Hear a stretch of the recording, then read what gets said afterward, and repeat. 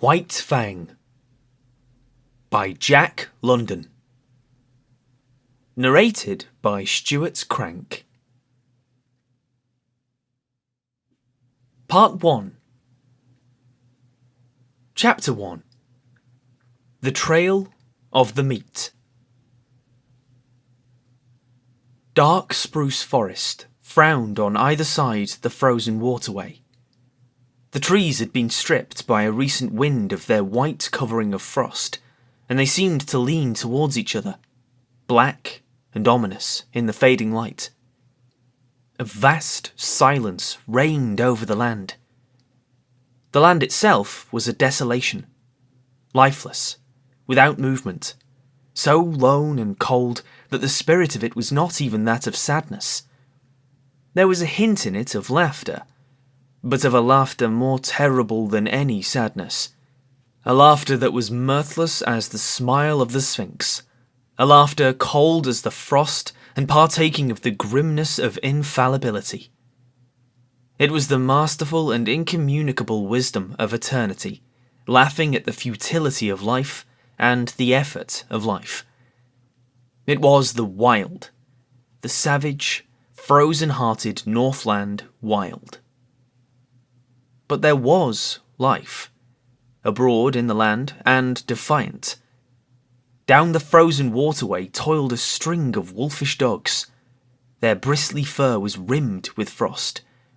Their breath froze in the air as it left their mouths, sprouting forth in spumes of vapour that settled upon the hair of their bodies and formed into crystals of frost. Leather harness was on the dogs, and leather traces attached them to a sled which dragged along behind. The sled was without runners. It was made of stout birch bark, and its full surface rested on the snow. The front end of the sled was turned up, like a scroll, in order to force down and under the bore of soft snow that surged like a wave before it. On the sled, securely lashed, was a long and narrow oblong box. There were other things on the sled, blankets, an axe, and a coffee pot and frying pan. But prominent, occupying most of the space, was the long and narrow oblong box. In advance of the dogs, on wide snowshoes, toiled a man. At the rear of the sled toiled a second man. On the sled, in the box, lay a third man, whose toil was over. A man whom the wild had conquered and beaten down until he would never move nor struggle again. It is not the way of the wild to like movement. Life is an offence to it, for life is movement, and the wild aims always to destroy movement. It freezes the water to prevent it running to the sea. It drives the sap out of the trees till they are frozen to their mighty hearts. And most ferociously and terribly of all, does the wild harry and crush into submission man. Man, who is the most restless of life, ever in revolt against the dictum that all movement must, in the end, come to the cessation of movement. But at front and rear, unawed and indomitable, toiled the two men who were not yet dead. Their bodies were covered with fur and soft tanned leather. Eyelashes and cheeks and lips were so coated with the crystals from their frozen breath that their faces were not discernible. This gave them the seeming of ghostly masks, undertakers in a spectral world at the funeral of some ghost. But under it all, they were men, penetrating the land of desolation and mockery and silence. Puny adventurers bent on colossal adventure, pitting themselves against the might of a world as remote and alien and pulseless as the abysses of space. They travelled on without speech, saving their breath for the work of their bodies. On every side was the silence, pressing upon them with a tangible presence. It affected their minds as the many atmospheres of deep water affect the body of the diver. It crushed them with the weight of unending vastness and unalterable decree.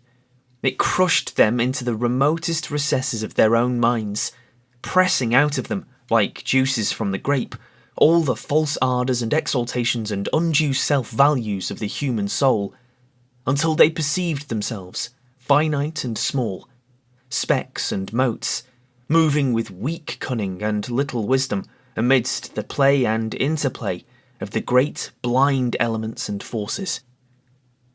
An hour went by, and a second hour. The pale light of the short, sunless day was beginning to fade, when a faint far cry arose on the still air. It soared upward with a swift rush, till it reached its topmost note, where it persisted, palpitant and tense, and then slowly died away. It might have been a lost soul wailing, had it not been invested with a certain sad fierceness and hungry eagerness. The front man turned his head until his eyes met the eyes of the man behind, and then, across the narrow oblong box, each nodded to the other. A second cry arose, piercing the silence with needle-like shrillness. Both men located the sound. It was to the rear, somewhere in the snow expanse they had just traversed. A third and answering cry arose, also to the rear and to the left of the second cry. "They're after us, Bill," said the man at the front.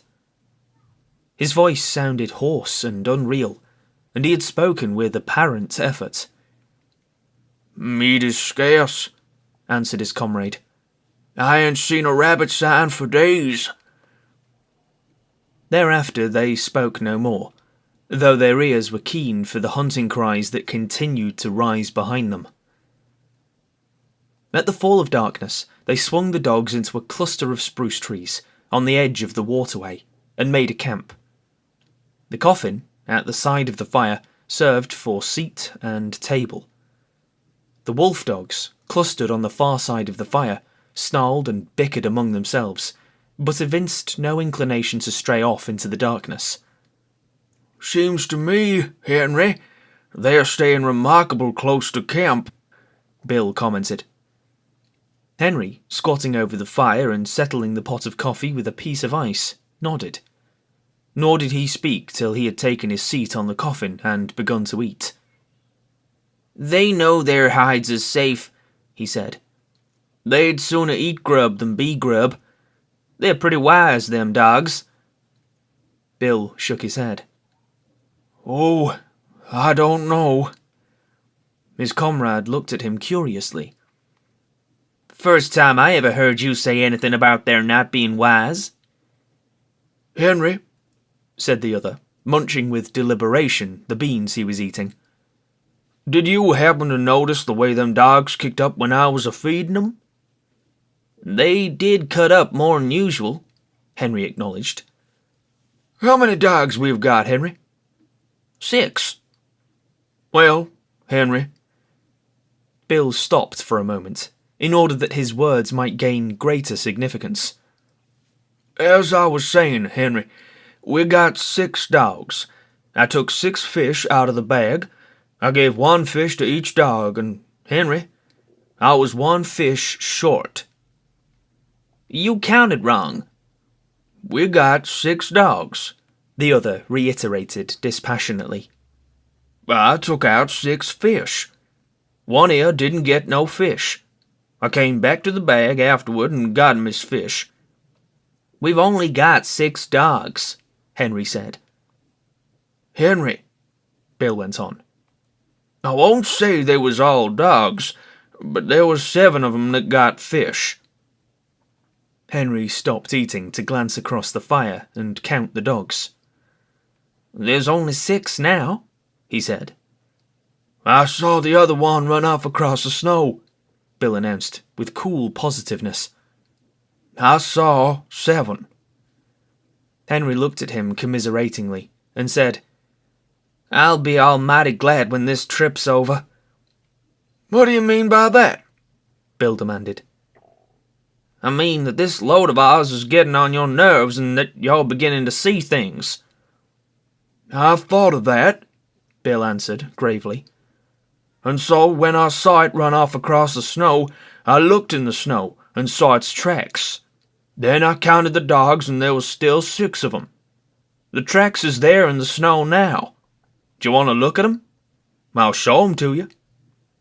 Henry did not reply, but munched on in silence, until, the meal finished, he topped it with a final cup of coffee. He wiped his mouth with the back of his hand, and said, "Then you're thinking, as it was—" A long, wailing cry, fiercely sad, from somewhere in the darkness had interrupted him. He stopped to listen to it. Then he finished his sentence with a wave of his hand toward the sound of the cry. "One of them?" Bill nodded. "I'd a blamed sight sooner think that than anything else. You notice yourself the row the dogs made." Cry after cry, and answering cries, were turning the silence into a bedlam. From every side the cries arose, and the dogs betrayed their fear by huddling together, and so close to the fire that their hair was scorched by the heat. Bill threw on more wood before lighting his pipe. "I'm thinking you're down in the mouth some," Henry said. "Henry?" He sucked meditatively at his pipe for some time before he went on. "Henry, I was a-thinking what a blame sight luckier he is than you and me'll ever be." He indicated the third person by a downward thrust of the thumb to the box on which they sat. "You and me, Henry, when we die, we'll be lucky if we get enough stones over our carcasses to keep the dogs off of us." "But we ain't got people and money and all the rest, like him," Henry rejoined. "Long-distance funerals is something you and me can't exactly afford." "What gets me, Henry, is what a chap like this, that's a lord or something in his own country, and that's never had to bother about grub nor blankets, why he comes a-budding round the god-forsaken ends of the earth. That's what I can't exactly see." "He might have lived to a ripe old age if he'd stayed at home," Henry agreed. Bill opened his mouth to speak, but changed his mind. Instead, he pointed towards the wall of darkness that pressed about them from every side. There was no suggestion of form in the utter blackness. Only could be seen a pair of eyes gleaming like live coals. Henry indicated with his head a second pair, and a third. A circle of the gleaming eyes had drawn about their camp. Now and again a pair of eyes moved or disappeared, to appear again a moment later. The unrest of the dogs had been increasing, and they stampeded in a surge of sudden fear to the near side of the fire, cringing and crawling about the legs of the men. In the scramble, one of the dogs had been overturned on the edge of the fire, and it had yelped with pain and fright as the smell of its singed coat possessed the air. The commotion caused the circle of eyes to shift restlessly for a moment, and even to withdraw a bit, but it settled down again as the dogs became quiet. "Henry, it's a blame misfortune to be out of ammunition." Bill had finished his pipe and was helping his companion to spread the bed of fur and blankets upon the spruce boughs which he had laid over the snow before supper. Henry grunted and began unlacing his moccasins. "How many cartridges did you say you had left?" he asked. 3, came the answer. "And I wished 'twas 300, then I'd show 'em what for, damn 'em." He shook his fist angrily at the gleaming eyes, and began securely to prop his moccasins before the fire. "And I wish this cold snap'd break," he went on. "It's been 50 below for 2 weeks now, and I wished I'd never started on this trip, Henry. I don't like the looks of it. It don't feel right, somehow. And while I'm wishing, I wish the trip was over and done with, and you and me are sitting by the fire in Fort McGurry just about now and playing cribbage. That's what I wished." Henry grunted and crawled into bed. As he dozed off, he was aroused by his comrade's voice. "Say, Henry, that other one that come in and got a fish, why didn't the dogs pitch into it? That's what's bothering me." "You're bothering too much, Bill," came the sleepy response. "You was never like this before. You just shut up now and go to sleep, and you'll be all hunky-dory in the morning. Your stomach's sour. That's what's bothering you." The men slept, breathing heavily, side by side, under the one covering. The fire died down, and the gleaming eyes drew closer the circle they had flung about the camp.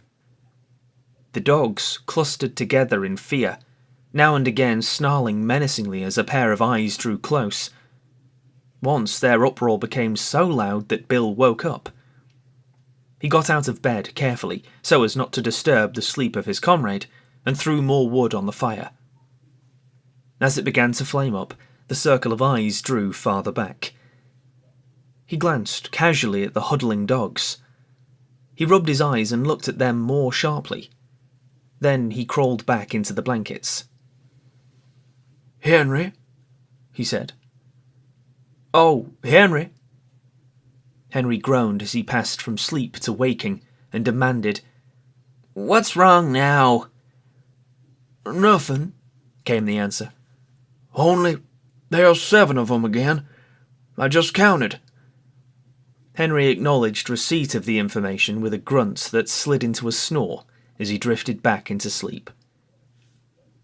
In the morning it was Henry who awoke first and routed his companion out of bed. Daylight was yet 3 hours away, though it was already 6 o'clock, and in the darkness Henry went about preparing breakfast, while Bill rolled the blankets and made the sled ready for lashing. "Say, Henry," he asked suddenly, "how many dogs did you say we had?" "6.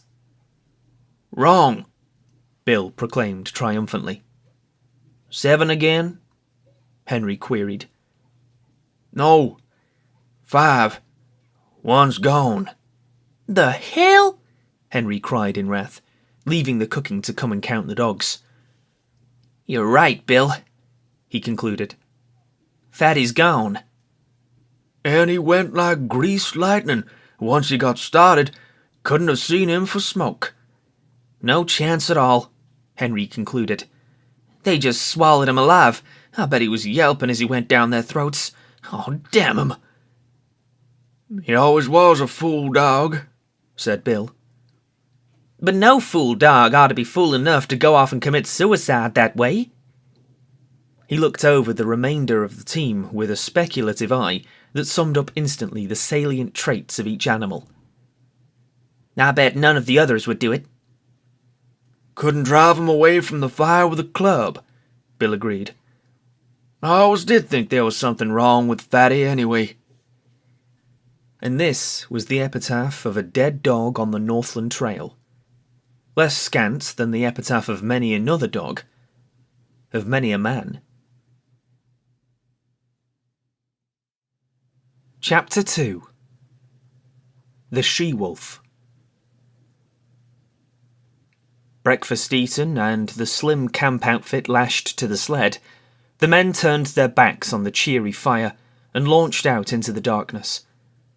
At once began to rise the cries that were fiercely sad, cries that called through the darkness and called to one another and answered back. Conversation ceased. Daylight came at 9 o'clock. At midday the sky to the south warmed to rose colour and marked where the bulge of the earth intervened between the meridian sun and the northern world. But the rose colour swiftly faded. The grey light of day that remained lasted until 3 o'clock, when it too faded, and the pall of the Arctic night descended upon the lone and silent land. As darkness came on, the hunting cries to right and left and rear drew closer, so close that more than once they sent surges of fear through the toiling dogs, throwing them into short-lived panics. At the conclusion of one such panic, when he and Henry had got the dogs back in the traces, Bill said, "I wish they'd strike game somewheres and go away and leave us alone." "They do get on the nerves horrible," Henry sympathised. They spoke no more until camp was made. Henry was bending over and adding ice to the babbling pot of beans when he was startled by the sound of a blow, an exclamation from Bill, and a sharp snarling cry of pain from among the dogs. He straightened up in time to see a dim form disappearing across the snow into the shelter of the dark. Then he saw Bill, standing amid the dogs, half triumphant, half crestfallen. In one hand a stout club, in the other the tail and part of the body of a sun-cured salmon. "I ain't got half of it," he announced, "but I got a whack at it just the same. Do you hear it squeal?" "What did it look like?" Henry asked. "Couldn't see, but it had 4 legs and a mouth and hair and looked like any dog." "Must be a tame wolf, I reckon." "It's damn tame, whatever it is, coming in here at feeding time and getting its whack of fish." That night, when supper was finished, and they sat on the oblong box and pulled at their pipes, the circle of gleaming eyes drew in even closer than before. "I wish they'd spring up a bunch of moose or something and go away and leave us alone," Bill said. Henry grunted with an intonation that was not all sympathy, and for a quarter of an hour they sat on in silence, Henry staring at the fire, and Bill at the circle of eyes that burned in the darkness just beyond the firelight. "I wished we was pulling into McGurry right now," he began again. "Shut up, you're wishing and you're croaking," Henry burst out angrily. "Your stomach's sour, that's what's ailing you. Swallow a spoonful of soda and you'll sweeten up wonderful and be more pleasant company." In the morning, Henry was aroused by fervid blasphemy that proceeded from the mouth of Bill. Henry propped himself up on an elbow and looked to see his comrade standing among the dogs beside the replenished fire. His arms raised in objurgation, his face distorted with passion. "Hello?" Henry called. "What's up now?" "Frog's gone," came the answer. "No." "I tell you, yes." Henry leaped out of the blankets and to the dogs. He counted them with care, and then joined his partner in cursing the power of the wild that had robbed them of another dog. "Frog was the strongest dog of the bunch," Bill pronounced, finally. "And he was no fool dog, neither," Henry added. And so was recorded the second epitaph in 2 days. A gloomy breakfast was eaten, and the 4 remaining dogs were harnessed to the sled. The day was a repetition of the days that had gone before. The men toiled without speech across the face of the frozen world. The silence was unbroken save by the cries of their pursuers that, unseen, hung upon their rear. With the coming of night in the mid-afternoon, the cries sounded closer as the pursuers drew in according to their custom, and the dogs grew excited and frightened, and were guilty of panics that tangled the traces and further depressed the 2 men. "There, that'll fix you fool critters," Bill said with satisfaction that night, standing erect at completion of his task. Henry left the cooking to come and see. Not only had his partner tied the dogs up, but he had tied them, after the Indian fashion, with sticks. About the neck of each dog he had fastened a leather thong. To this, and so close to the neck that the dog could not get his teeth to it, he had tied a stout stick, 4 or 5 feet in length. The other end of the stick, in turn, was made fast to a stake in the ground by means of a leather thong. The dog was unable to gnaw through the leather at his own end of the stick. The stick prevented him from getting at the leather that fastened the other end. Henry nodded his head approvingly. "It's the only contraption that'll ever hold one ear," he said. "He can gnaw through leather as clean as a knife and just about half as quick. They'll all be here in the morning, hunky-dory." "You just bet they will," Bill affirmed. "If one of them turns up missing, I'll go without my coffee." "They just know we ain't loaded to kill," Henry remarked at bedtime, indicating the gleaming circle that hemmed them in. If we could put a couple of shots into 'em, they'd be more respectful. They come closer every night. Get the firelight out of your eyes and look hard. There! Did you see that one?" For some time the two men amused themselves with watching the movement of vague forms on the edge of the firelight. By looking closely and steadily at where a pair of eyes burned in the darkness, the form of the animal would slowly take shape. They could even see these forms move at times. A sound among the dogs attracted the men's attention. One Ear was uttering quick, eager whines, lunging at the length of his stick toward the darkness, and desisting now and again in order to make frantic attacks on the stick with his teeth. "Look at that, Bill," Henry whispered. Full into the firelight, with a stealthy, sidelong movement, glided a dog-like animal. It moved with commingled mistrust and daring, cautiously observing the men, its attention fixed on the dogs. One Ear strained the full length of the stick toward the intruder and whined with eagerness. "That fool One Ear don't seem scared much," Bill said in a low tone. "It's a she-wolf," Henry whispered back. "And that accounts for Fatty and Frog. She's the decoy for the pack. She draws out the dog and then all the rest pitches in and eats him up." The fire crackled. A log fell apart with a loud, spluttering noise. At the sound of it, the strange animal leaped back into the darkness. "Henry, I'm a-thinking," Bill announced. "Thinking what?" "I'm a-thinking that was the one I lambasted with the club."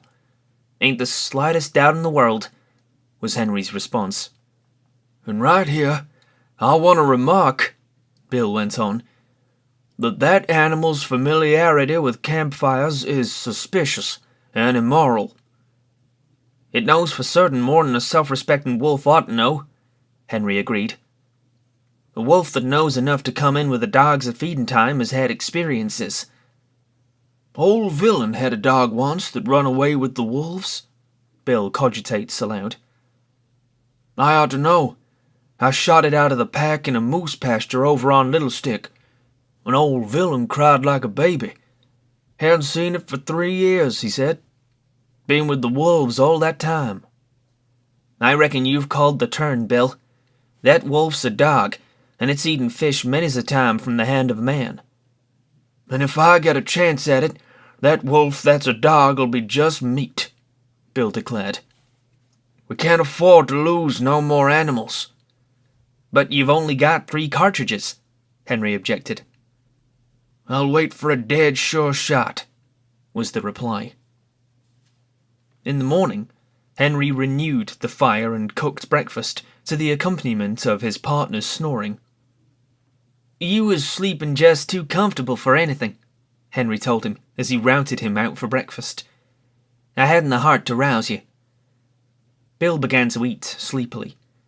He noticed that his cup was empty and started to reach for the pot. But the pot was beyond arm's length and beside Henry. "Say, Henry," he chided gently. "Ain't you forgot something?" Henry looked about with great carefulness and shook his head. Bill held up the empty cup. "You don't get no coffee," Henry announced. "Ain't run out?" Bill asked anxiously. "Nope." "Ain't thinking it'll hurt my digestion?" "Nope." A flush of angry blood pervaded Bill's face. "Then it's just warm and anxious I am to be hearing you explain yourself," he said. "Spanker's gone," Henry answered. Without haste, with the air of one resigned to misfortune, Bill turned his head, and from where he sat, counted the dogs. "How'd it happen?" he asked, apathetically. Henry shrugged his shoulders. "Don't know. Unless One Ear gnawed him loose. He couldn't have done it himself, that's sure." "The darn cuss." Bill spoke gravely and slowly, with no hint of the anger that was raging within. "Just because he couldn't chew himself loose, he chews Spanker loose. Well, Spanker's troubles is over anyway. I guess he's digested by this time and cavorting over the landscape in the bellies of 20 different wolves," was Henry's epitaph on this, the latest lost dog. "Have some coffee, Bill." But Bill shook his head. "Go on," Henry pleaded, elevating the pot. Bill shoved his cup aside. "I'll be ding-dong-danged if I do. I said I wouldn't if every dog turned up missing, and I won't." "It's darn good coffee," Henry said enticingly. But Bill was stubborn, and he ate a dry breakfast, washed down with mumbled curses at one ear for the trick he had played. "I'll tie 'em up out of reach of each other tonight," Bill said as they took the trail. They had travelled little more than 100 yards when Henry, who was in front, bent down and picked up something with which his snowshoe had collided. It was dark and he could not see it, but he recognised it by the touch. He flung it back so that it struck the sled and bounced along until it fetched up on Bill's snowshoes. "Maybe you'll need that in your business," Henry said. Bill uttered an exclamation. It was all that was left of Spanker, the stick with which he had been tied. "They ate him, hide and all," Bill announced. "The stick's as clean as a whistle. They've ate the leather off from both ends. They're damn hungry, Henry, and they'll have you and me guessing before this trip's over." Henry laughed defiantly. "I ain't been trailed this way by wolves before, but I've gone through a whole lot worse and kept my health. Takes more than a handful of them pesky critters to do for yours truly, Bill, my son." I don't know, Bill muttered ominously. "Well, you'll know all right when we pull into McGurry." "I ain't feeling special enthusiastic," Bill persisted. "You're off colour, that's what's the matter with you," Henry dogmatised. "What you need is quinine, and I'm going to dose you up stiff as soon as we make McGurry." Bill grunted his disagreement with the diagnosis and lapsed into silence. The day was like all the days. Light came at 9 o'clock. At 12 o'clock the southern horizon was warmed by the unseen sun, and then began the cold grey of afternoon that would merge 3 hours later into night. It was just after the sun's futile effort to appear that Bill slipped the rifle from under the sled lashings and said, "You keep right on, Henry. I'm going to see what I can see." "You'd better stick by the sled," his partner protested. "You've only got 3 cartridges, and there's no telling what might happen." "Who's croaking now?" Bill demanded triumphantly. Henry made no reply and plodded on alone, though often he cast anxious glances back into the grey solitude where his partner had disappeared. An hour later, taking advantage of the cut-offs around which the sled had to go, Bill arrived. "They are scattered and ranging along wide," he said, "keeping up with us and looking for game at the same time. You see, they are sure of us, only they know they've got to wait to get us. In the meantime, they're willing to pick up anything eatable that comes handy." "You mean they think they're sure of us?" Henry objected pointedly. But Bill ignored him. "I've seen some of them. They're pretty thin. They ain't had a bite in weeks, I reckon. Outside of Fatty and Frog and Spanker, and there's so many of them that didn't go far. They're remarkable thin. Their ribs is like washboards, and their stomachs is right up against their backbones. They're pretty desperate, I can tell you. They'll be going mad yet, and then watch out." A few minutes later, Henry, who was now travelling behind the sled, emitted a low, warning whistle. Bill turned and looked, then quietly stopped the dogs. To the rear, from around the last bend and plainly into view, on the very trail they had just covered, trotted a furry, slinking form. Its nose was to the trail, and it trotted with a peculiar, sliding, effortless gait. When they halted, it halted, throwing up its head and regarding them steadily with nostrils that twitched as it caught and studied the scent of them. "It's the she-wolf," Bill answered. The dogs had lain down in the snow, and he walked past them to join his partner in the sled. Together, they watched the strange animal that had pursued them for days and that had already accomplished the destruction of half their dog team. After a searching scrutiny, the animal trotted forward a few steps. This it repeated several times, till it was a short 100 yards away. It paused, head up, close by a clump of spruce trees, and with sight and scent studied the outfit of the watching men. It looked at them in a strangely wistful way, after the manner of a dog, but in its wistfulness there was none of the dog affection. It was a wistfulness bred of hunger, as cruel as its own fangs, as merciless as the frost itself. It was large for a wolf, its gaunt frame advertising the lines of an animal that was among the largest of its kind. "Stands pretty close to 2.5 feet at the shoulders," Henry commented. "And I'll bet it ain't far from 5 feet long." "Kind of strange color for a wolf," was Bill's criticism. "I never seen a red wolf before. Looks almost cinnamon to me." The animal was certainly not cinnamon-coloured. Its coat was the true wolf coat. The dominant colour was grey, and yet there was to it a faint reddish hue, a hue that was baffling, that appeared and disappeared, that was more like an illusion of the vision, now grey, distinctly grey, and again giving hints and glints of a vague redness of colour, not classifiable in terms of ordinary experience. "Looks for all the world like a big husky sled dog," Bill said. "I wouldn't be surprised to see it wag its tail.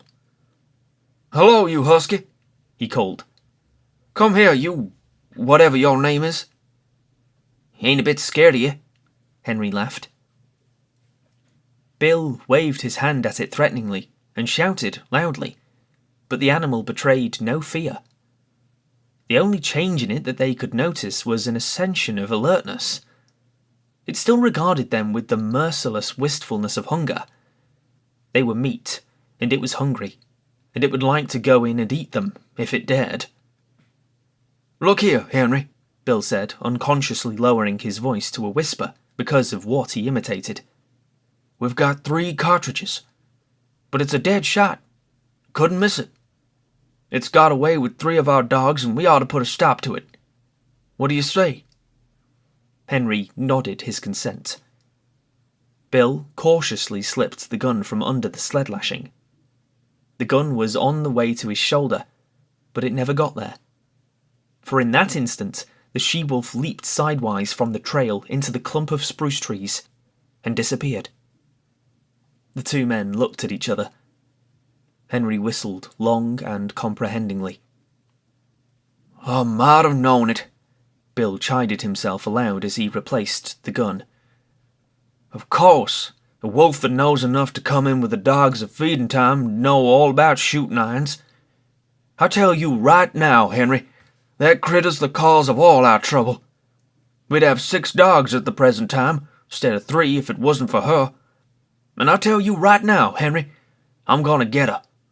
She's too smart to be shot in the open, but I'm going to lay for her. I'll bushwhack her as sure as my name is Bill." "You needn't stray off too far in doing it," his partner admonished. "If that pack ever starts to jump you, them 3 cartridges would be worth no more than 3 whoops in hell. Them animals is damn hungry, and once they start in, they'll sure get you, Bill." They camped early that night.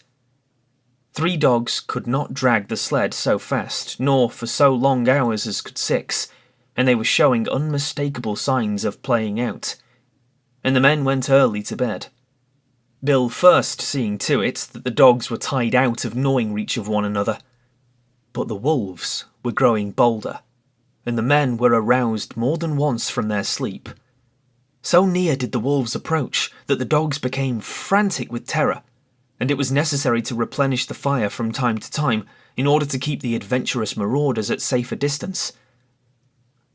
I've heard sailors talk of sharks following a ship, Bill remarked as he crawled back into the blankets after one such replenishing of the fire. Well, them wolves is land sharks. They know their business better than we do, and they ain't a-holding our trail this way for their health. They're gonna get us. They're sure gonna get us, Henry. They've half got you already, a-talking like that, Henry retorted sharply. A man's half licked when he says he is, and you're half eaten from the way you're going on about it. They've got away with better men than you and me, Bill answered. Oh, shut up, you croaking. You'll make me all fired, tired. Henry rolled over angrily on his side, but was surprised that Bill made no similar display of temper. This was not Bill's way, for he was easily angered by sharp words. Henry thought long over it before he went to sleep, and as his eyelids fluttered down and he dozed off, the thought in his mind was, There's no mistaking it. Bill's almighty blue. I'll have to cheer him up tomorrow. Chapter 3 The Hunger Cry. The day began auspiciously. They had lost no dogs during the night, and they swung out upon the trail and into the silence, the darkness, and the cold, with spirits that were fairly light. Bill seemed to have forgotten his forebodings of the previous night, and even waxed facetious with the dogs when, at midday, they overturned the sled on a bad piece of trail. It was an awkward mix-up. The sled was upside down and jammed between a tree trunk and a huge rock, and they were forced to unharness the dogs in order to straighten out the tangle. The two men were bent over the sled and trying to right it when Henry observed One Ear sidling away. Here you, One Ear, he cried, straightening up and turning around on the dog. But One Ear broke into a run across the snow, his traces trailing behind him. And there, out in the snow of their backtrack, was the she-wolf waiting for him. As he neared her, he became suddenly cautious. He slowed down to an alert and mincing walk, and then stopped. He regarded her carefully and dubiously, yet desirefully. She seemed to smile at him, showing her teeth in an ingratiating rather than a menacing way. She moved toward him a few steps, playfully, and then halted. One Ear drew near to her, still alert and cautious, his tail and ears in the air, his head held high. He tried to sniff noses with her, but she retreated playfully and coyly. Every advance on his part was accompanied by a corresponding retreat on her part. Step by step, she was luring him away from the security of his human companionship. Once, as though a warning had in vague ways flitted through his intelligence, he turned his head and looked back at the overturned sled, at his teammates, and at the two men who were calling to him. But whatever idea was forming in his mind was dissipated by the she-wolf, who advanced upon him, sniffed noses with him for a fleeting instant, and then resumed her coy retreat before his renewed advances. In the meantime, Bill had bethought himself of the rifle. But it was jammed beneath the overturned sled, and by the time Henry had helped him to right the load, One Ear and the she-wolf were too close together and the distance too great to risk a shot. Too late, One Ear learned his mistake. Before they saw the cause, the two men saw him turn and start to run back toward them. Then, approaching at right angles to the trail and cutting off his retreat, they saw a dozen wolves, lean and grey, bounding across the snow. On the instant, the she-wolf's coyness and playfulness disappeared. With a snarl, she sprang upon One Ear. He thrust her off with his shoulder, and, his retreat cut off and still intent on regaining the sled, he altered his course in an attempt to circle around to it. More wolves were appearing every moment and joining in the chase. The she-wolf was one leap behind One Ear and holding her own. "Where are you going?" Henry suddenly demanded, laying his hand on his partner's arm. Bill shook it off. "I won't stand it," he said. They ain't a-going to get any more of our dogs if I can help it. Gun in hand, he plunged into the underbrush that lined the side of the trail. His intention was apparent enough. Taking the sled as the centre of the circle that One Ear was making, Bill planned to tap that circle at a point in advance of the pursuit. With his rifle in the broad daylight, it might be possible for him to awe the wolves and save the dog. "Say, Bill," Henry called after him. "Be careful. Don't take no chances." Henry sat down on the sled and watched. There was nothing else for him to do. Bill had already gone from sight, but now and again, appearing and disappearing amongst the underbrush and the scattered clumps of spruce, could be seen One Ear. Henry judged his case to be hopeless.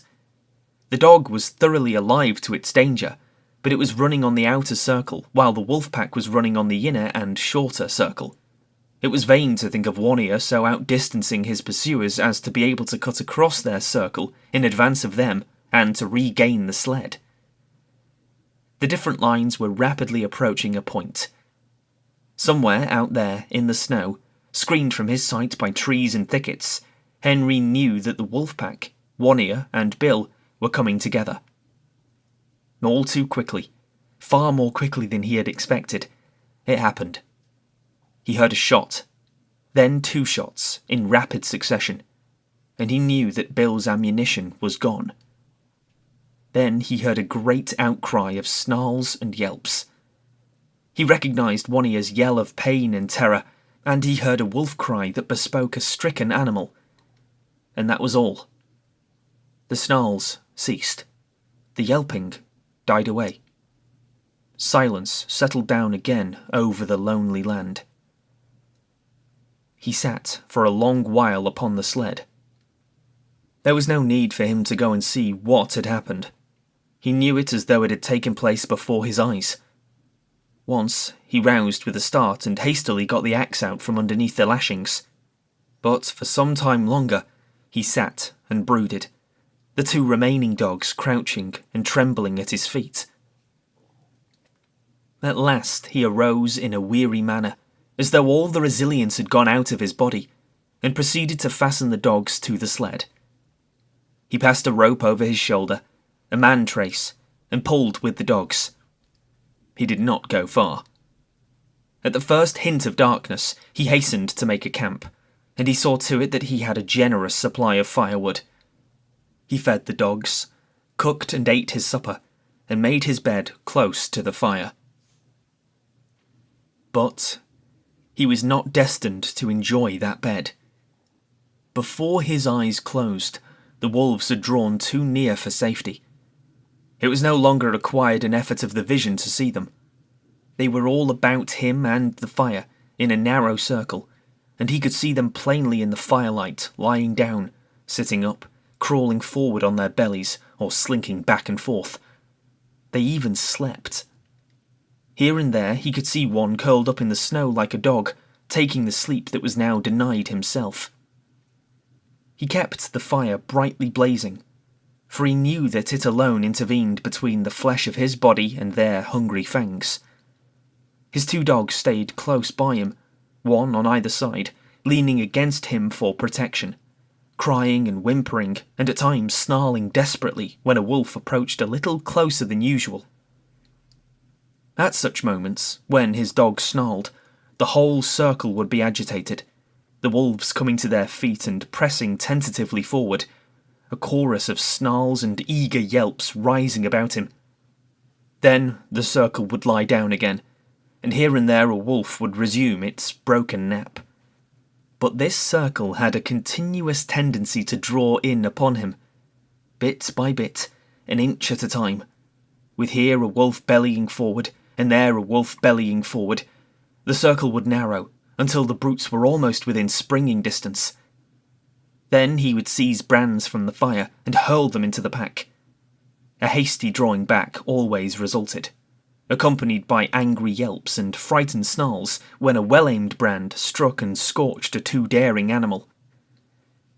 Morning found the man haggard and worn, wide-eyed from want of sleep. He cooked breakfast in the darkness, and at 9 o'clock, when, with the coming of daylight, the wolf pack drew back, he set about the task he had planned through the long hours of the night. Chopping down young saplings, he made them crossbars of a scaffold by lashing them high up to the trunks of standing trees. Using the sled lashing for a heaving rope, and with the aid of the dogs, he hoisted the coffin to the top of the scaffold.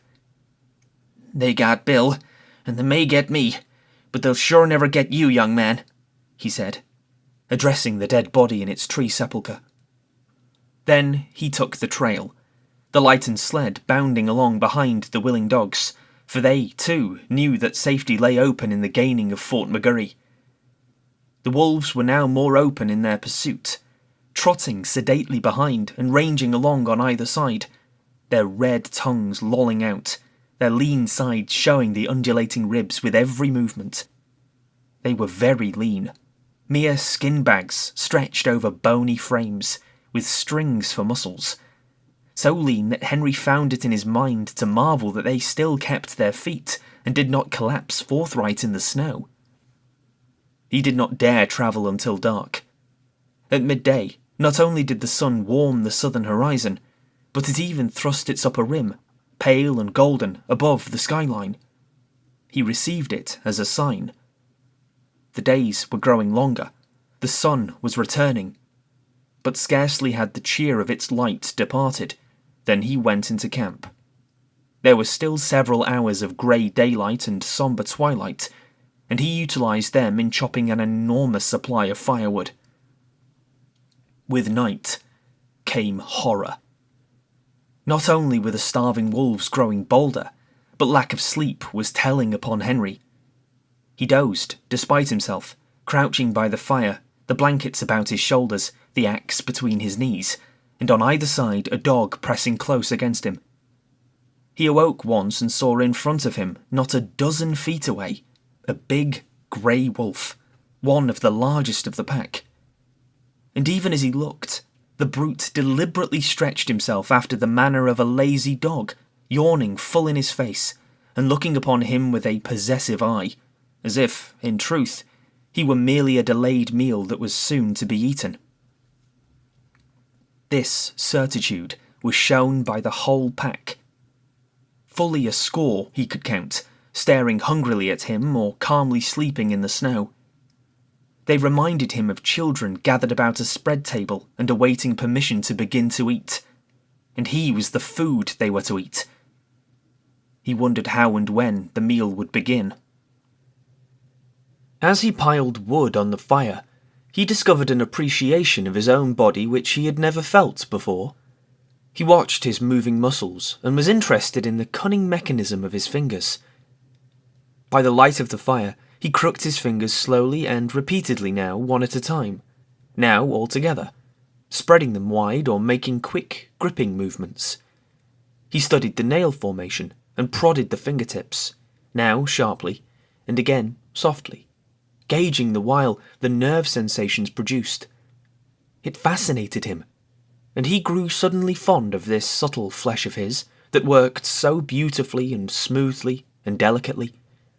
Then he would cast a glance of fear at the wolf circle drawn expectantly about him, and like a blow, the realization would strike him that this wonderful body of his, this living flesh, was no more than so much meat, a quest of ravenous animals, to be torn and slashed by their hungry fangs, to be sustenance to them, as the moose and the rabbit had often been sustenance to him. He came out of a doze that was half nightmare to see the red-hued she-wolf before him. She was not more than half a dozen feet away, sitting in the snow and wistfully regarding him. The two dogs were whimpering and snarling at his feet, but she took no notice of them. She was looking at the man, and for some time he returned her look. There was nothing threatening about her. She looked at him merely with a great wistfulness, but he knew it to be the wistfulness of an equally great hunger. He was the food, and the sight of him excited in her the gustatory sensations. Her mouth opened, the saliva drooled forth, and she licked her chops with the pleasure of anticipation. A spasm of fear went through him. He reached hastily for a brand to throw at her, but even as he reached, and before his fingers had closed on the missile, she sprang back into safety, and he knew that she was used to having things thrown at her. She had snarled as she sprang away, baring her white fangs to their roots, all her wistfulness vanishing, being replaced by a carnivorous malignity that made him shudder. He glanced at the hand that held the brand, noticing the cunning delicacy of the fingers that gripped it, how they adjusted themselves to all the inequalities of the surface, curling over and under and about the rough wood, and one little finger, too close to the burning portion of the brand, sensitively and automatically writhing back from the hurtful heat to a cooler gripping place.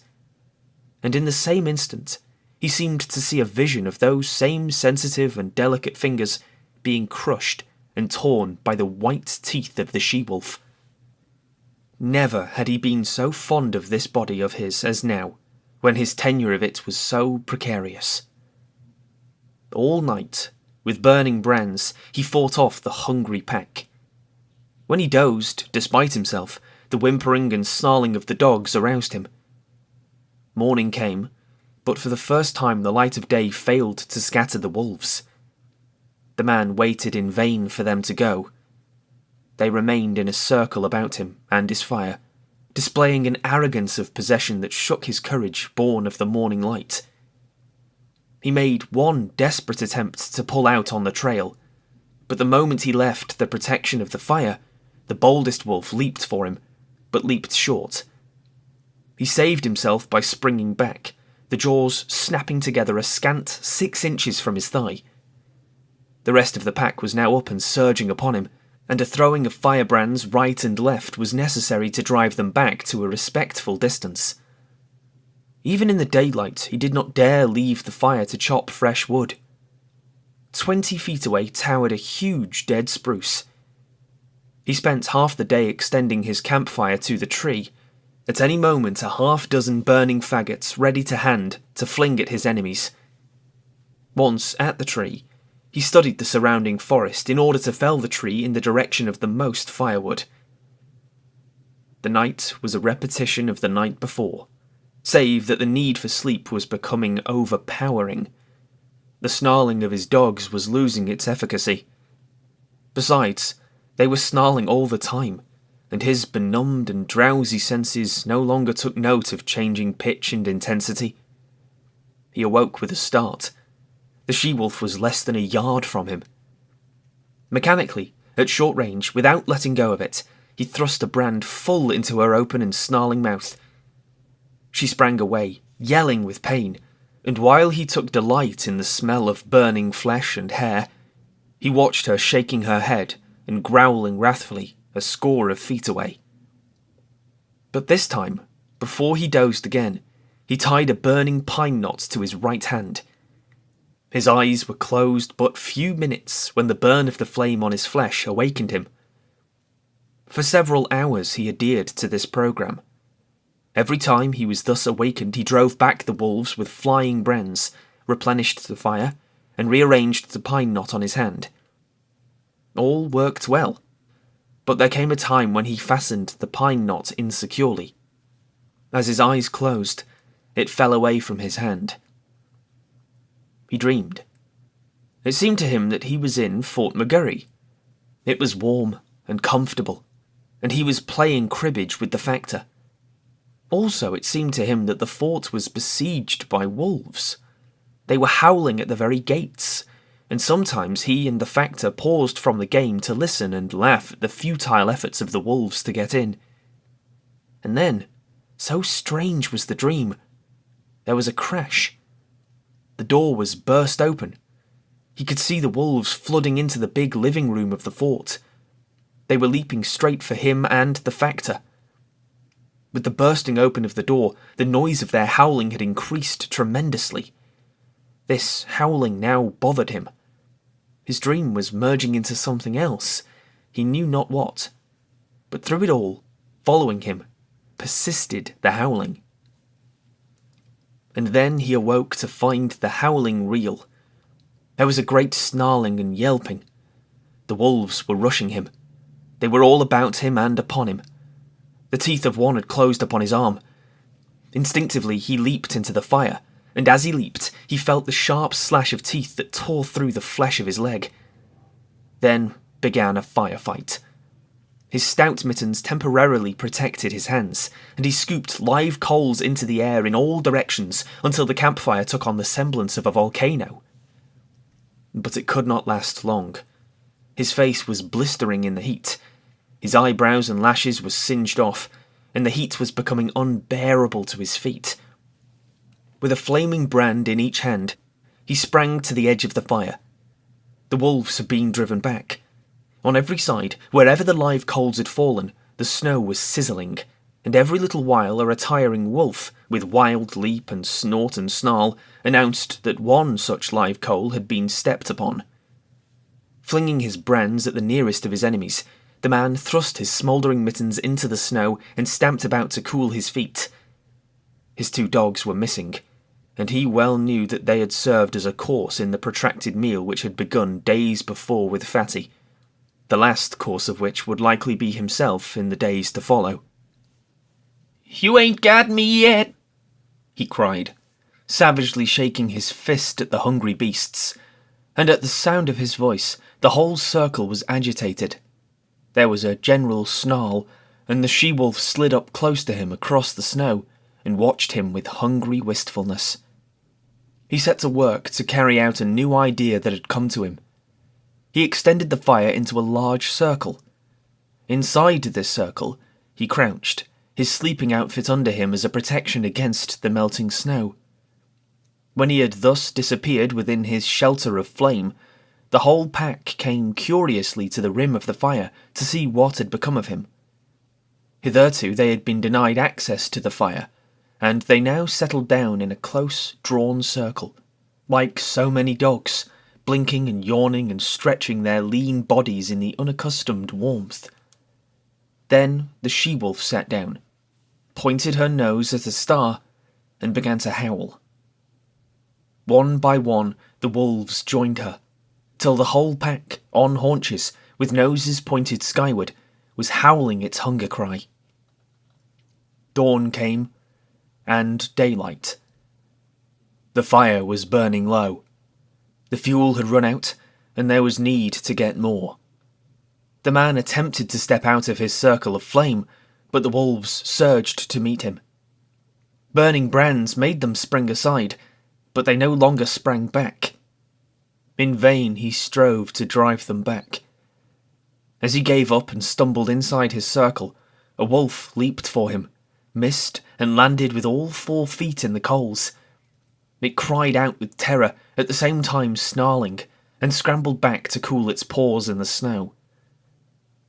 The man sat down on his blankets in a crouching position. His body leaned forward from the hips. His shoulders, relaxed and drooping, and his head on his knees, advertised that he had given up the struggle. Now and again he raised his head to note the dying down of the fire. The circle of flame and coals was breaking into segments with openings in between. These openings grew in size. The segments diminished. "I guess you can come and get me any time," he mumbled. "Anyway, I'm going to sleep." Once he awakened, and in the opening in the circle, directly in front of him, he saw the she-wolf gazing at him. Again he awakened, a little later, though it seemed hours to him. A mysterious change had taken place. So mysterious a change that he was shocked wider awake. Something had happened. He could not understand it first. Then he discovered it. The wolves were gone. Remained only the trampled snow to show how closely they had pressed him. Sleep was welling up and gripping him again. His head was sinking down upon his knees, when he roused with a sudden start. There were cries of men, and churn of sleds, the creaking of harnesses, and the eager whimpering of straining dogs. 4 sleds pulled in from the riverbed to the camp among the trees. 6 men were about the man who crouched in the centre of the dying fire. They were shaking and prodding him into consciousness. He looked at them like a drunken man and maundered in strange, sleepy speech. "Red she-wolf. Come in with the dogs at feeding time. First she ate the dog food, then she ate the dogs, and after that she ate Bill." "Where's Lord Alfred?" one of the men bellowed in his ear, shaking him roughly. He shook his head slowly. "No, she didn't eat him. He's roosting in a tree at the last camp." "Dead?" the man shouted. "And in a box," Henry answered. He jerked his shoulder petulantly away from the grip of his questioner. "Say, you let me alone. I'm just plumb took it out. Good night, everybody." His eyes fluttered and went shut. His chin fell forward on his chest, and even as they eased him down upon the blankets, his snores were rising on the frosty air. But there was another sound. Far and faint it was, in the remote distance. The cry of the hungry wolf pack as it took the trail of other meat than the man it had just missed. Part 2. Chapter 1. The Battle of the Fangs. It was the she-wolf who had first caught the sound of men's voices and the whining of the sled dogs, and it was the she-wolf who was first to spring away from the cornered man in his circle of dying flame. The pack had been loath to forego the kill it had hunted down, and it lingered for several minutes, making sure of the sounds, and then it too sprang away on the trail made by the she-wolf. Running at the forefront of the pack was a large grey wolf, one of its several leaders. It was he who directed the pack's course on the heels of the she-wolf. It was he who snarled warningly at the younger members of the pack, or slashed at them with his fangs when they ambitiously tried to pass him. And it was he who increased the pace when he sighted the she-wolf, now trotting slowly across the snow. She dropped in alongside by him, as though it were her appointed position, and took the pace of the pack. He did not snarl at her, nor show his teeth, when any leap of hers chanced to put her in advance of him. On the contrary, he seemed kindly disposed toward her, too kindly to suit her, for he was prone to run near to her, and when he ran too near, it was she who snarled and showed her teeth. Nor was she above slashing his shoulder sharply on occasion. At such times he betrayed no anger. He merely sprang to the side and ran stiffly ahead for several awkward leaps, in carriage and conduct resembling an abashed country swain. This was his one trouble in the running of the pack, but she had other troubles. On her other side ran a gaunt old wolf, grizzled and marked with the scars of many battles. He ran always on her right side. The fact that he had but one eye, and that the left eye, might account for this. He also was addicted to crowding her, to veering toward her till his scarred muzzle touched her body, or shoulder, or neck. As with the running mate on the left, she repelled these attentions with her teeth. But when both bestowed their attentions at the same time, she was roughly jostled, being compelled with quick snaps to either side to drive both lovers away, and at the same time to maintain her forward leap with the pack and see the way of her feet below her. At such times, her running mates flashed their teeth and growled threateningly across at each other. They might have fought, but even wooing and its rivalry waited upon the more pressing hunger need of the pack. After each repulse, when the old wolf sheered abruptly away from the sharp-toothed object of his desire, he shouldered against a young 3-year-old that ran on his blind right side. This young wolf had attained his full size, and, considering the weak and famished condition of the pack, he possessed more than the average vigour and spirit. Nevertheless, he ran with his head even with the shoulder of his one-eyed elder. When he ventured to run abreast of the older wolf, which was seldom, a snarl and a snap sent him back even with the shoulder again. Sometimes, however, he dropped cautiously and slowly behind and edged in between the old leader and the she-wolf. This was doubly resented, even triply resented. When she snarled her displeasure, the old leader would whirl on the 3-year-old. Sometimes she whirled with him, and sometimes the young leader on the left whirled too. At such times, confronted by 3 sets of savage teeth, the young wolf stopped precipitately, throwing himself back on his haunches, with forelegs stiff, mouth menacing, and mane bristling. This confusion in the front of the moving pack always caused confusion in the rear. The wolves behind collided with the young wolf and expressed their displeasure by administering sharp nips on his hind legs and flanks. He was laying up trouble for himself, for lack of food and short tempers went together. But with the boundless faith of youth, he persisted in repeating the manoeuvre every little while, though it never succeeded in gaining anything for him but discomfiture. Had there been food, love-making and fighting would have gone on apace, and the pack formation would have been broken up. But the situation of the pack was desperate.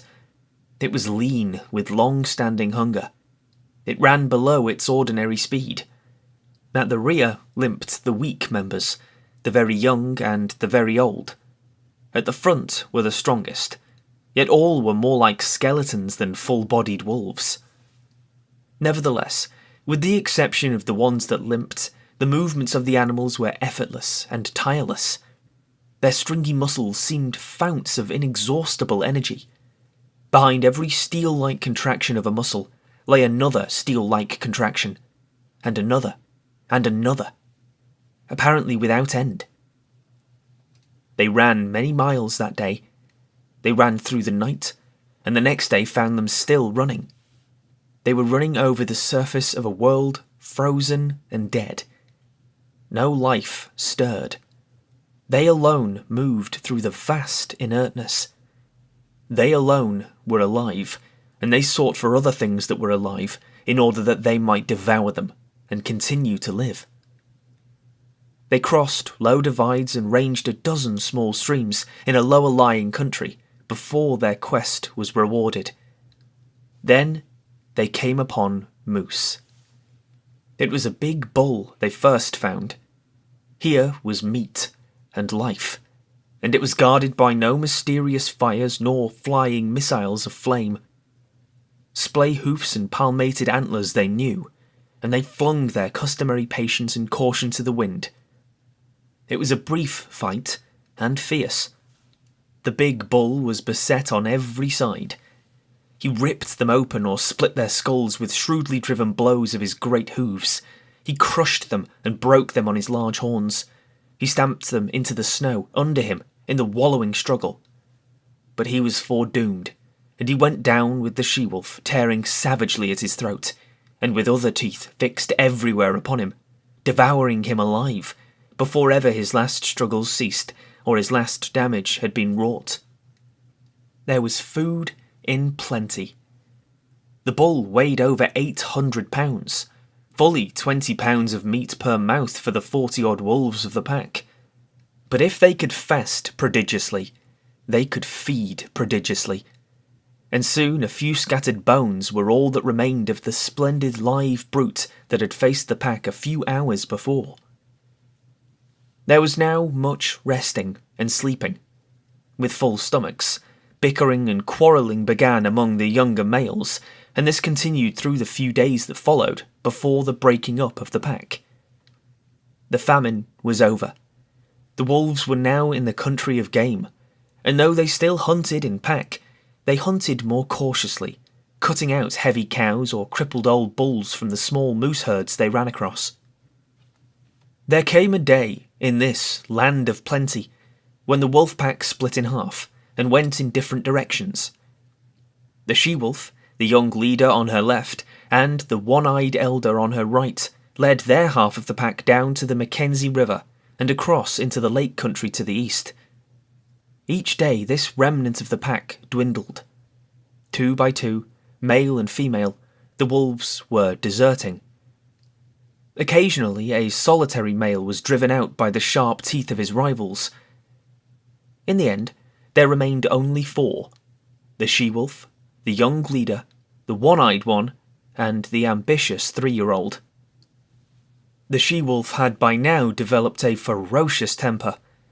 Her 3 suitors all bore the marks of her teeth, yet they never replied in kind, never defended themselves against her.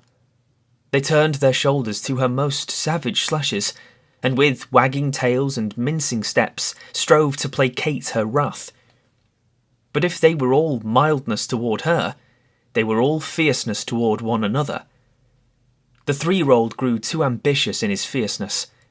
He caught the one-eyed elder on his blind side and ripped his ear into ribbons. Though the grizzled old fellow could see only on one side, against the youth and vigour of the other, he brought into play the wisdom of long years of experience. His lost eye and his scarred muzzle bore evidence to the nature of his experience. He had survived too many battles to be in doubt for a moment about what to do. The battle began fairly, but it did not end fairly. There was no telling what the outcome would have been, for the 3rd wolf joined the elder, and together, old leader and young leader, they attacked the ambitious 3-year-old and proceeded to destroy him. He was beset on either side by the merciless fangs of his erstwhile comrades. Forgotten were the days they had hunted together, the game they had pulled down, the famine they had suffered. That business was a thing of the past. The business of love was at hand, ever a sterner and crueler business than that of food-getting. And in the meanwhile, the she-wolf, the cause of it all, sat down contentedly on her haunches and watched. She was even pleased. This was her day, and it came not often, when manes bristled and fang smote fang or ripped and tore the yielding flesh, all for the possession of her. And in the business of love, the 3-year-old, who had made this his first adventure upon it, yielded up his life. On either side of his body stood his 2 rivals. They were gazing at the she-wolf, who sat smiling in the snow. But the elder leader was wise, very wise, in love even as in battle. The younger leader turned his head to lick a wound on his shoulder. The curve of his neck was turned toward his rival. With his one eye, the elder saw the opportunity. He darted in low and closed with his fangs. It was a long, ripping slash, and deep as well. His teeth, in passing, burst the wall of the great vein of the throat. Then he leaped clear. The young leader snarled terribly, but his snarl broke midmost into a trickling cough. Bleeding and coughing, already stricken, he sprang at the elder and fought while life faded from him, his legs going weak beneath him, the light of day dulling on his eyes, his blows and springs falling shorter and shorter. And all the while, the she-wolf sat on her haunches and smiled. She was made glad in vague ways by the battle, for this was the love-making of the wild, the sex tragedy of the natural world that was tragedy only to those that died. To those that survived, it was not tragedy, but realization and achievement. When the young leader lay in the snow and moved no more, One Eye stalked over to the she-wolf. His carriage was one of mingled triumph and caution. He was plainly expectant of a rebuff, and he was just as plainly surprised when her teeth did not flash out at him in anger. For the first time, she met him with a kindly manner. She sniffed noses with him, and even condescended to leap about and frisk and play with him in quite puppyish fashion. And he, for all his grey years and sage experience, behaved quite as puppyishly, and even a little more foolishly. Forgotten already were the vanquished rivals and the love tale red written on the snow. Forgotten, save once, when old One Eye stopped for a moment to lick his stiffening wounds. Then it was that his lips half writhed into a snarl, and the hair of his neck and shoulders involuntarily bristled, while he half crouched for a spring, his claws spasmodically clutching into the snow surface for firmer footing. But it was all forgotten the next moment as he sprang after the she-wolf, who was coyly leading him a chase through the woods. After that, they ran side by side, like good friends who have come to an understanding. The days passed by, and they kept together, hunting their meat and killing and eating it in common. After a time, the she-wolf began to grow restless. She seemed to be searching for something that she could not find. The hollows under fallen trees seemed to attract her, and she spent much time nosing about among the larger snow-piled crevices in the rocks and in the caves of overhanging banks. Old One-Eye was not interested at all, but he followed her good-naturedly in her quest, and when her investigations in particular places were unusually protracted, he would lie down and wait until she was ready to go on.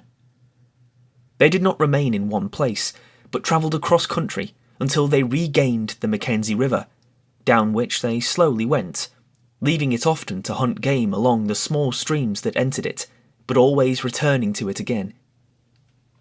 Sometimes they chanced upon other wolves, usually in pairs, but there was no friendliness of intercourse displayed on either side, no gladness at meeting, no desire to return to the pack formation. Several times they encountered solitary wolves. These were always males, and they were pressingly insistent on joining with One-Eye and his mate. This he resented, and when she stood shoulder to shoulder with him, bristling and showing her teeth, the aspiring solitary ones would back off, turn tail, and continue on their lonely way. One moonlit night, running through the quiet forest, One-Eye suddenly halted. His muzzle went up, his tail stiffened, and his nostrils dilated as he scented the air. One foot also he held up, after the manner of a dog. He was not satisfied, and he continued to smell the air, striving to understand the message borne upon it to him. One careless sniff had satisfied his mate, and she trotted on to reassure him. Though he followed her, he was still dubious, and he could not forbear an occasional halt in order more carefully to study the warning. She crept out cautiously on the edge of a large open space in the midst of the trees. For some time she stood alone. Then One-Eye, creeping and crawling, every sense on the alert, every hair radiating infinite suspicion, joined her. They stood side by side, watching and listening and smelling. To their ears came the sounds of dogs wrangling and scuffling, the guttural cries of men, the sharper voices of scolding women, and once the shrill and plaintive cry of a child. With the exception of the huge bulks of their skin lodges, little could be seen save the flames of the fire, broken by the movements of intervening bodies, and the smoke rising slowly on the quiet air. But to their nostrils came the myriad smells of an Indian camp, carrying a story that was largely incomprehensible to One-Eye, but every detail of which the she-wolf knew. She was strangely stirred, and sniffed with an increasing delight. But old One-Eye was doubtful. He betrayed his apprehension and started tentatively to go. She turned and touched his neck with her muzzle in a reassuring way, then regarded the camp again. A new wistfulness was in her face, but it was not the wistfulness of hunger. She was thrilling to a desire that urged her to go forward, to be in closer to that fire, to be squabbling with the dogs, and to be avoiding and dodging the stumbling feet of men. One-Eye moved impatiently beside her. Her unrest came back upon her, and she knew again her pressing need to find the thing for which she searched. She turned and trotted back into the forest, to the great relief of One-Eye, who trotted a little to the fore until they were well within the shelter of the trees. As they slid along, noiseless as shadows, in the moonlight, they came upon a runway. Both noses went down to the footprints in the snow. These footprints were very fresh. One-Eye ran ahead, cautiously, his mate at his heels. The broad pads of their feet were spread wide, and in contrast with the snow, were like velvet. One Eye caught sight of a dim movement of white in the midst of the white. His sliding gait had been deceptively swift, but it was as nothing to the speed at which he now ran. Before him was bounding the faint patch of white he had discovered. They were running along a narrow alley, flanked on either side by a growth of young spruce. Through the trees, the mouth of the alley could be seen, opening out on a moonlit glade. Old One Eye was rapidly overhauling the fleeing shape of white. Bound by bound he gained. Now he was upon it. One leap more and his teeth would be sinking into it. But that leap was never made. High in the air and straight up soared the shape of white, now a struggling snowshoe rabbit that leaped and bounded, executing a fantastic dance there above him in the air, and never once returning to earth. One Eye sprang back with a snort of sudden fright, then shrank down to the snow and crouched, snarling threats at this thing of fear he did not understand. But the she-wolf coolly thrust past him. She poised for a moment, then sprang for the dancing rabbit. She too soared high, but not so high as the quarry, and her teeth clipped emptily together with a metallic snap. She made another leap, and another. Her mate had slowly relaxed from his crouch and was watching her. He now evinced displeasure at her repeated failures and himself made a mighty spring upward. His teeth closed upon the rabbit and he bore it back to earth with him. But at the same time there was a suspicious crackling movement beside him, and his astonished eye saw a young spruce sapling bending down above him to strike him. His jaws let go their grip, and he leaped backward to escape this strange danger. His lips drawn back from his fangs, his throat snarling, every hair bristling with rage and fright. And in that moment, the sapling reared its slender length upright, and the rabbit soared dancing in the air again. The she-wolf was angry. She sank her fangs into her mate's shoulder in reproof, and he, frightened, unaware of what constituted this new onslaught, struck back ferociously and in still greater fright, ripping down the side of the she-wolf's muzzle. For him to resent such reproof was equally unexpected to her, and she sprang upon him in snarling indignation. Then he discovered his mistake and tried to placate her, but she proceeded to punish him roundly, until he gave over all attempts at placation, and whirled in a circle, his head away from her, his shoulders receiving the punishment of her teeth. In the meantime, the rabbit danced above them in the air. The she-wolf sat down in the snow, and Old One Eye, now more in fear of his mate than of the mysterious sapling, again sprang for the rabbit. As he sank back with it between his teeth, he kept his eye on the sapling. As before, it followed him back to earth. He crouched down under the impending blow, his hair bristling, but his teeth still keeping tight hold of the rabbit. But the blow did not fall. The sapling remained bent above him. When he moved, it moved, and he growled at it through his clenched jaws. When he remained still, it remained still, and he concluded it was safer to continue remaining still. Yet the warm blood of the rabbit tasted good in his mouth. It was his mate who relieved him from the quandary in which he found himself. She took the rabbit from him, and while the sapling swayed and teetered threateningly above her, she calmly gnawed off the rabbit's head. At once the sapling shot up, and after that gave no more trouble, remaining in the decorous and perpendicular position in which nature had intended it to grow. Then, between them, the she-wolf and One Eye devoured the game which the mysterious sapling had caught for them.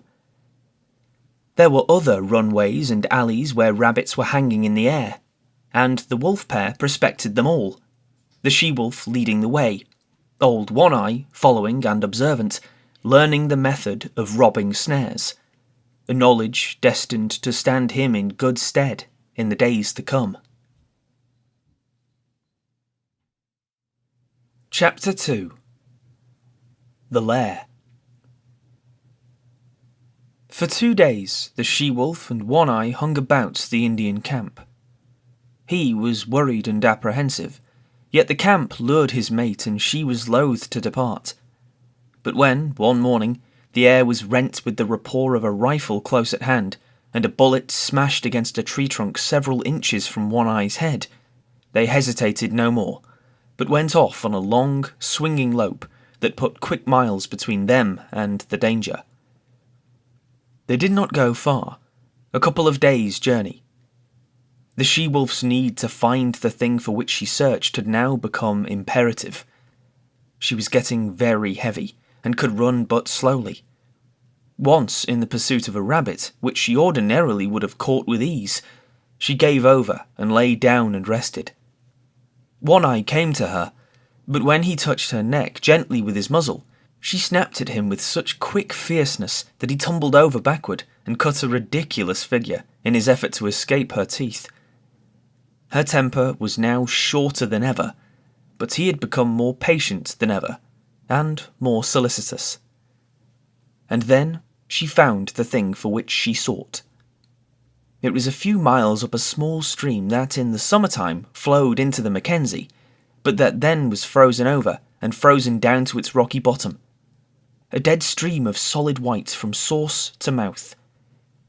The she-wolf was trotting wearily along, her mate well in advance, when she came upon the overhanging, high clay bank. She turned aside and trotted over to it. The wear and tear of spring storms and melting snows had underwashed the bank and in one place had made a small cave out of a narrow fissure. She paused at the mouth of the cave and looked the wall over carefully. Then, on one side and the other, she ran along the base of the wall to where its abrupt bulk merged from the softer-lined landscape. Returning to the cave, she entered its narrow mouth. For a short 3 feet she was compelled to crouch, then the walls widened and rose higher in a little round chamber nearly 6 feet in diameter. The roof barely cleared her head. It was dry and cosy. She inspected it with painstaking care, while One Eye, who had returned, stood in the entrance and patiently watched her. She dropped her head, with her nose to the ground, and directed toward a point near to her closely bunched feet, and around this point she circled several times. Then, with a tired sigh that was almost a grunt, she curled her body in, relaxed her legs, and dropped down, her head toward the entrance. One Eye, with pointed, interested ears, laughed at her, and beyond, outlined against the white light, she could see the brush of his tail waving good-naturedly. Her own ears, with a snuggling movement, laid their sharp points backward and down against the head for a moment, while her mouth opened and her tongue lolled peaceably out. And in this way, she expressed that she was pleased and satisfied. One Eye was hungry. Though he lay down in the entrance and slept, his sleep was fitful. He kept awaking and cocking his ears at the bright world without, where the April sun was blazing across the snow.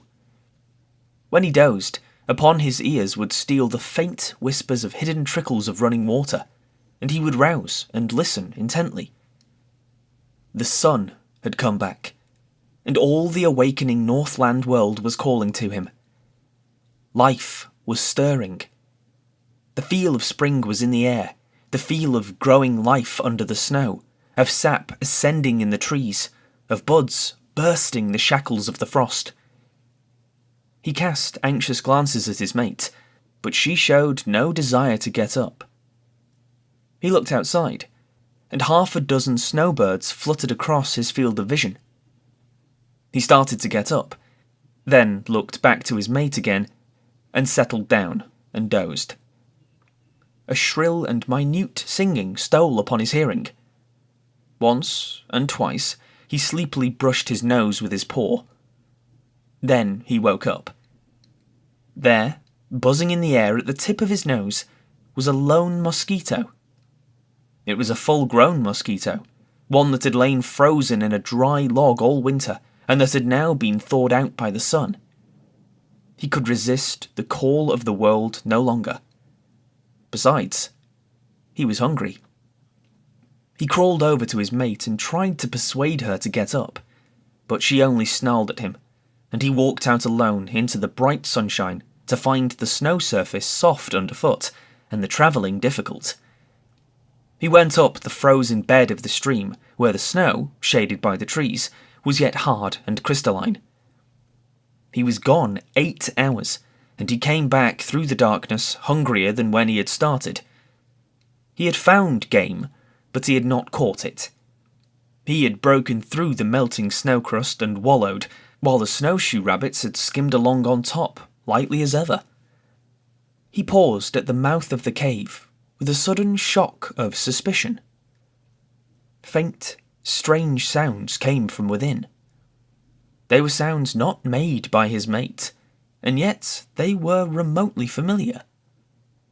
He bellied cautiously inside, and was met by a warning snarl from the she-wolf. This he received without perturbation, though he obeyed it by keeping his distance. But he remained interested in the other sounds. Faint, muffled sobbings and slubberings. His mate warned him irritably away, and he curled up and slept in the entrance. When morning came and a dim light pervaded the lair, he again sought after the source of the remotely familiar sounds. There was a new note in his mate's warning snarl. It was a jealous note, and he was very careful in keeping a respectful distance. Nevertheless, he made out, sheltering between her legs against the length of her body, 5 strange little bundles of life. Very feeble, very helpless, making tiny whimpering noises, with eyes that did not open to the light. He was surprised. It was not the first time in his long and successful life that this thing had happened. It had happened many times. Yet, each time, it was as fresh a surprise as ever to him. His mate looked at him anxiously. Every little while she emitted a low growl, and at times, when it seemed to her he approached too near, the growl shot up in her throat to a sharp snarl. Of her own experience, she had no memory of the thing happening, but in her instinct, which was the experience of all the mothers of wolves, there lurked a memory of fathers that had eaten their newborn and helpless progeny. It manifested itself as a fear strong within her, that made her prevent One Eye from more closely inspecting the cubs he had fathered. But there was no danger. Old One Eye was feeling the urge of an impulse that was, in turn, an instinct that had come down to him from all the fathers of wolves. He did not question it, nor puzzle over it.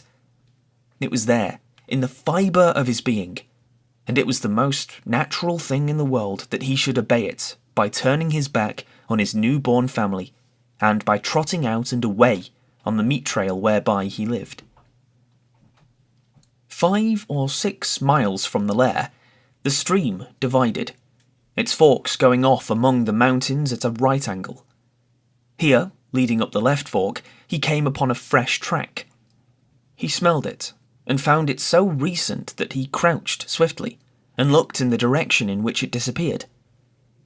Then he turned deliberately, and took the right fork.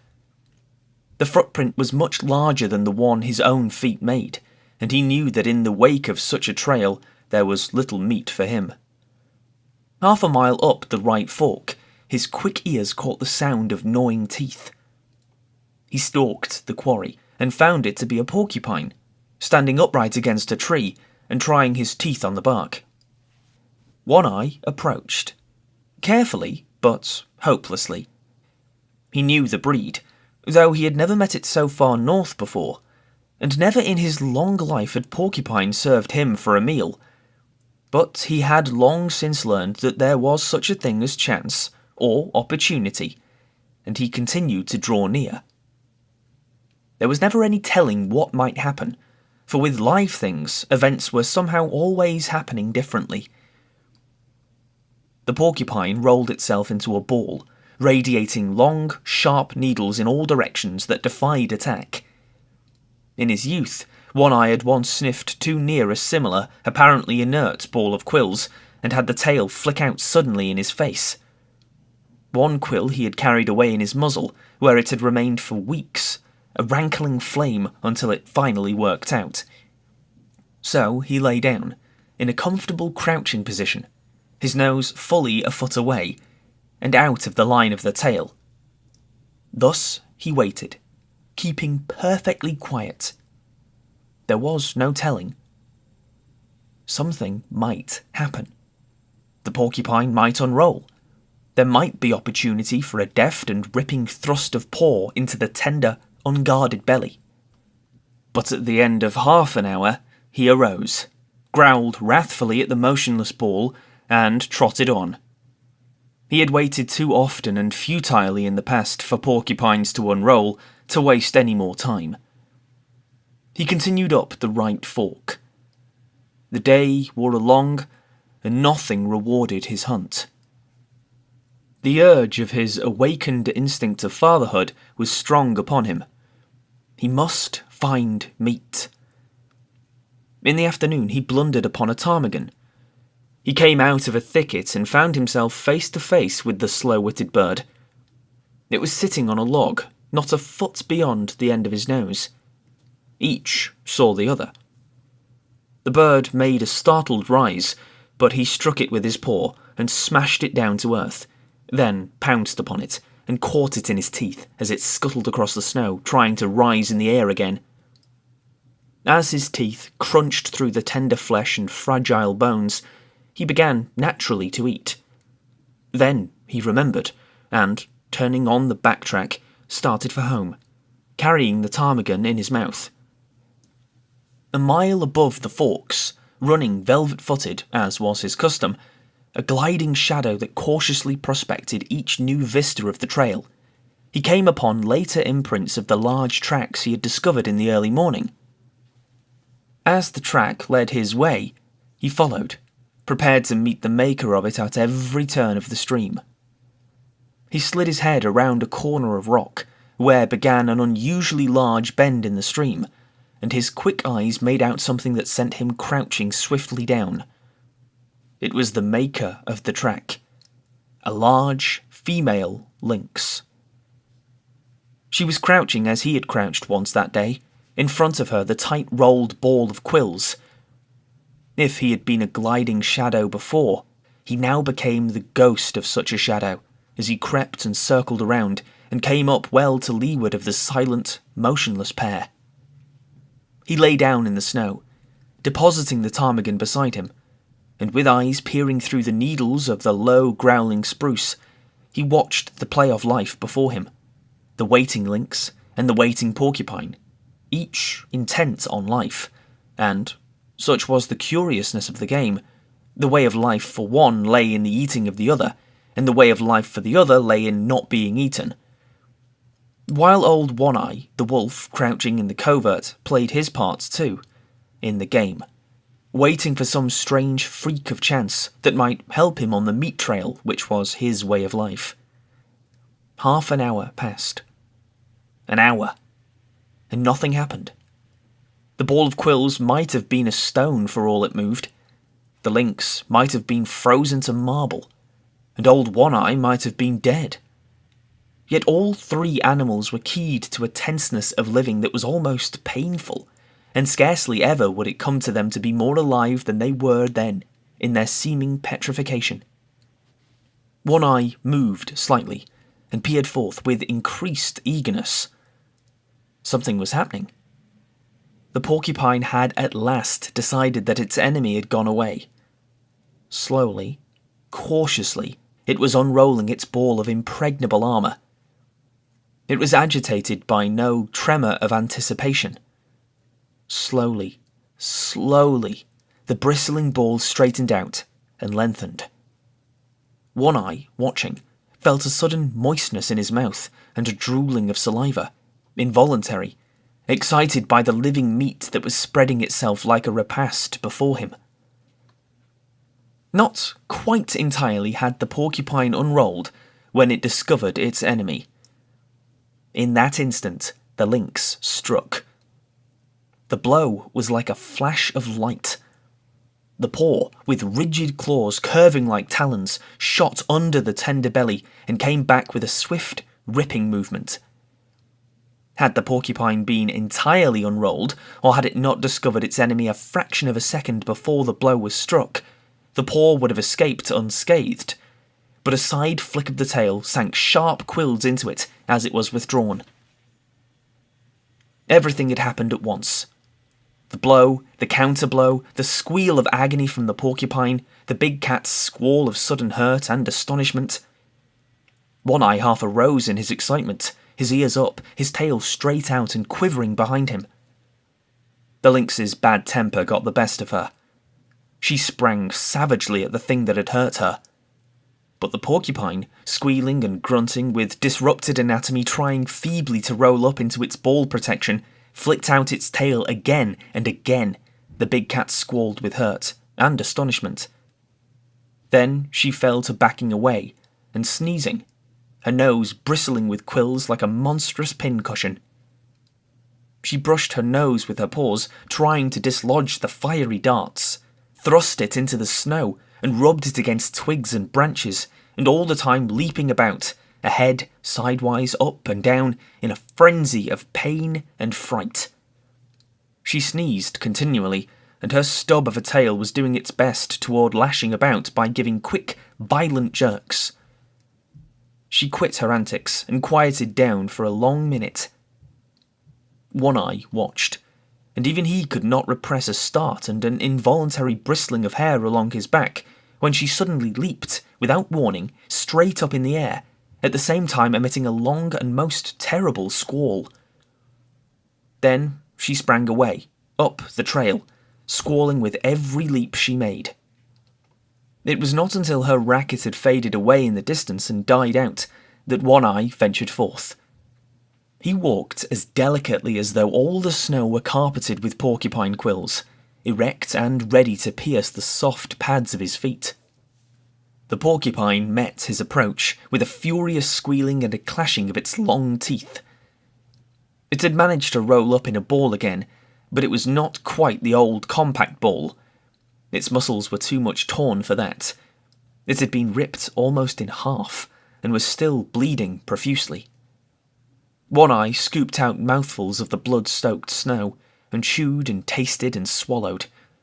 This served as a relish, and his hunger increased mightily. But he was too old in the world to forget his caution. He waited. He lay down and waited, while the porcupine grated its teeth and uttered grunts and sobs and occasional sharp little squeals. In a little while, One Eye noticed that the quills were drooping, and that a great quivering had set up. The quivering came to an end suddenly. There was a final, defiant clash of the long teeth, then all the quills drooped quite down, and the body relaxed and moved no more. With a nervous, shrinking paw, One Eye stretched out the porcupine to its full length and turned it over on its back. Nothing had happened. It was surely dead. He studied it intently for a moment, then took a careful grip with his teeth and started off down the stream, partly carrying, partly dragging the porcupine, with head turned to the side so as to avoid stepping on the prickly mess. He recollected something, dropped the burden, and trotted back to where he had left the ptarmigan. He did not hesitate a moment. He knew clearly what was to be done, and this he did by promptly eating the ptarmigan. Then he returned and took up his burden. When he dragged the result of his day's hunt into the cave, the she-wolf inspected it, turned her muzzle to him, and lightly licked him on the neck. But the next instant she was warning him away from the cubs with a snarl that was less harsh than usual, and that was more apologetic than menacing. Her instinctive fear of the father of her progeny was toning down. He was behaving as a wolf father should, and manifesting no unholy desire to devour the young lives she had brought into the world. Chapter 3. The Grey Cub. He was different from his brothers and sisters. Their hair already betrayed the reddish hue inherited from their mother, the she-wolf, while he alone, in this particular, took after his father. He was the one little grey cub of the litter. He had bred true to the straight wolf stock. In fact, he had bred true to old One-Eye himself, physically, with but a single exception, and that was he had 2 eyes to his father's 1. The grey cub's eyes had not been open long, yet already he could see with steady clearness, and while his eyes were still closed, he had felt, tasted, and smelled. He knew his 2 brothers and his 2 sisters very well. He had begun to romp with them in a feeble, awkward way, and even to squabble, his little throat vibrating with a queer, rasping noise, the forerunner of the growl, as he worked himself into a passion. And long before his eyes had opened, he had learned by touch, taste, and smell to know his mother, a fount of warmth and liquid food and tenderness. She possessed a gentle, caressing tongue that soothed him when it passed over his soft little body, and that impelled him to snuggle close against her and to doze off to sleep. Most of the first month of his life had been passed thus in sleeping, but now he could see quite well, and he stayed awake for longer periods of time, and he was coming to learn his world quite well. His world was gloomy, but he did not know that, for he knew no other world. It was dim-lighted, but his eyes had never had to adjust themselves to any other light. His world was very small.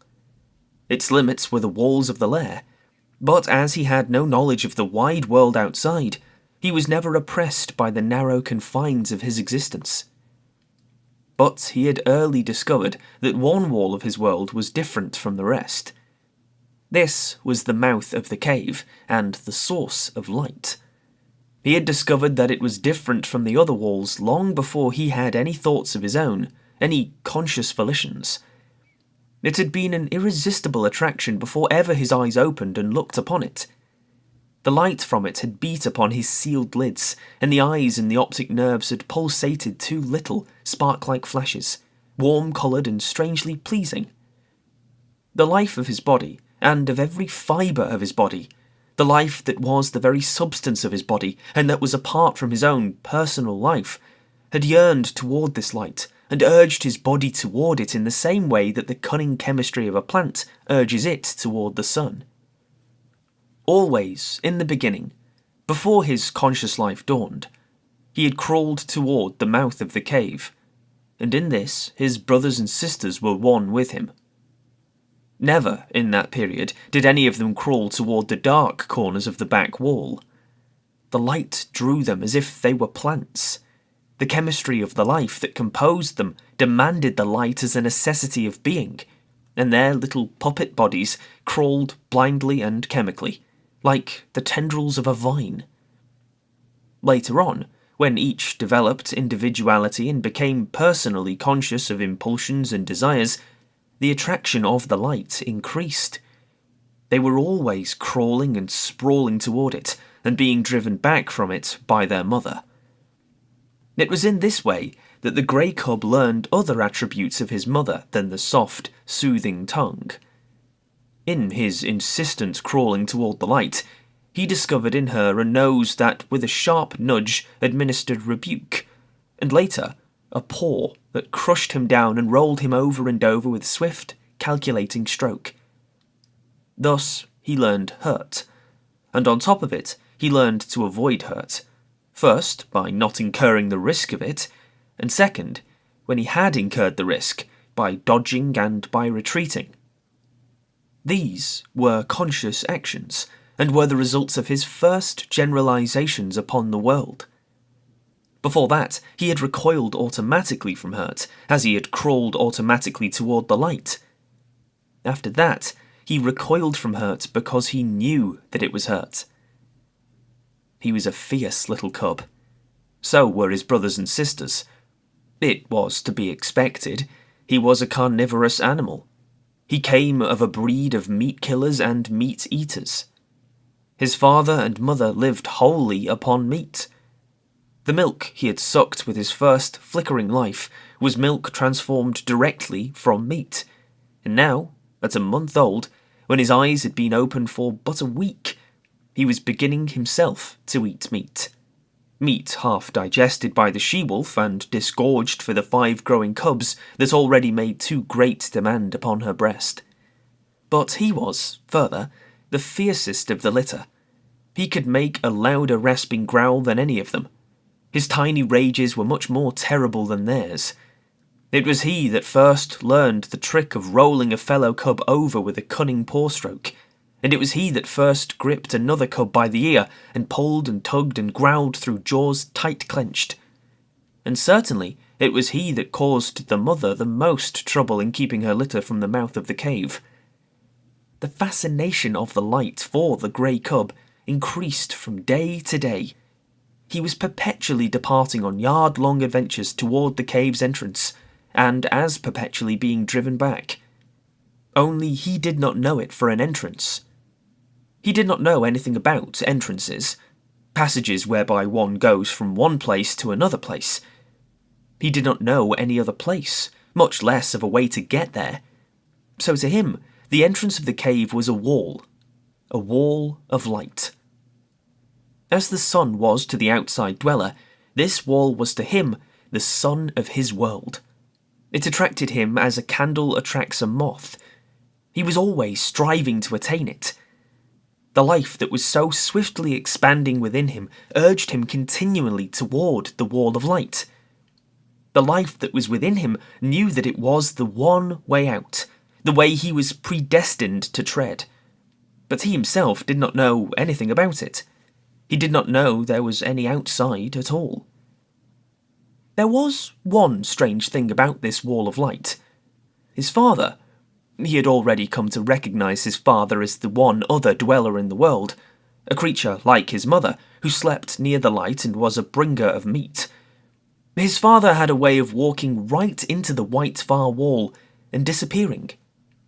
The grey cub could not understand this.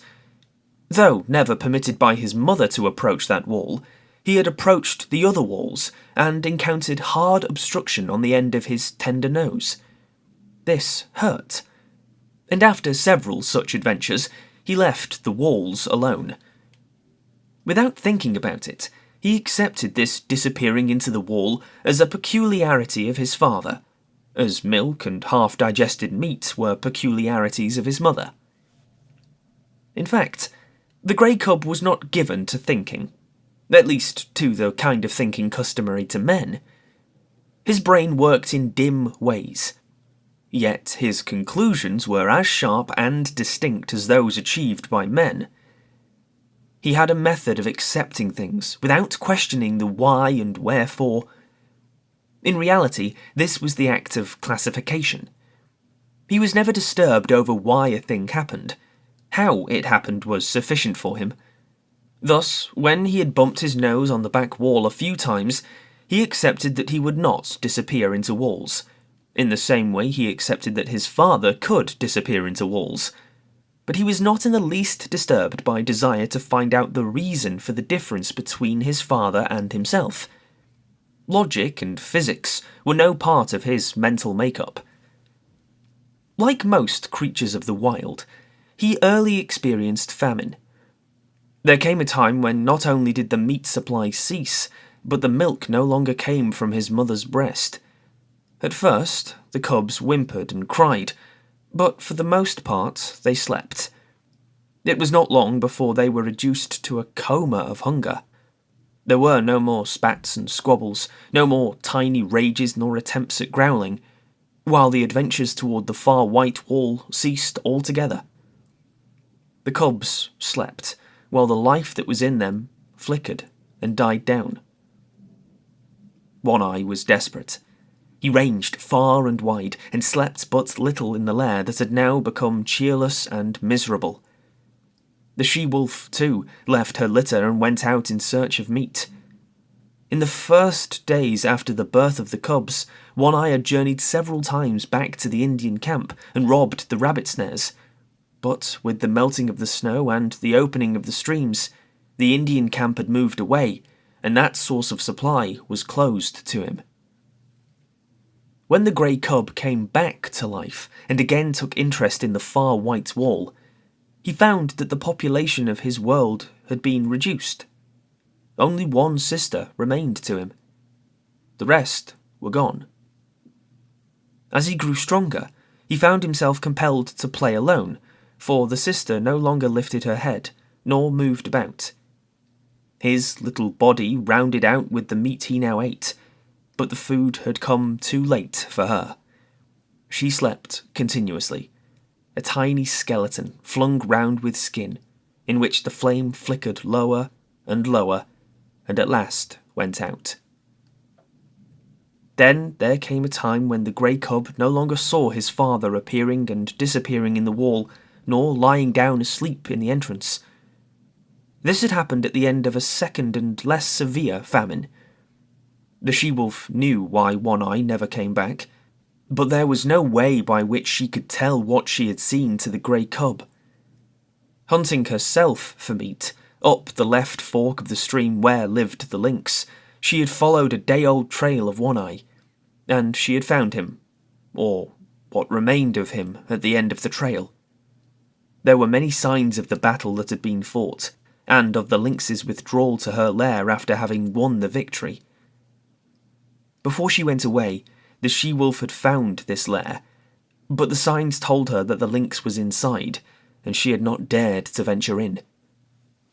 After that, the she-wolf in her hunting avoided the left fork, for she knew that in the lynx's lair was a litter of kittens, and she knew the lynx for a fierce, bad-tempered creature and a terrible fighter. It was all very well for half a dozen wolves to drive a lynx, spitting and bristling up a tree, but it was quite a different matter for a lone wolf to encounter a lynx, especially when the lynx was known to have a litter of hungry kittens at her back. But the wild is the wild, and motherhood is motherhood. At all times fiercely protective, whether in the wild or out of it. And the time was to come when the she-wolf, for her grey cub's sake, would venture the left fork, and the lair in the rocks, and the lynx's wrath. Chapter 4. The Wall of the World. By the time his mother began leaving the cave on hunting expeditions, the cub had learned well the law that forbade his approaching the entrance.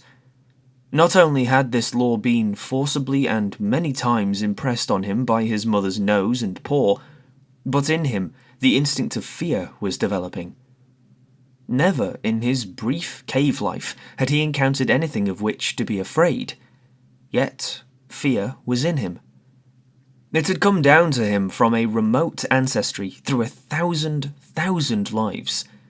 It was a heritage he had received directly from One Eye and the she-wolf, but to them, in turn, it had been passed down through all the generations of wolves that had gone before.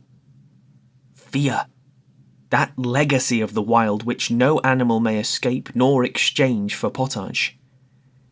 So, the grey cub knew fear, though he knew not the stuff of which fear was made. Possibly he accepted it as one of the restrictions of life, for he had already learned that there were such restrictions. Hunger he had known, and when he could not appease his hunger, he had felt restriction. The hard obstruction of the cave wall, the sharp nudge of his mother's nose, the smashing stroke of her paw, the hunger unappeased of several famines, had borne in upon him that all was not freedom in the world, that to life there were limitations and restraints. These limitations and restraints were laws. To be obedient to them was to escape hurt and make for happiness. He did not reason the question out in this man fashion. He merely classified the things that hurt and the things that did not hurt, and after such classification, he avoided the things that hurt, the restrictions and restraints, in order to enjoy the satisfactions and the remunerations of life. Thus it was that in obedience to the law laid down by his mother, and in obedience to the law of that unknown and nameless thing, fear, he kept away from the mouth of the cave. It remained to him a white wall of light. When his mother was absent, he slept most of the time, while during the intervals that he was awake, he kept very quiet, suppressing the whimpering cries that tickled in his throat and strove for noise. Once, lying awake, he heard a strange sound in the white wall. He did not know that it was a wolverine standing outside, all a-trembling with its own daring and cautiously scenting out the contents of the cave. The cub knew only that the sniff was strange, as something unclassified, therefore unknown and terrible, for the unknown was one of the chief elements that went into the making of fear. The hair bristled upon the grey cub's back, but it bristled silently. How was he to know that this thing that sniffed was a thing at which to bristle? It was not born of any knowledge of his, yet it was the visible expression of the fear that was in him, and for which, in his own life, there was no accounting. But fear was accompanied by another instinct, that of concealment. The cub was in a frenzy of terror, yet he lay without movement or sound, frozen, petrified into immobility, to all appearances dead.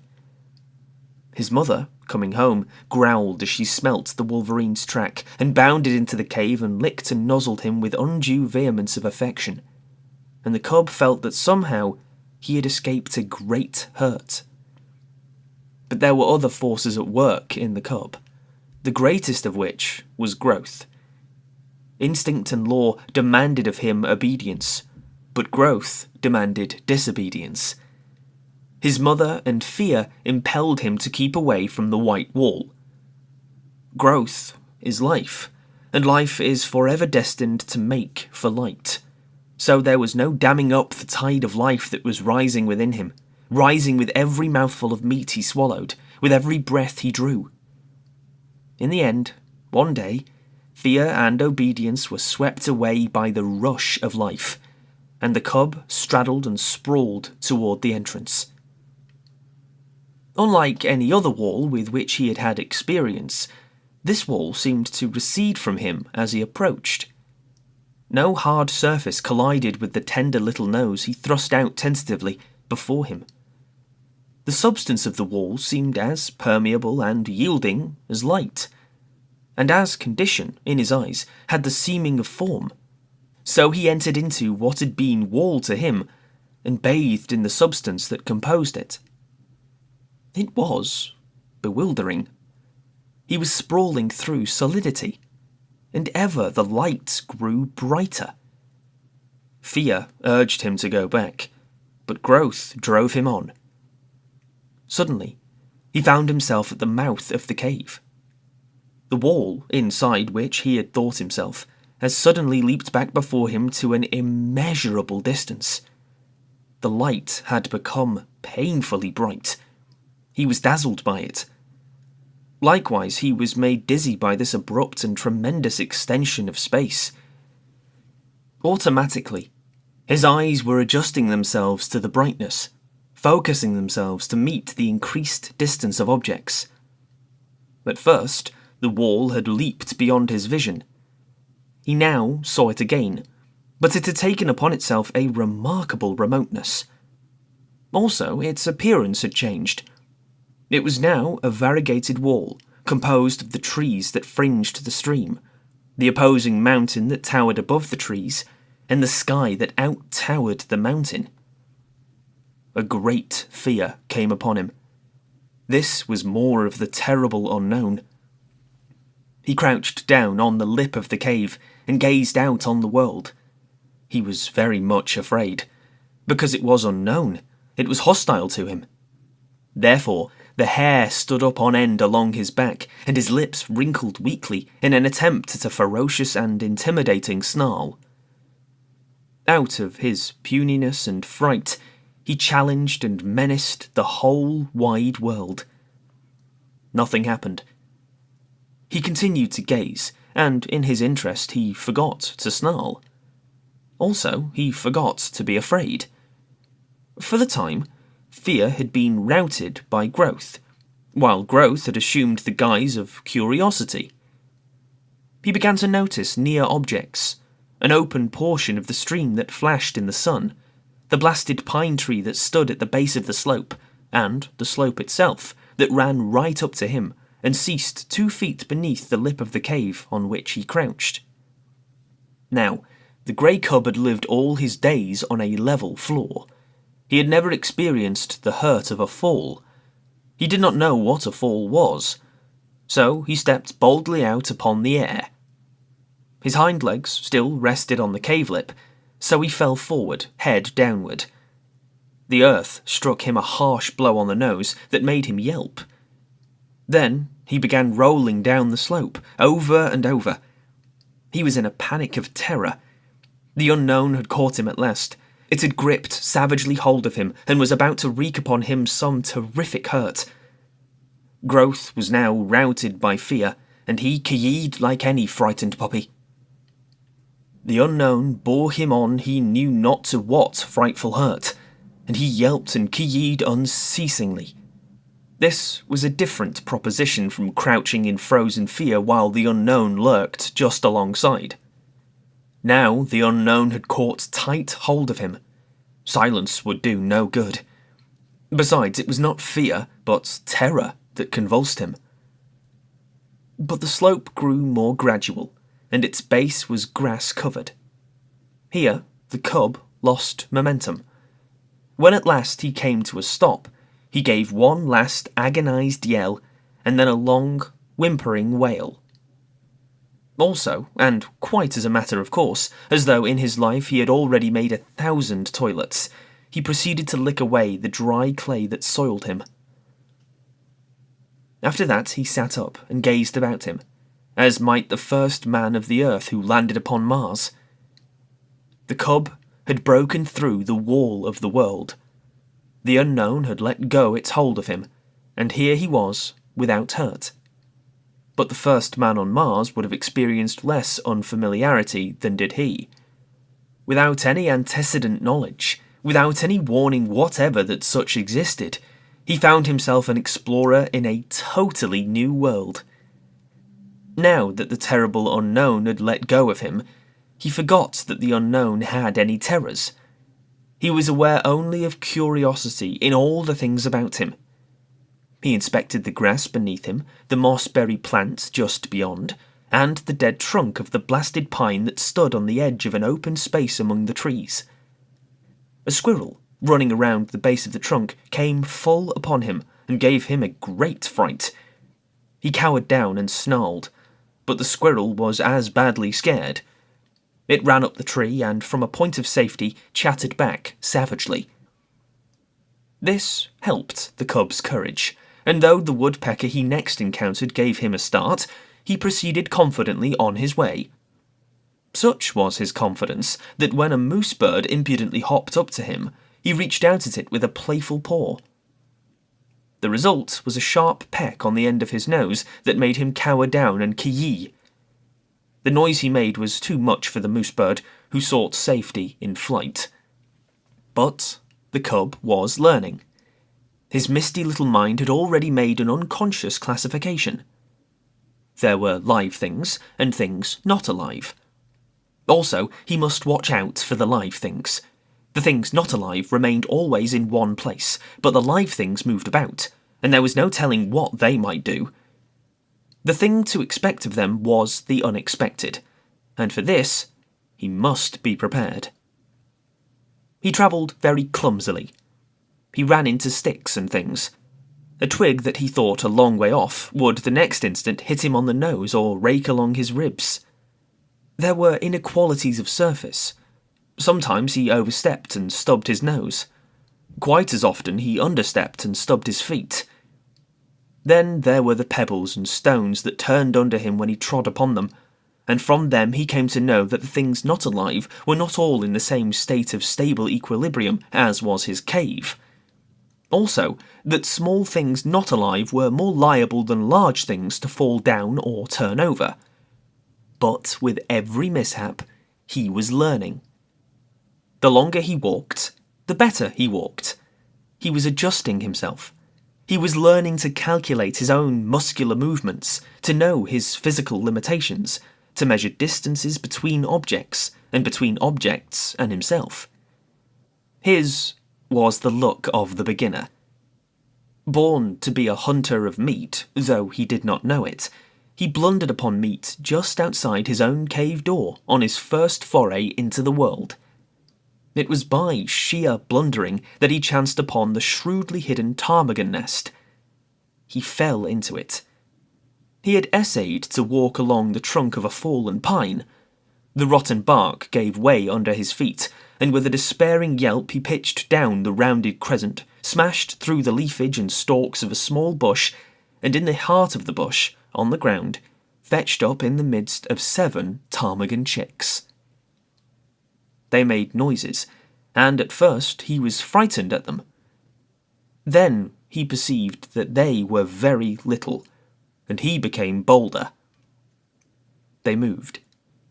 He placed his paw on one, and its movements were accelerated. This was a source of enjoyment to him. He smelled it. He picked it up in his mouth. It struggled and tickled his tongue. At the same time, he was made aware of a sensation of hunger. His jaws closed together. There was a crunching of fragile bones, and warm blood ran in his mouth.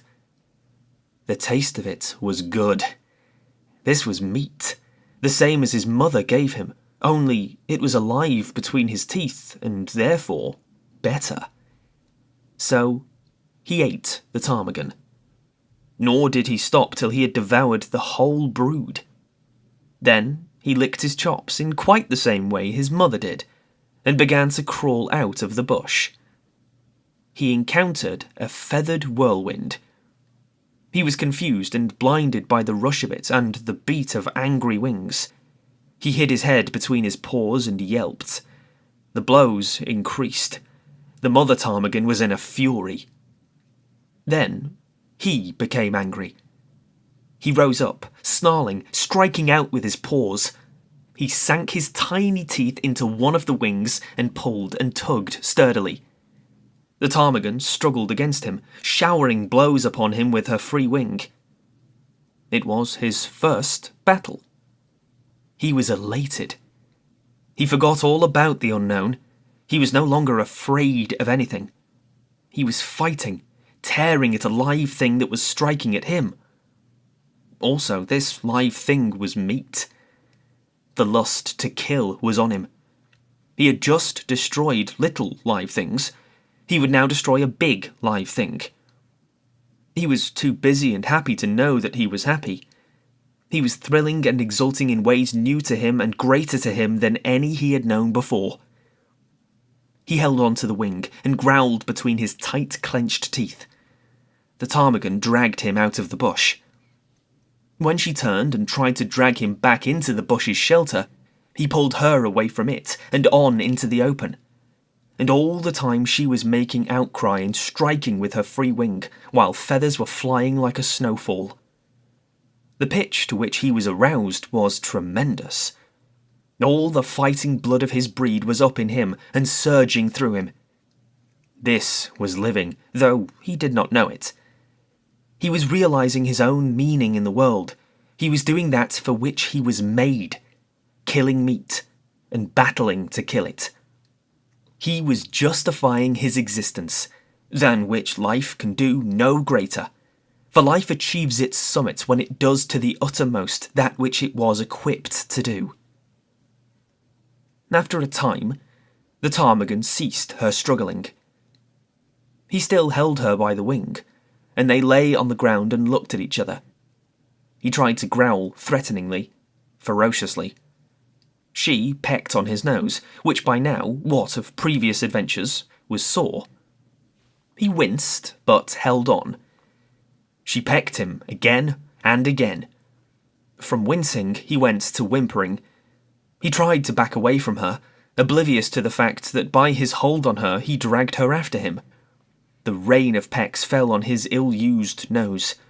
The flood of fight ebbed down in him, and, releasing his prey, he turned tail and scampered on across the open in inglorious retreat.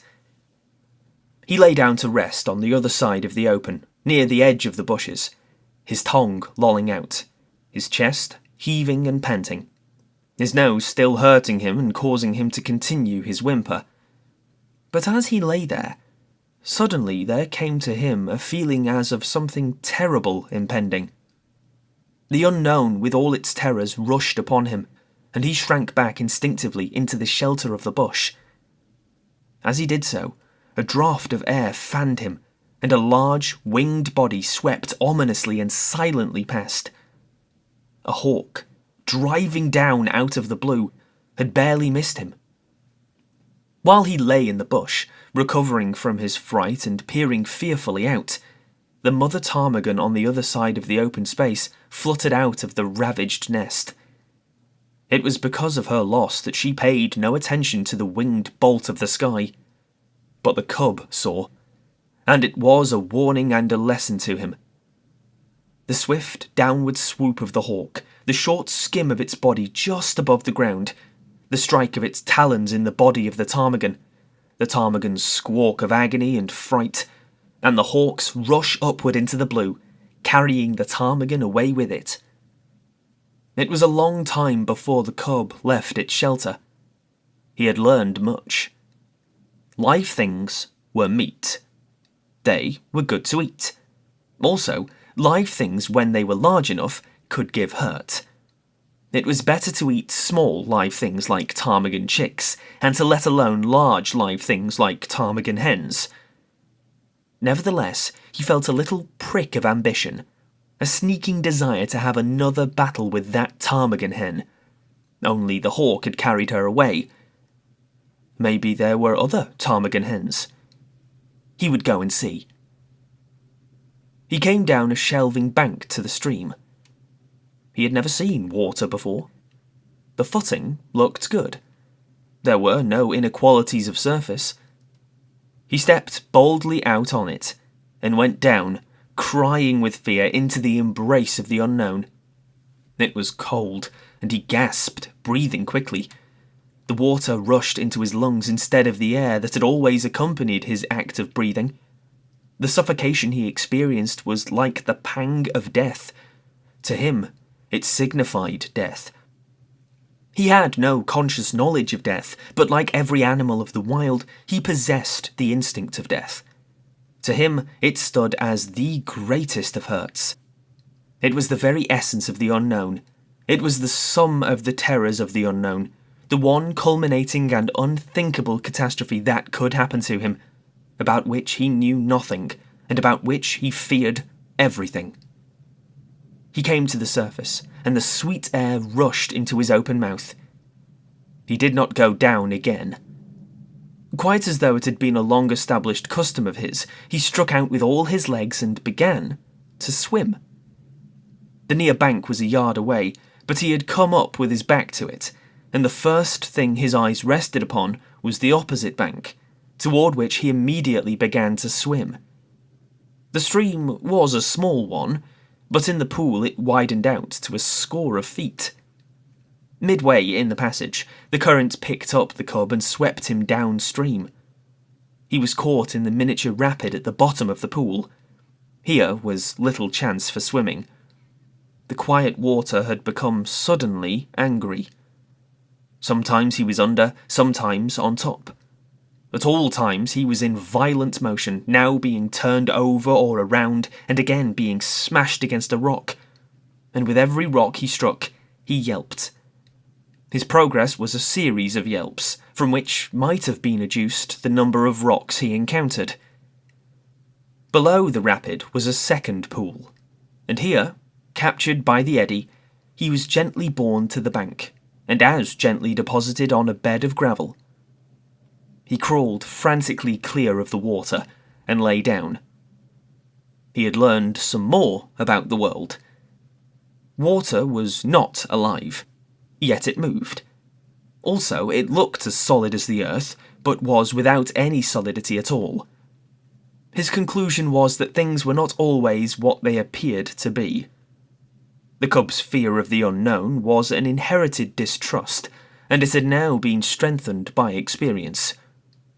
Thenceforth, in the nature of things, he would possess an abiding distrust of appearances. He would have to learn the reality of a thing before he could put his faith into it. One other adventure was destined for him that day. He had recollected that there was such a thing in the world as his mother.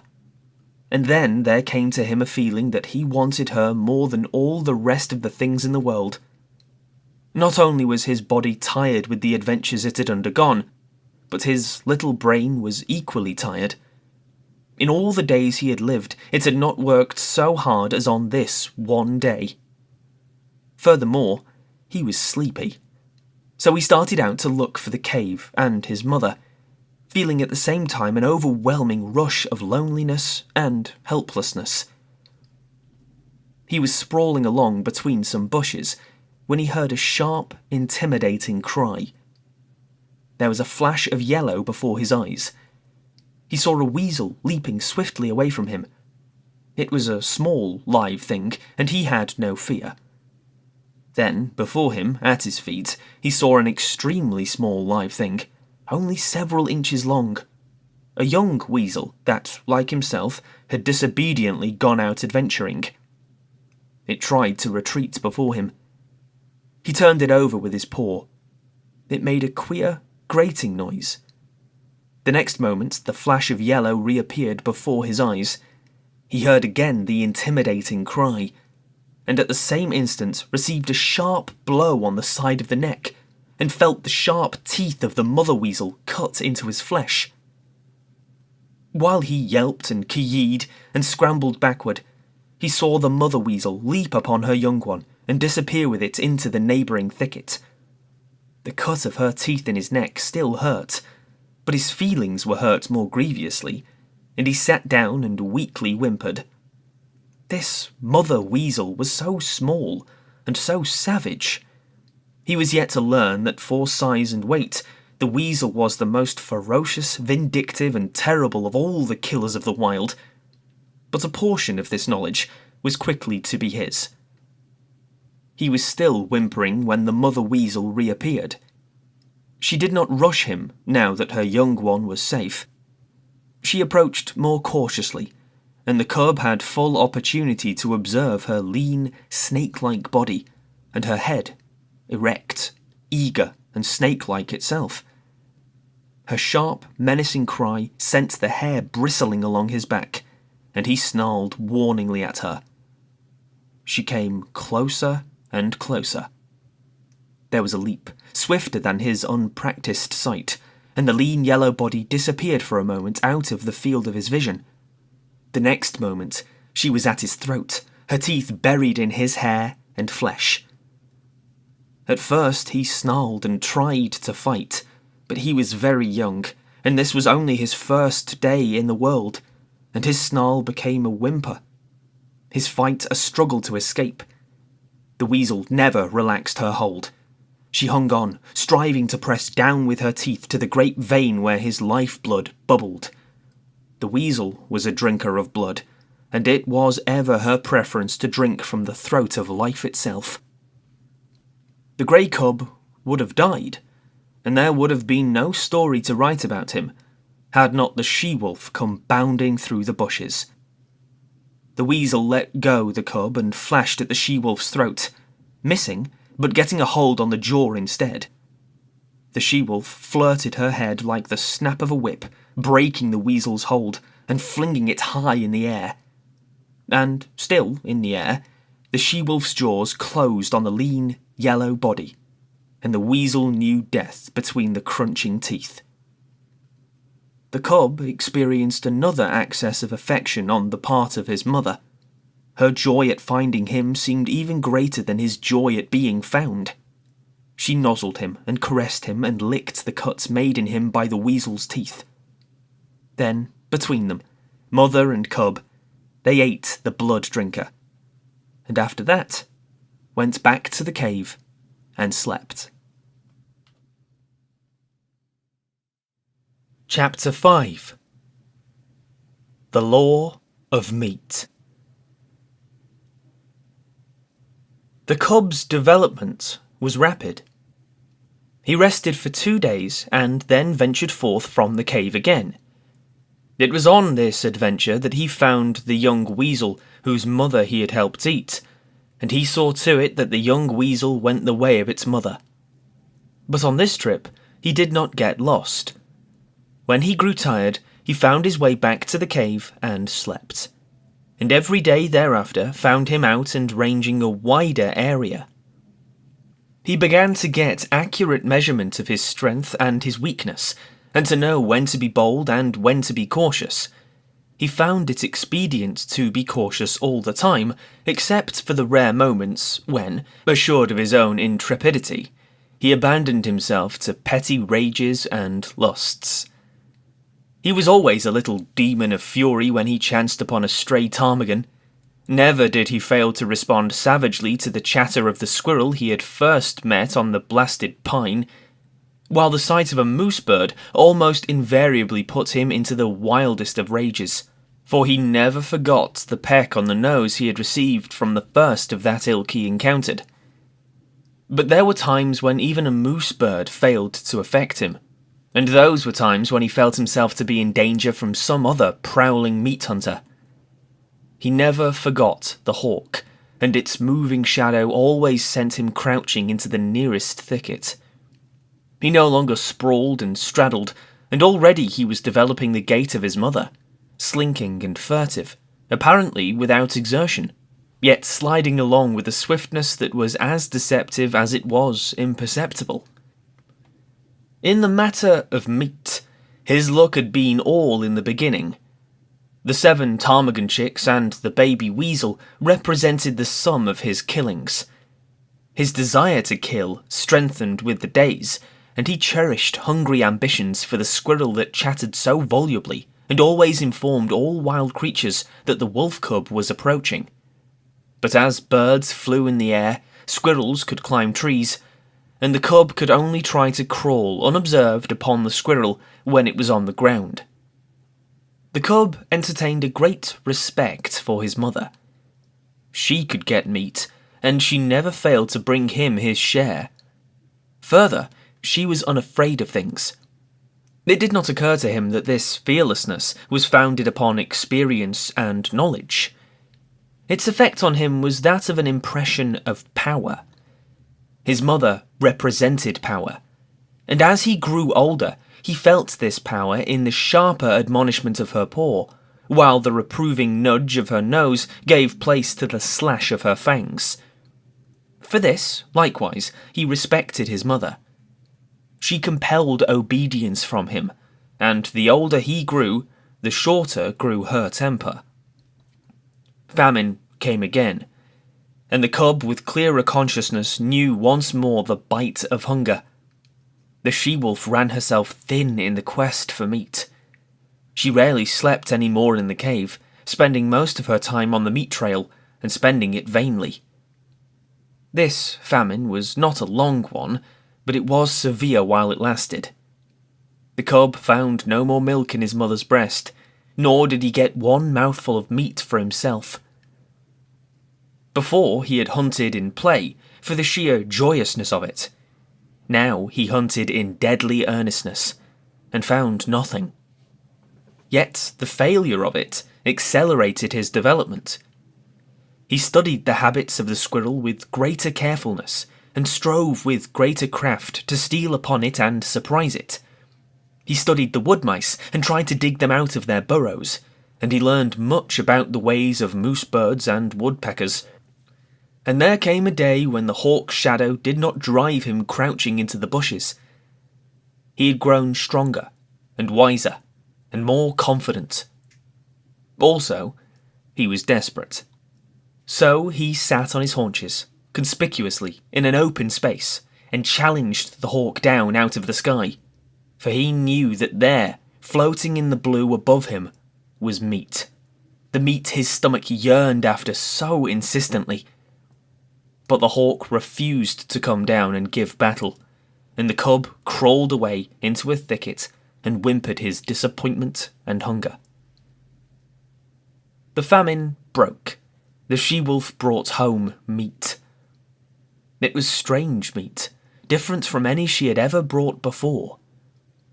It was a lynx kitten, partly grown, like the cub, but not so large, and it was all for him. His mother had satisfied her hunger elsewhere, though he did not know that it was the rest of the lynx litter that had gone to satisfy her, nor did he know the desperateness of her deed.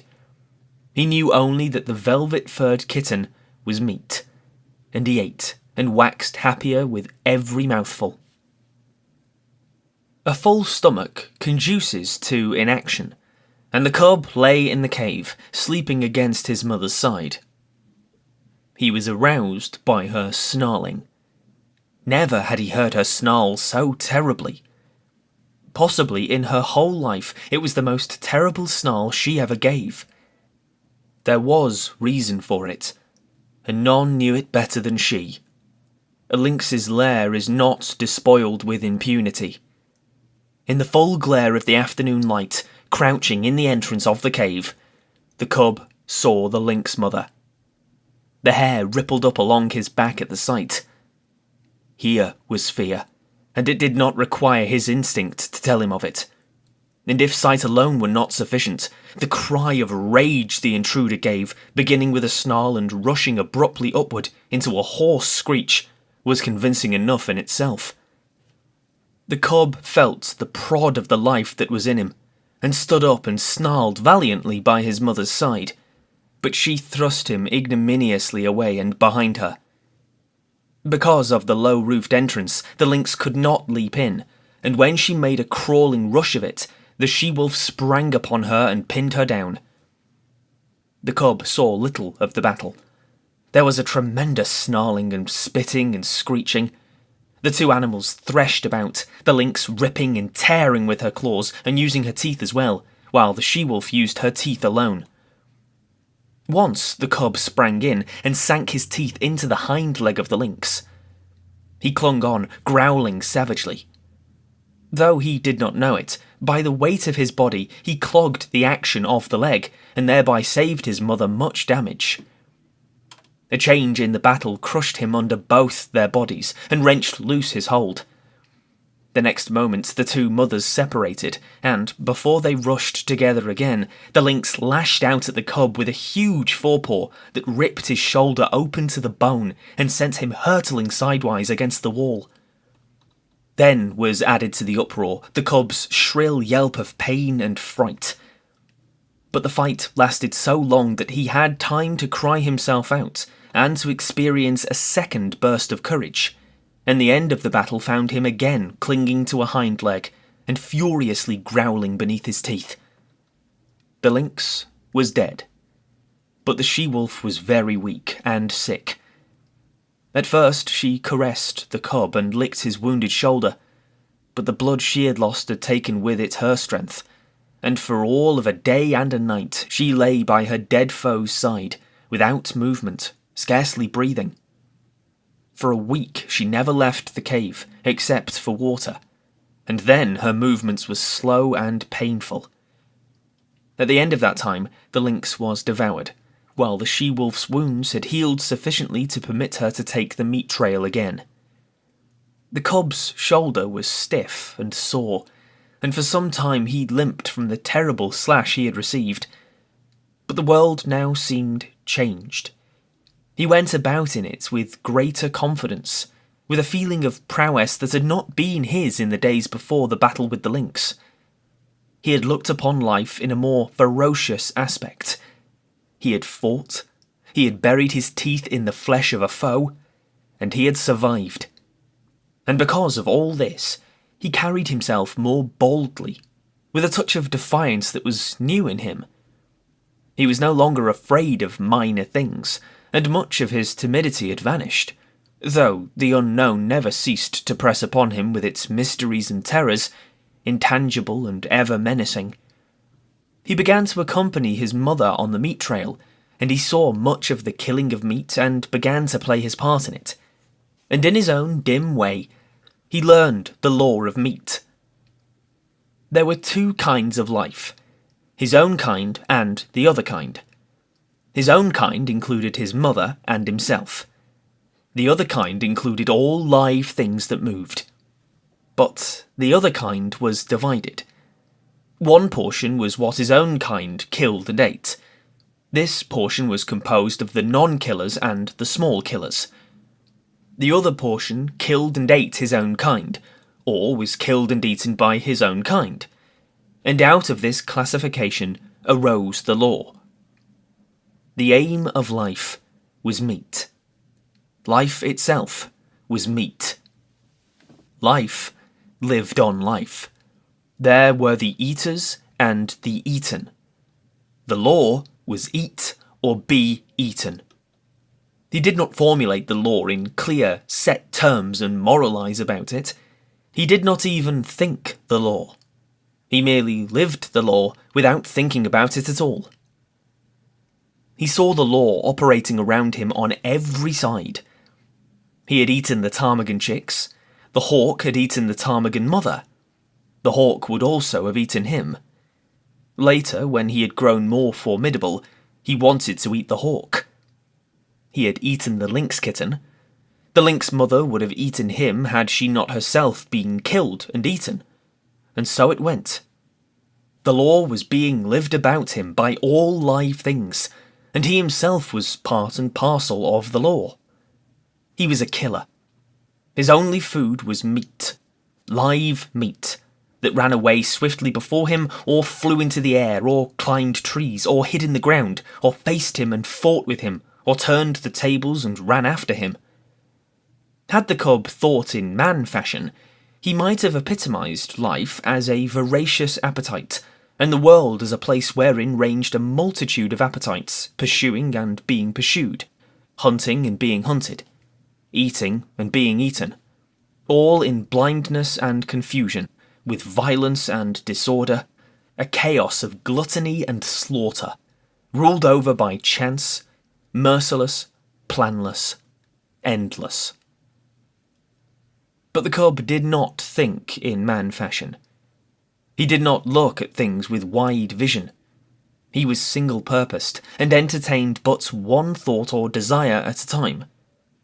Besides the law of meat, there were a myriad other and lesser laws for him to learn and obey. The world was filled with surprise. The stir of the life that was in him, the play of his muscles, was an unending happiness. To run down meat was to experience thrills and elations. His rages and battles were pleasures. Terror itself and the mystery of the unknown led to his living. And there were easements and satisfactions. To have a full stomach, to doze lazily in the sunshine. Such things were remuneration in full for his ardours and toils, while his ardours and toils were in themselves self-remunerative. They were expressions of life, and life is always happy when it is expressing itself. So the cub had no quarrel with his hostile environment. He was very much alive, very happy, and very much proud of himself. Part 3. Chapter 1. The Makers of Fire. The cub came upon it suddenly. It was his own fault. He had been careless. He had left the cave and run down to the stream to drink. It might have been that he took no notice because he was heavy with sleep. He had been out all night on the meat trail and had but just then awakened, and his carelessness might have been due to the familiarity of the trail to the pool. He had travelled it often, and nothing had ever happened on it. He went down past the blasted pine, crossed the open space, and trotted in amongst the trees. Then, at the same instant, he saw and smelt. Before him, sitting silently on their haunches, were 5 live things, the like of which he had never seen before. It was his first glimpse of mankind. But at the sight of him, the 5 men did not spring to their feet, nor show their teeth, nor snarl. They did not move, but sat there, silent and ominous. Nor did the cub move. Every instinct of his nature would have impelled him to dash wildly away, had there not suddenly and for the first time arisen in him another and counter instinct. A great awe descended upon him. He was beaten down to movelessness by an overwhelming sense of his own weakness and littleness. Here was mastery and power, something far and away beyond him. The cub had never seen man, yet the instinct concerning man was his. In dim ways he recognised in man the animal that had fought itself to primacy over the other animals of the wild. Not alone out of his own eyes, but out of the eyes of all his ancestors was the cub now looking upon man. Out of eyes that had circled in the darkness around countless winter campfires, that had peered from safe distances and from the hearts of thickets at the strange, 2-legged animal that was lord over living things. The spell of the cub's heritage was upon him. The fear and the respect born of the centuries of struggle and the accumulated experience of the generations. The heritage was too compelling for a wolf that was only a cub. Had he been full grown, he would have run away. As it was, he cowered down in a paralysis of fear, already half proffering the submission that his kind had proffered from the first time a wolf came in to sit by man's fire and be made warm. One of the Indians arose and walked over to him and stooped above him. The cub cowered closer to the ground. It was the unknown, objectified at last, in concrete flesh and blood, bending over him and reaching down to seize hold of him. His hair bristled involuntarily, his lips writhed back and his little fangs were bared. The hand, poised like doom above him, hesitated, and the man spoke, laughing. Wabwam, wabiska ipita. Look, the white fangs. The other Indians laughed loudly and urged the man on to pick up the cub. As the hand descended closer and closer, there raged within the cub a battle of the instincts. He experienced 2 great impulsions: to yield and to fight. The resulting action was a compromise. He did both. He yielded till the hand almost touched him. Then he fought, his teeth flashing in a snap that sank them into the hand. The next moment he received a clout alongside the head that knocked him over on his side. Then all fight fled out of him. His puppyhood and the instinct of submission took charge of him.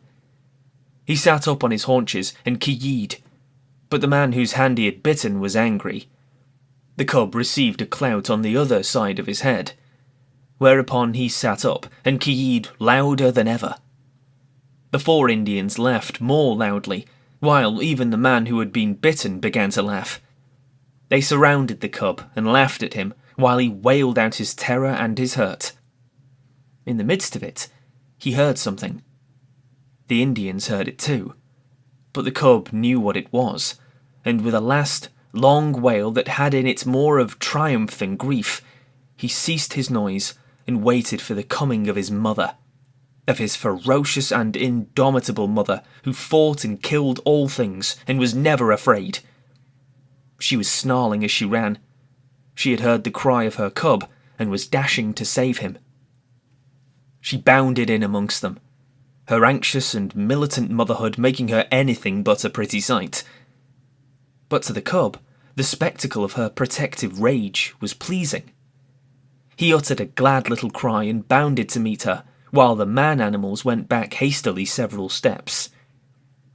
The she-wolf stood over against her cub, facing the men, with bristling hair, a snarl rumbling deep in her throat. Her face was distorted and malignant with menace. even the bridge of the nose wrinkling from tip to eyes, so prodigious was her snarl. Then it was that a cry went up from one of the men. "Kitche!" was what he uttered. It was an exclamation of surprise. The cub felt his mother wilting at the sound.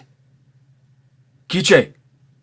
the man cried again, this time with sharpness and authority. And then the cub saw his mother, the she-wolf, the fearless one, crouching down till her belly touched the ground, whimpering, wagging her tail, making peace signs. The cub could not understand. He was appalled. The awe of man rushed over him again. His instinct had been true. His mother verified it. She, too, rendered submission to the man-animals.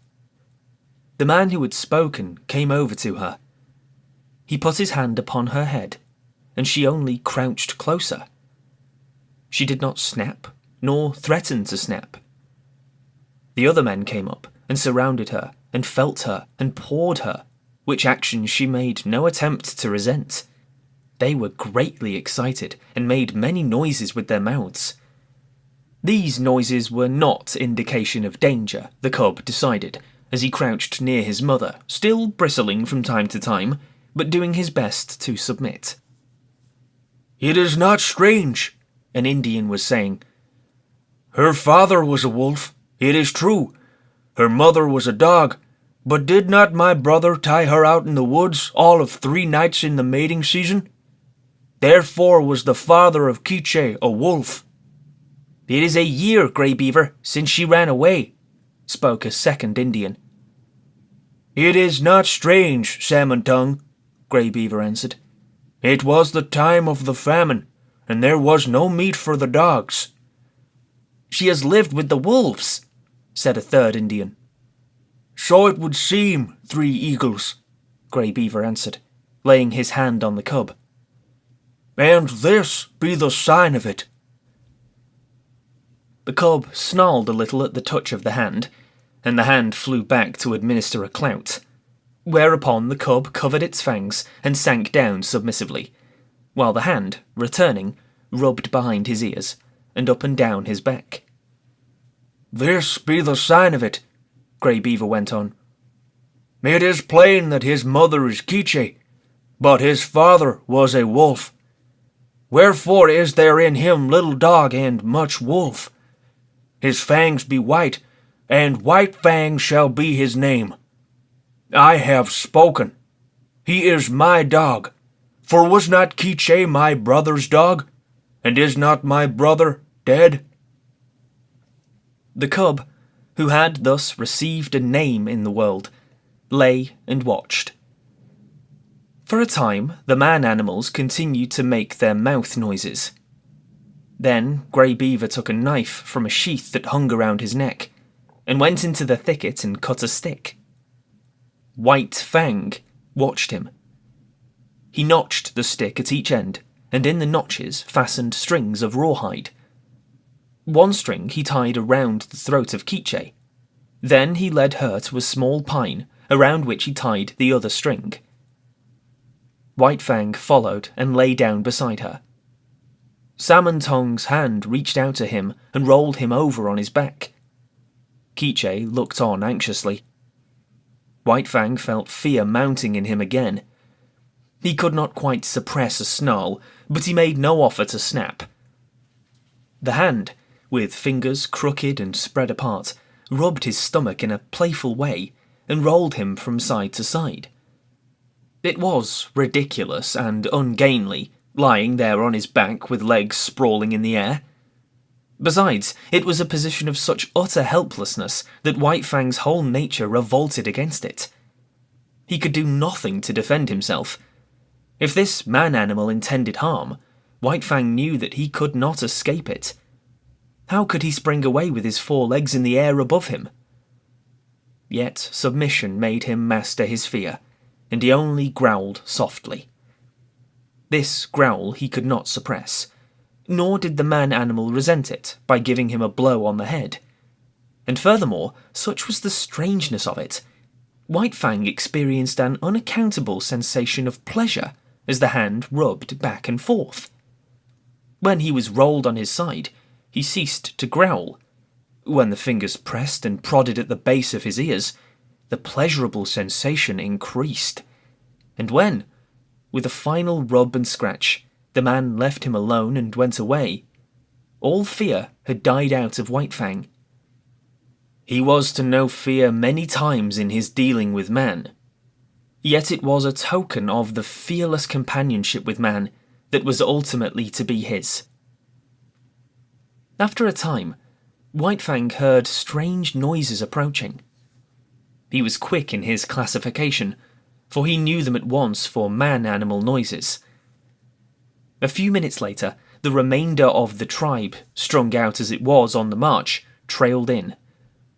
There were more men and many women and children, 40 souls of them, and all heavily burdened with camp equipage and outfit.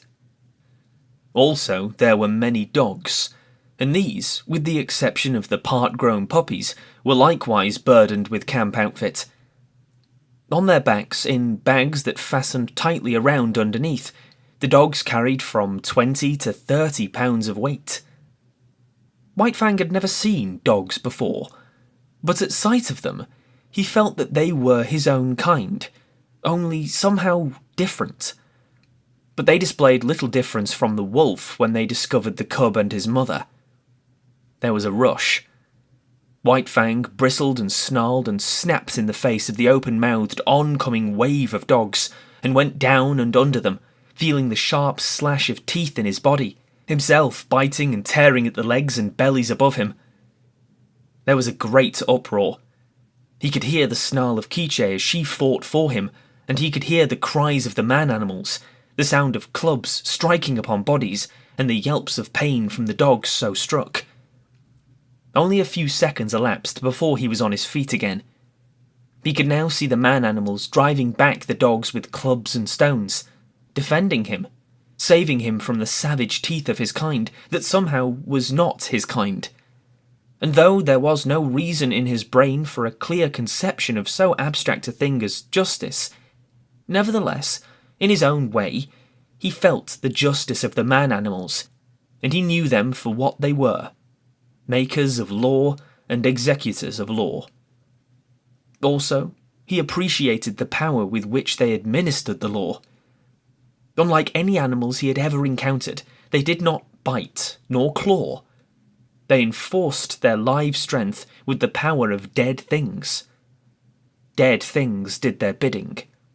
Thus, sticks and stones, directed by these strange creatures, leaped through the air like living things, inflicting grievous hurts upon the dogs. To his mind, this was power unusual, power inconceivable and beyond the natural, power that was godlike. White Fang, in the very nature of him, could never know anything about gods. At the best, he could know only things that were beyond knowing, but the wonder and awe that he had of these man-animals in ways resembled what would be the wonder and awe of man at sight of some celestial creature on a mountaintop, hurling thunderbolts from either hand at an astonished world. The last dog had been driven back.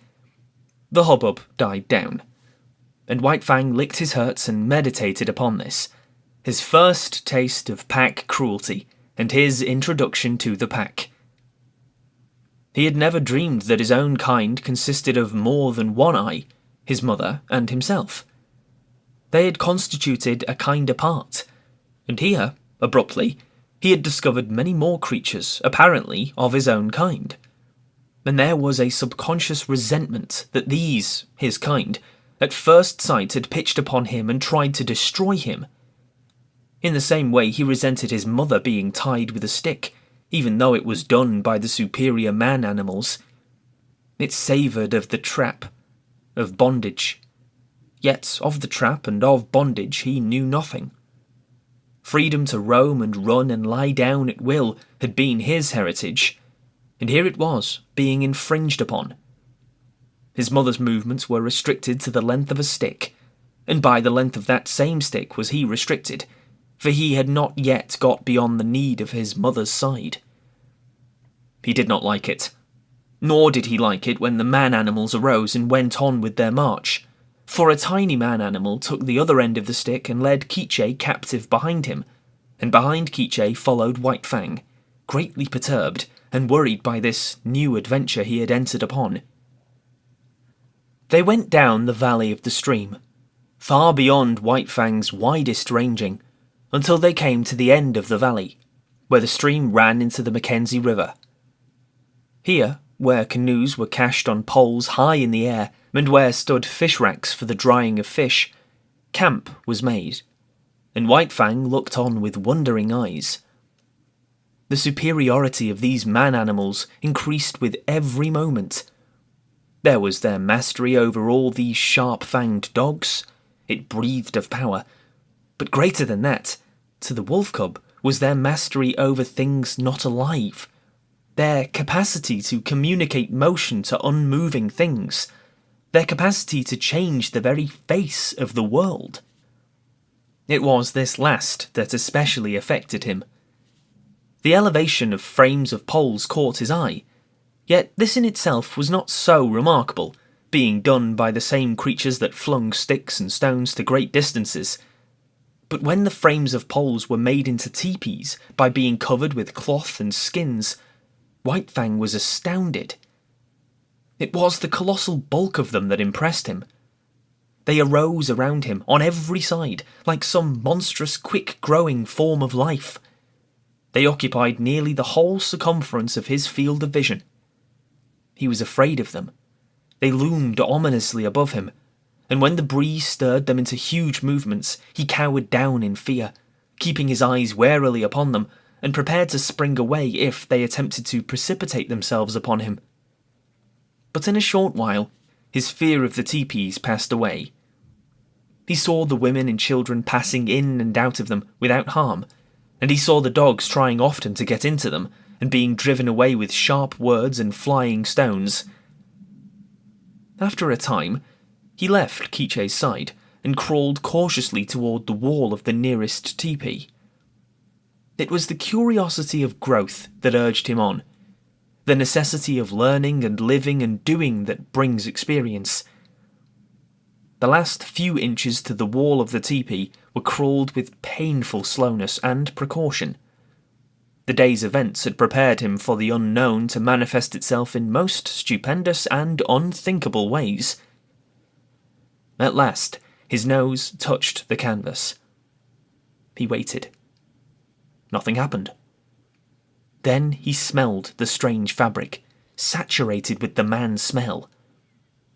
He closed on the canvas with his teeth and gave a gentle tug.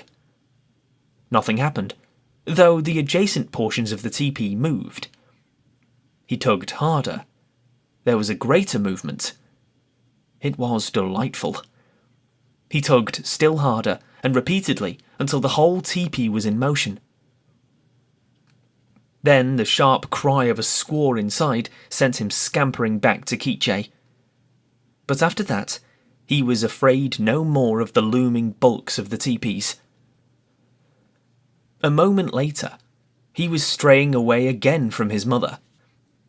Her stick was tied to a peg in the ground, and she could not follow him. A part-grown puppy, somewhat larger and older than he, came toward him slowly, with ostentatious and belligerent importance. The puppy's name, as White Fang was afterward to hear him called, was Lip Lip. He had had experience in puppy fights, and was already something of a bully. Lip Lip was White Fang's own kind, and, being only a puppy, did not seem dangerous, so White Fang prepared to meet him in a friendly spirit. But when the stranger's walk became stiff-legged and his lips lifted clear of his teeth, White Fang stiffened too, and answered with lifted lips.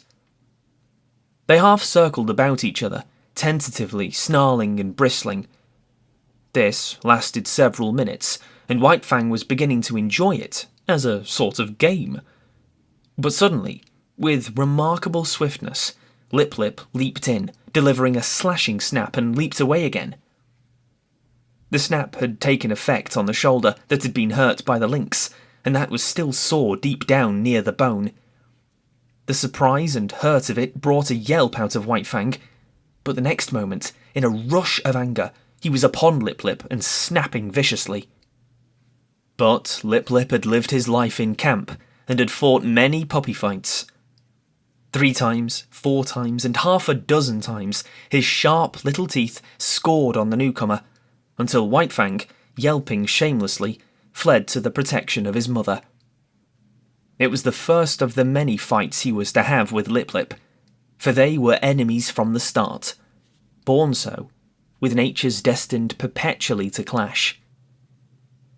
Qiche licked White Fang soothingly with her tongue, and tried to prevail upon him to remain with her, but his curiosity was rampant, and several minutes later he was venturing forth on a new quest. He came upon one of the man-animals, Grey Beaver, who was squatting on his hams and doing something with sticks and dry moss spread before him on the ground. White Fang came near to him and watched. Grey Beaver made mouth noises which White Fang interpreted as not hostile, so he came still nearer. Women and children were carrying more sticks and branches to Grey Beaver. It was evidently an affair of moment. White Fang came in until he touched Grey Beaver's knee, so curious was he, and already forgetful that this was a terrible man-animal. Suddenly, he saw a strange thing, like mist, beginning to arise from the sticks and moss beneath Grey Beaver's hands. Then, amongst the sticks themselves, appeared a live thing, twisting and turning, of a colour like the colour of the sun in the sky. White Fang knew nothing about fire. It drew him as the light in the mouth of the cave had drawn him in his early puppyhood. He crawled the several steps toward the flame. He heard Grey Beaver chuckle above him, and he knew the sound was not hostile.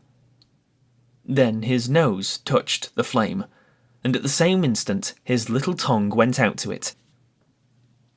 For a moment, he was paralysed. The unknown, lurking in the midst of the sticks and moss, was savagely clutching him by the nose.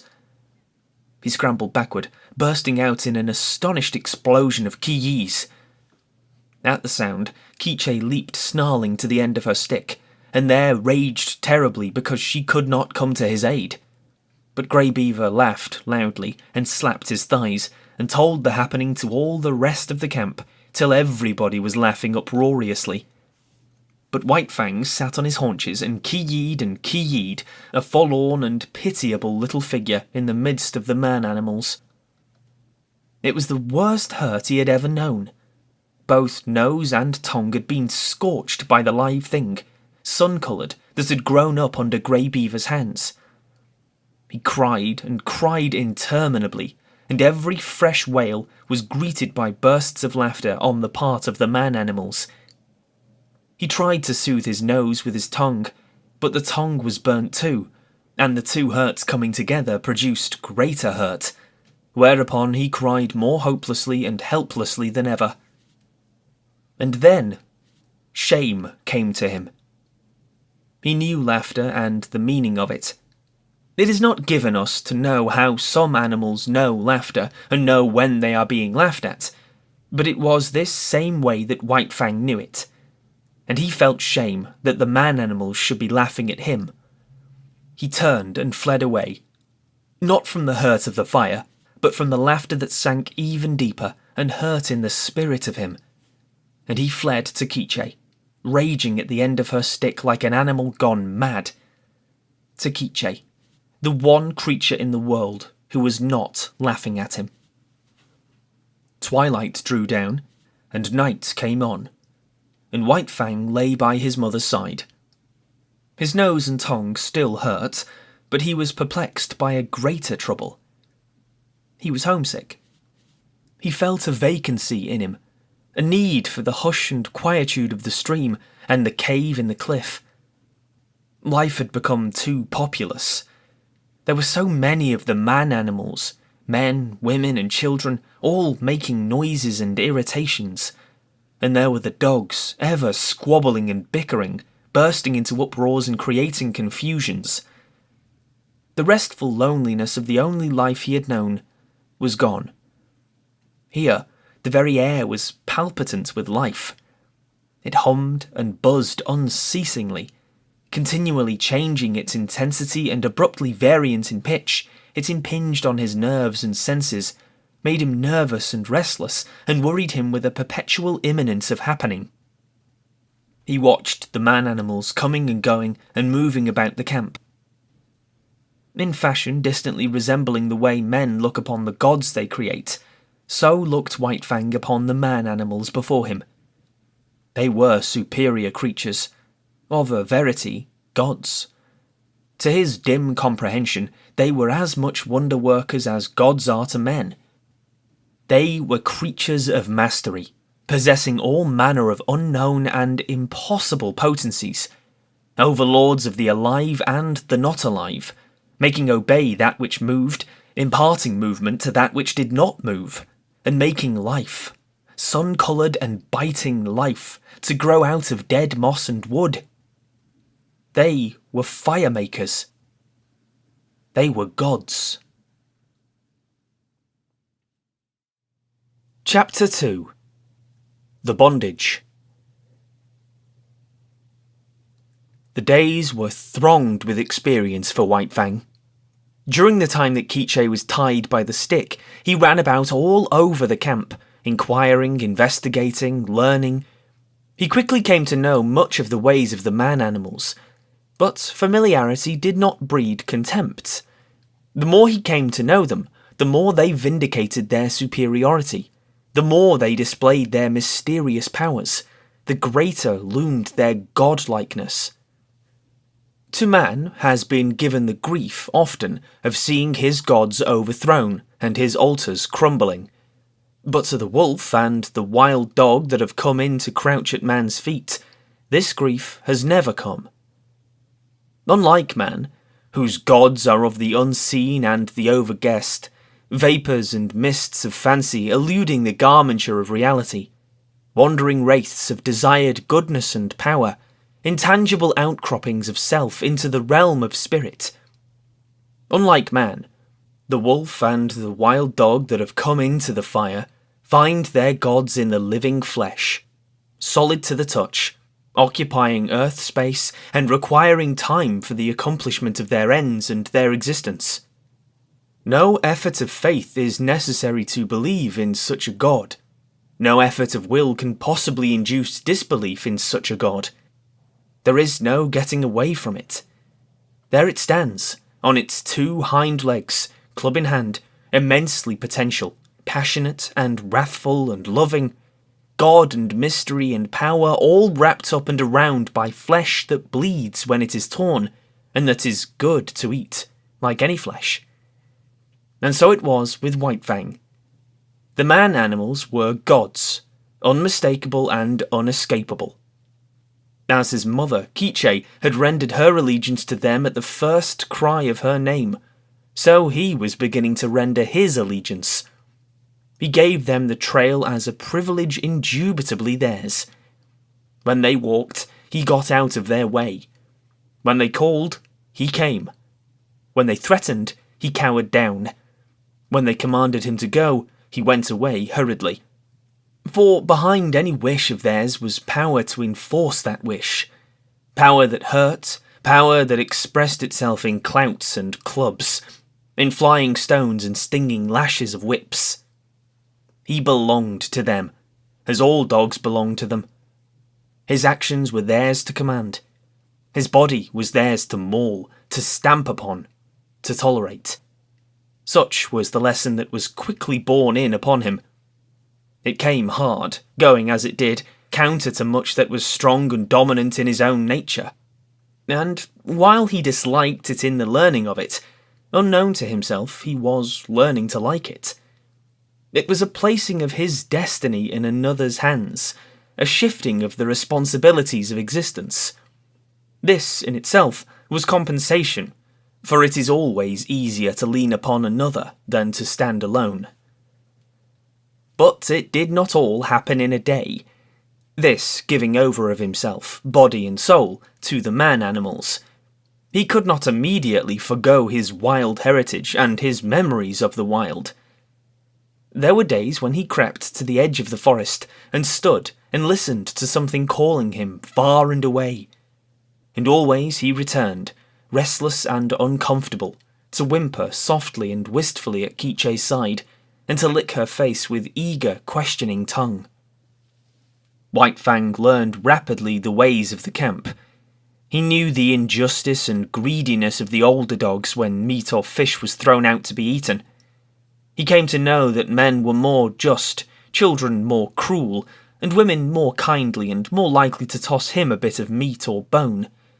And after 2 or 3 painful adventures with the mothers of part-grown puppies, he came into the knowledge that it was always good policy to let such mothers alone, to keep away from them as far as possible, and to avoid them when he saw them coming. But the bane of his life was Lip Lip. Larger, older, and stronger, Lip Lip had selected White Fang for his special object of persecution. White Fang fought willingly enough, but he was outclassed. His enemy was too big. Lip Lip became a nightmare to him. Whenever he ventured away from his mother, the bully was sure to appear, trailing at his heels, snarling at him, picking upon him, and watchful of an opportunity, when no man-animal was near, to spring upon him and force a fight. As Lip Lip invariably won, he enjoyed it hugely. It became his chief delight in life, as it became White Fang's chief torment. But the effect upon White Fang was not to cow him. Though he suffered most of the damage and was always defeated, his spirit remained unsubdued. Yet a bad effect was produced. He became malignant and morose. His temper had been savage by birth, but it became more savage under this unending persecution. The genial, playful, puppyish side of him found little expression. He never played and gambled about with the other puppies of the camp. Lip Lip would not permit it. The moment White Fang appeared near them, Lip Lip was upon him, bullying and hectoring him or fighting with him until he had driven him away. The effect of all this was to rob White Fang of much of his puppyhood, and to make him, in his comportment, older than his age. Denied the outlets through play of his energies, he recoiled upon himself and developed his mental processes. He became cunning. He had idle time in which to devote himself to thoughts of trickery. Prevented from obtaining his share of meat and fish when a general feed was given to the camp dogs, he became a clever thief. He had to forage for himself, and he foraged well, though he was oft-times a plague to the squaws in consequence. He learned to sneak about camp, to be crafty, to know what was going on everywhere, to see and to hear everything, and to reason accordingly, and, successfully, to devise ways and means of avoiding his implacable persecutor. It was early in the days of his persecution that he played his first really big crafty game, and got there from his first taste of revenge. As Quiche, when with the wolves, had lured out to destruction dogs from the camps of men, so White Fang, in manner somewhat similar, lured Lip Lip into Quiche's avenging jaws. Retreating before Lip Lip, White Fang made an indirect flight that led in and out and around the various teepees of the camp. He was a good runner, swifter than any puppy of his size, and swifter than Lip Lip. But he did not run his best in this chase. He barely held his own, one leap ahead of his pursuer. Lip Lip, excited by the chase and by the persistent nearness of his victim, forgot caution and locality. When he remembered locality, it was too late. Dashing at top speed around a teepee, he ran full tilt into Quiche, lying at the end of her stick. He gave one yelp of consternation, and then her punishing jaws closed upon him. She was tired, but he could not get away from her easily. She rolled him off his legs so that he could not run, while she repeatedly ripped and slashed him with her fangs. When at last he succeeded in rolling clear of her, he crawled to his feet, badly dishevelled, hurt both in body and in spirit. His hair was standing out all over him in tufts where her teeth had mauled. He stood where he had arisen, opened his mouth, and broke out the long, heartbroken puppy wail. But even this he was not allowed to complete. In the middle of it, White Fang, rushing in, sank his teeth into Lip Lip's hind leg. There was no fight left in Lip Lip, and he ran away shamelessly, his victim hot on his heels and worrying him all the way back to his own teepee. Here, the squaws came to his aid, and White Fang, transformed into a raging demon, was finally driven off only by a fusillade of stones. Came the day when Grey Beaver, deciding that the liability of her running away was past, released Quiche. White Fang was delighted with his mother's freedom. He accompanied her joyfully about the camp, and, so long as he remained close by her side, Lip Lip kept a respectful distance. White Fang even bristled up to him and walked stiff-legged, but Lip Lip ignored the challenge. He was no fool himself, and whatever vengeance he desired to wreak, he could wait until he caught White Fang alone. Later on that day, Quiche and White Fang strayed into the edge of the woods next to the camp. He had led his mother there, step by step, and now when she stopped, he tried to inveigle her father. The stream, the lair, and the quiet woods were calling to him, and he wanted her to come. He ran on a few steps, stopped, and looked back. She had not moved. He whined pleadingly and scurried playfully in and out of the underbrush. He ran back to her, licked her face, and ran on again. And still she did not move. He stopped and regarded her, all of an intentness and eagerness, physically expressed, that slowly faded out of him as she turned her head and gazed back at the camp. There was something calling to him out there in the open. His mother heard it too, but she heard also that other and louder call, the call of the fire and of man, the call which has been given alone of all animals to the wolf to answer, to the wolf and the wild dog, who are brothers. Quiche turned and slowly trotted back toward camp. Stronger than the physical restraint of the stick was the clutch of the camp upon her. Unseen and occultly, the gods still gripped with their power and would not let her go. White Fang sat down in the shadow of a birch and whimpered softly. There was a strong smell of pine and subtle wood fragrances filled the air, reminding him of his old life, of freedom before the days of his bondage.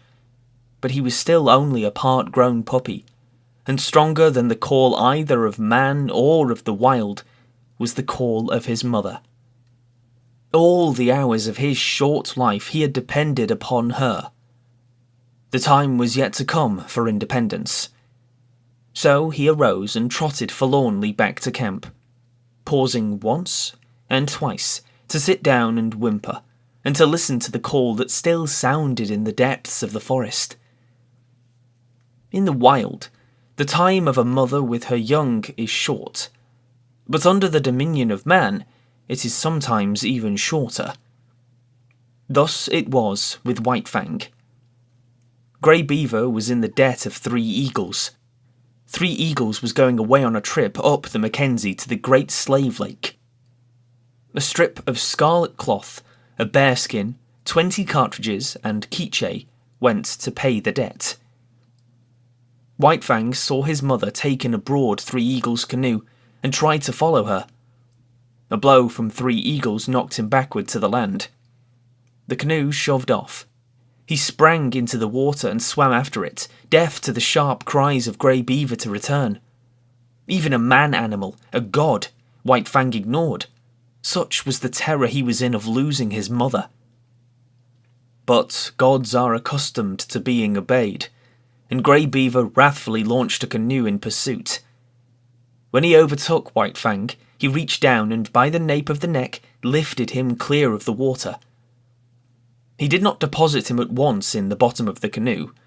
Holding him suspended with one hand, with the other hand he proceeded to give him a beating. And it was a beating. His hand was heavy. Every blow was shrewd to hurt, and he delivered a multitude of blows. Impelled by the blows that rained upon him, now from this side, now from that, White Fang swung back and forth like an erratic and jerky pendulum. Varying were the emotions that surged through him. At first he had known surprise. Then came a momentary fear, when he yelped several times to the impact of the hand. But this was quickly followed by anger. His free nature asserted itself, and he showed his teeth and snarled fearlessly in the face of the wrathful god. This but served to make the god more wrathful. The blows came faster, heavier, more shrewd to hurt.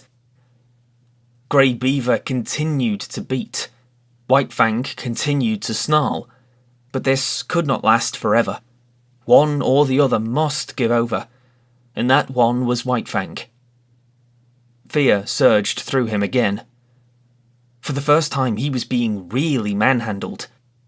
The occasional blows of sticks and stones he had previously experienced were as caresses compared with this. He broke down and began to cry and yelp. For a time each blow brought a yelp from him, but fear passed into terror, until finally his yelps were voiced in unbroken succession, unconnected with the rhythm of the punishment. At last, Grey Beaver withheld his hand. White Fang, hanging limply, continued to cry. This seemed to satisfy his master, who flung him down roughly in the bottom of the canoe. In the meantime, the canoe had drifted down the stream. Grey Beaver picked up the paddle. White Fang was in his way. He spurned him savagely with his foot. In that moment, White Fang's free nature flashed forth again, and he sank his teeth into the moccasined foot.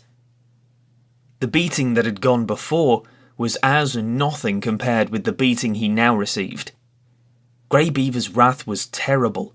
Likewise was White Fang's fright. Not only the hand, but the hard wooden paddle was used upon him, and he was bruised and sore in all his small body when he was again flung down in the canoe. Again, and this time with purpose, did Grey Beaver kick him. White Fang did not repeat his attack on the foot. He had learned another lesson of his bondage. Never, no matter what the circumstance, must he dare to bite the god who was lord and master over him. The body of the lord and master was sacred, not to be defiled by the teeth of such as he. That was evidently the crime of crimes, the one offence there was no condoning nor overlooking. When the canoe touched the shore, White Fang lay whimpering and motionless, waiting the will of Grey Beaver. It was Grey Beaver's will that he should go ashore, for ashore he was flung, striking heavily on his side and hurting his bruises afresh. He crawled tremblingly to his feet and stood whimpering. Lip Lip, who had watched the whole proceeding from the bank, now rushed upon him, knocking him over and sinking his teeth into him. White Fang was too helpless to defend himself, and it would have gone hard with him had not Grey Beaver's foot shot out, lifting Lip Lip into the air with its violence, so that he smashed down to earth a dozen feet away. This was the man-animal's justice, and even then, in his own pitiable plight, White Fang experienced a little grateful thrill. At Grey Beaver's heels, he limped obediently through the village to the tepee. And so it came that White Fang learned that the right to punish was something the gods reserved for themselves, and denied to the lesser creatures under them. That night, when all was still, White Fang remembered his mother, and sorrowed for her. He sorrowed too loudly and woke up Grey Beaver, who beat him. After that, he mourned gently when the gods were around. But sometimes, straying off to the edge of the woods by himself, he gave vent to his grief, and cried it out with loud whimperings and wailings. It was during this period that he might have hearkened to the memories of the lair and the stream, and run back to the wild. But the memory of his mother held him. As the hunting man-animals went out and came back, so she would come back to the village sometime. So he remained in his bondage, waiting for her. But it was not altogether an unhappy bondage. There was much to interest him. Something was always happening. There was no end to the strange things these gods did, and he was always curious to see. Besides, he was learning how to get along with Grey Beaver. Obedience, rigid, undeviating obedience, was what was exacted of him, and in return he escaped beatings and his existence was tolerated. Nay, Grey Beaver himself sometimes tossed him a piece of meat and defended him against the other dogs in the eating of it, and such a piece of meat was of value. It was worth more, in some strange way, than a dozen pieces of meat from the hand of a squaw. Grey Beaver never petted nor caressed. Perhaps it was the weight of his hand, perhaps his justice, perhaps the sheer power of him, and perhaps it was all these things that influenced White Fang. For a certain tie of attachment was forming between him and his surly lord. Insidiously, and by remote ways, as well as by the power of stick and stone and clout of hand, were the shackles of White Fang's bondage being riveted upon him. The qualities in his kind that in the beginning made it possible for them to come into the fires of men were qualities capable of development. They were developing in him, and the camp life, replete with misery as it was secretly endearing itself to him all the time. But White Fang was unaware of it. He knew only grief for the loss of Quiche, hope for her return, and a hungry yearning for the free life that had been his. Chapter 3. The Outcast. Lip Lip continued so to darken his days that White Fang became wickeder and more ferocious than it was his natural right to be. Savageness was a part of his makeup, but the savageness thus developed exceeded his makeup. He acquired a reputation for wickedness amongst the man-animals themselves. Wherever there was trouble and uproar in camp, fighting and squabbling, or the outcry of a squaw over a bit of stolen meat, they were sure to find White Fang mixed up in it, and usually at the bottom of it. They did not bother to look after the causes of his conduct. They saw only the effects, and the effects were bad. He was a sneak and a thief, a mischief maker, a fomenter of trouble, and irate squaws told him to his face, the while he eyed them alert and ready to dodge any quick-flung missile, that he was a wolf and worthless, and bound to come to an evil end. He found himself an outcast in the midst of the populous camp. All the young dogs followed Lip Lip's lead. There was a difference between White Fang and them. Perhaps they sensed his wild wood breed, and instinctively felt for him the enmity that the domestic dog feels for the wolf. But be that as it may, they joined with Lip Lip in the persecution, and, once declared against him, they found good reason to continue declared against him. One and all, from time to time, they felt his teeth, and to his credit he gave more than he received. Many of them he could whip in single fight, but single fight was denied him. The beginning of such a fight was a signal for all the young dogs in camp to come running and pitch upon him. Out of this pack persecution, he learned two important things: how to take care of himself in a mass fight against him, and how, on a single dog, to inflict the greatest amount of damage in the briefest space of time. To keep one's feet in the midst of the hostile mass meant life, and this he learnt well. He became cat-like in his ability to stay on his feet. Even grown dogs might hurtle him backward or sideways with the impact of their heavy bodies, and backward or sideways he would go, in the air or sliding on the ground, but always with his legs under him and his feet downward to the Mother Earth. When dogs fight, there are usually preliminaries to the actual combat, snarlings and bristlings and stiff-legged struttings. But White Fang learned to omit these preliminaries. Delay meant the coming against him of all the young dogs. He must do his work quickly and get away. So he learnt to give no warning of his intention. He rushed in and snapped and slashed on the instant, without notice, before his foe could prepare to meet him. Thus, he learned how to inflict quick and severe damage. Also, he learned the value of surprise. A dog taken off its guard, its shoulder slashed open or its ear ripped in ribbons before it knew what was happening, was a dog half-whipped. Furthermore, it was remarkably easy to overthrow a dog taken by surprise. While a dog, thus overthrown, invariably exposed for a moment the soft underside of its neck, the vulnerable point at which to strike for its life. White Fang knew this point. It was a knowledge bequeathed to him directly from the hunting generation of wolves. So it was that White Fang's method when he took the offensive was, first, to find a young dog alone, second, to surprise it and knock it off its feet, and third, to drive in with his teeth at the soft throat. Being but partly grown, his jaws had not yet become large enough nor strong enough to make his throat attack deadly.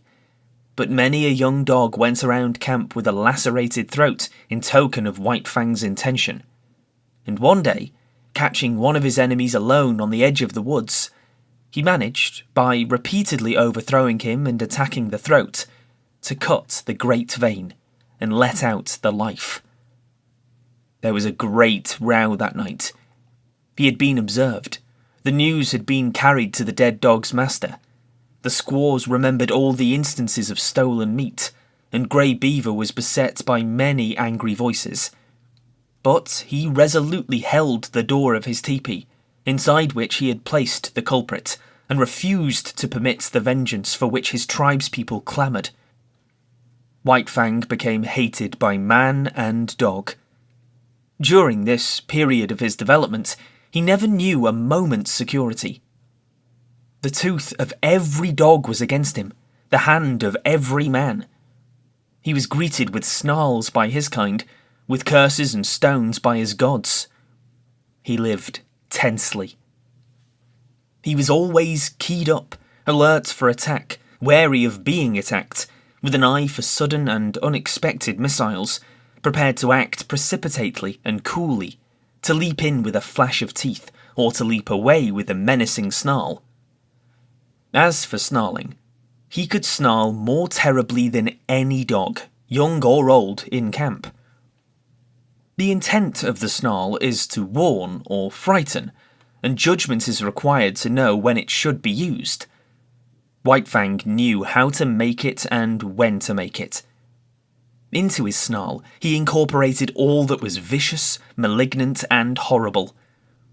With nose cerulated by continuous spasms, hair bristling in recurrent waves, tongue whipping out like a red snake and whipping back again, ears flattened down, eyes gleaming hatred, lips wrinkled back, and fangs exposed and dripping, he could compel a pause on the part of almost any assailant. A temporary pause, when taken off his guard, gave him the vital moment in which to think and determine his action. But often a pause so gained lengthened out until it evolved into a complete cessation from the attack. And before more than one of the grown dogs, White Fang's snarl enabled him to beat an honourable retreat. An outcast himself from the pack of the part-grown dogs, his sanguinary methods and remarkable efficiency made the pack pay for its persecution of him. Not permitted himself to run with the pack, the curious state of affairs obtained that no member of the pack could run outside the pack. White Fang would not permit it. What of his bushwhacking and waylaying tactics, the young dogs were afraid to run by themselves. With the exception of Lip Lip, they were compelled to hunch together for mutual protection against the terrible enemy they had made. A puppy alone by the riverbank meant a puppy dead, or a puppy that aroused the camp with its shrill pain and terror as it fled back from the wolf cub that had waylaid it. But White Fang's reprisals did not cease, even when the young dogs had learned thoroughly that they must stay together. He attacked them when he caught them alone, and they attacked him when they were bunched. The sight of him was sufficient to start them rushing after him, at which times his swiftness usually carried him into safety. But woe the dog that outran his fellows in such pursuit. White Fang had learned to turn suddenly upon the pursuer that was ahead of the pack, and thoroughly to rip him up before the pack could arrive. This occurred with great frequency, for, once in full cry, the dogs were prone to forget themselves in the excitement of the chase, while White Fang never forgot himself. Stealing backward glances as he ran, he was always ready to whirl around and down the overzealous pursuer that outran his fellows. Young dogs are bound to play, and out of the exigencies of the situation, they realised their play in this mimic warfare. Thus it was that the hunt of White Fang became their chief game.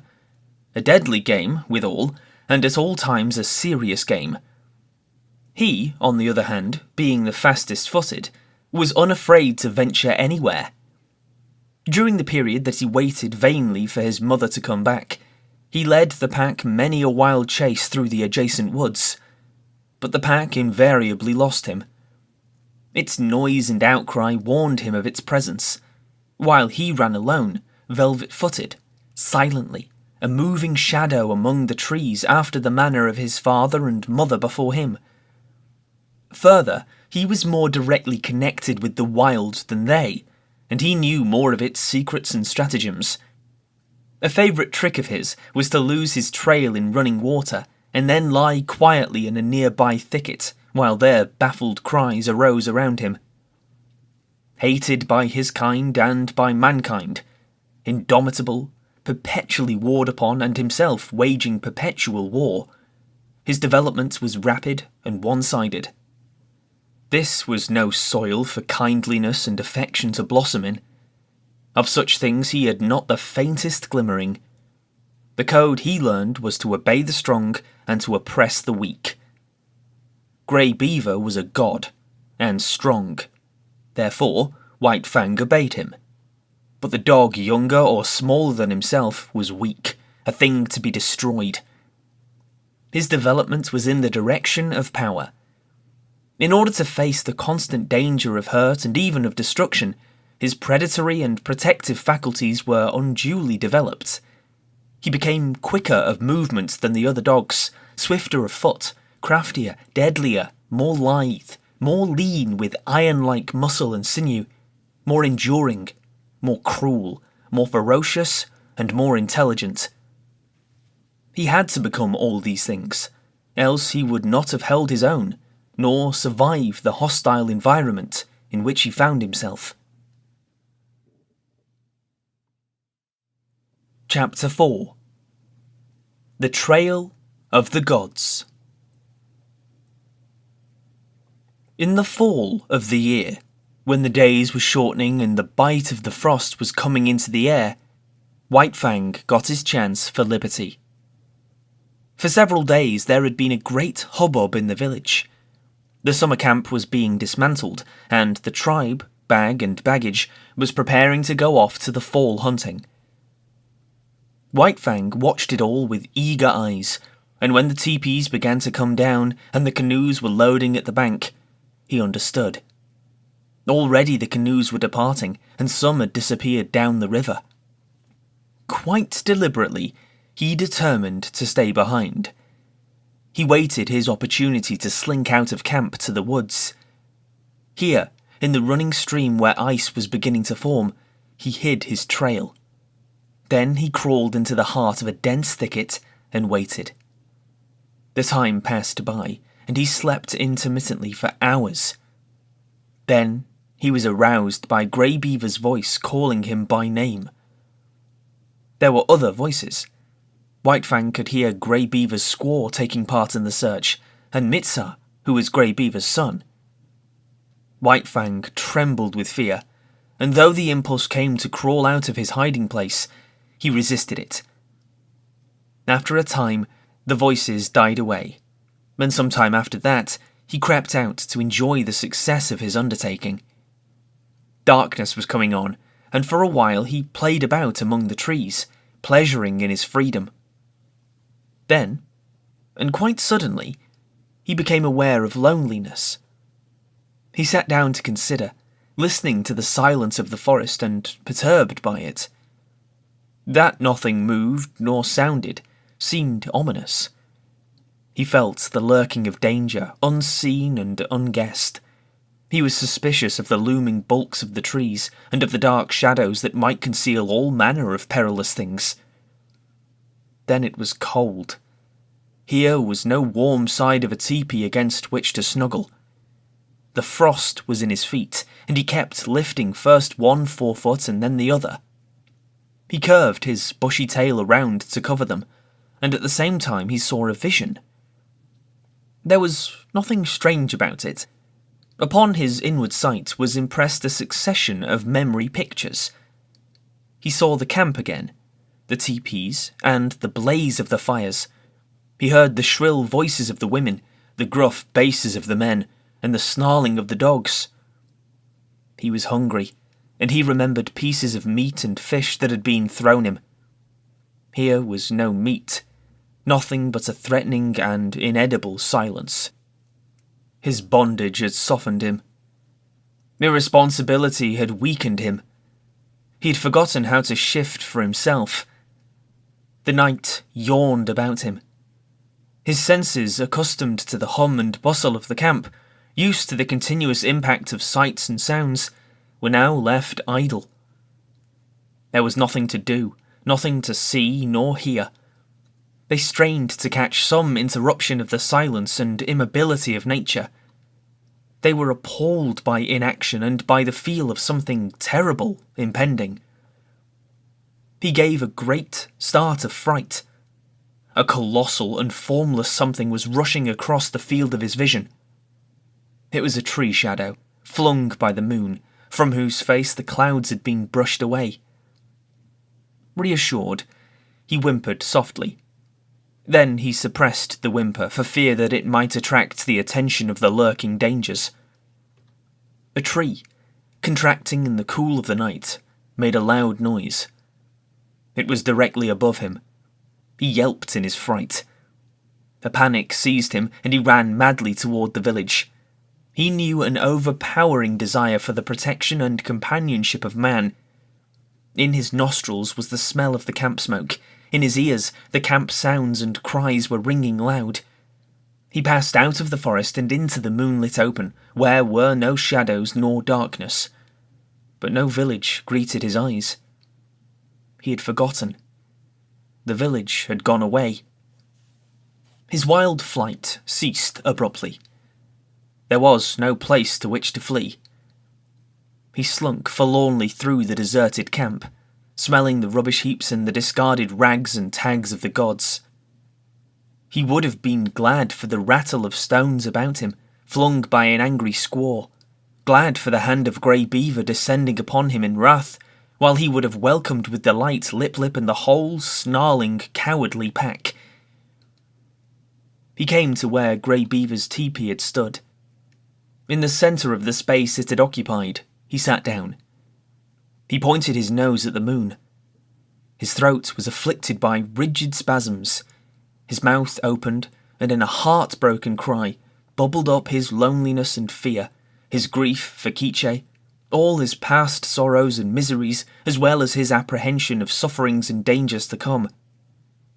It was the long wolf howl, full-throated and mournful. The first howl he had ever uttered. The coming of daylight dispelled his fears, but increased his loneliness.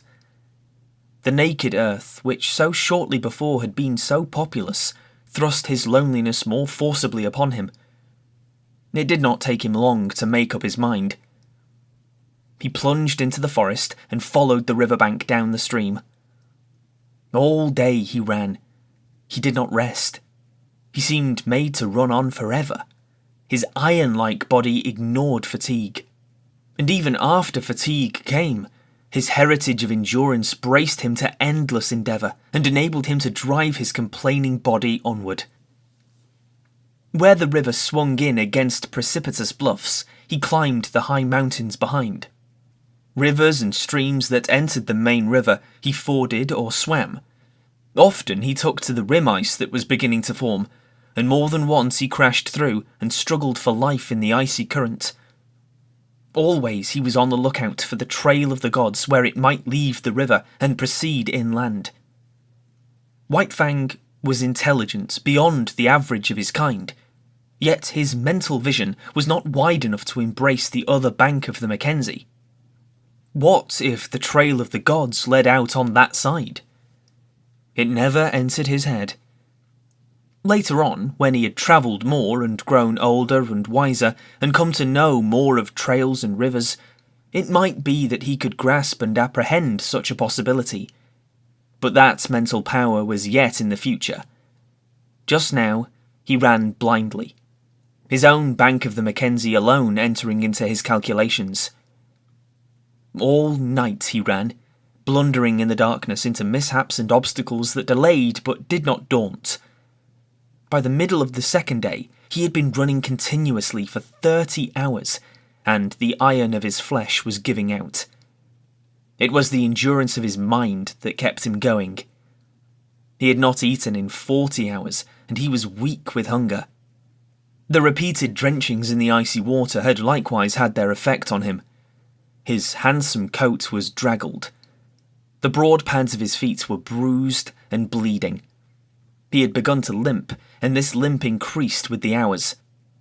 To make it worse, the light of the sky was obscured and snow began to fall. A raw, moist, melting, clinging snow, slippery underfoot, that hid from him the landscape he traversed, and that covered over the inequalities of the ground, so that the way of his feet was more difficult and painful. Grey Beaver had intended camping that night on the far bank of the Mackenzie, for it was in that direction that the hunting lay.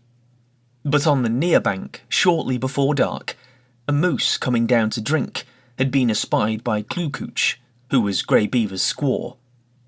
Now, had not the moose come down to drink, had not Mitsar been steering out of course because of the snow, had not Clucooch sighted the moose, and had not Grey Beaver killed it with a lucky shot from his rifle, all subsequent things would have happened differently. Grey Beaver would not have camped on the near side of the Mackenzie, and White Fang would have passed by and gone on, either to die or to find his way to his wild brothers and become one of them, a wolf to the end of his days. Night had fallen. The snow was flying more thickly, and White Fang, whimpering softly to himself as he stumbled and limped along, came upon a fresh trail in the snow. So fresh was it that he knew it immediately for what it was. Whining with eagerness, he followed back from the riverbank and in among the trees. The camp sounds came to his ears. He saw the blaze of the fire, Clucooch cooking, and Grey Beaver squatting on his hams and mumbling a chunk of raw tallow. There was fresh meat in camp. White Fang expected a beating. He crouched and bristled a little at the thought of it. Then he went forward again.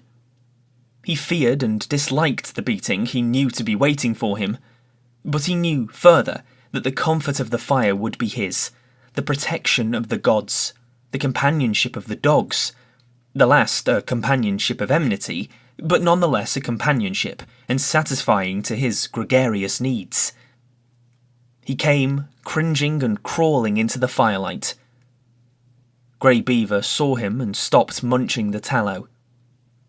White Fang crawled slowly, cringing and grovelling in the abjectness of his abasement and submission. He crawled straight toward Grey Beaver, every inch of his progress becoming slower and more painful.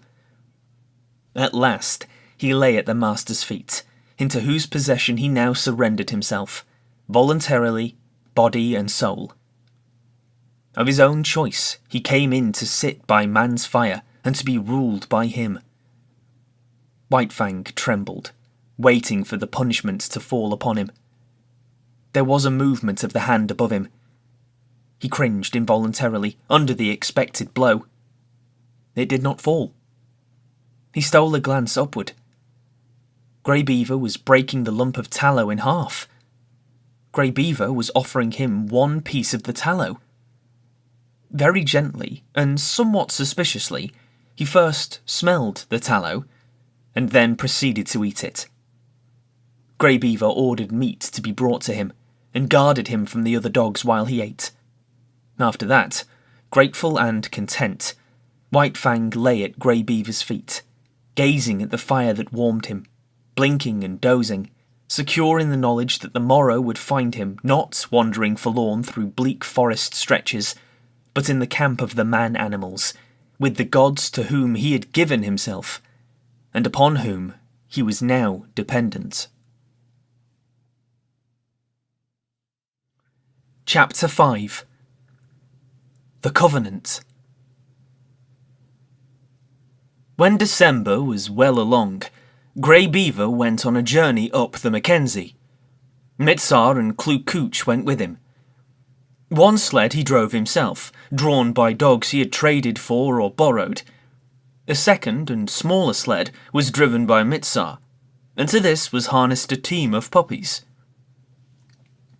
It was more of a toy affair than anything else, yet it was the delight of Mitsar, who felt that he was beginning to do a man's work in the world.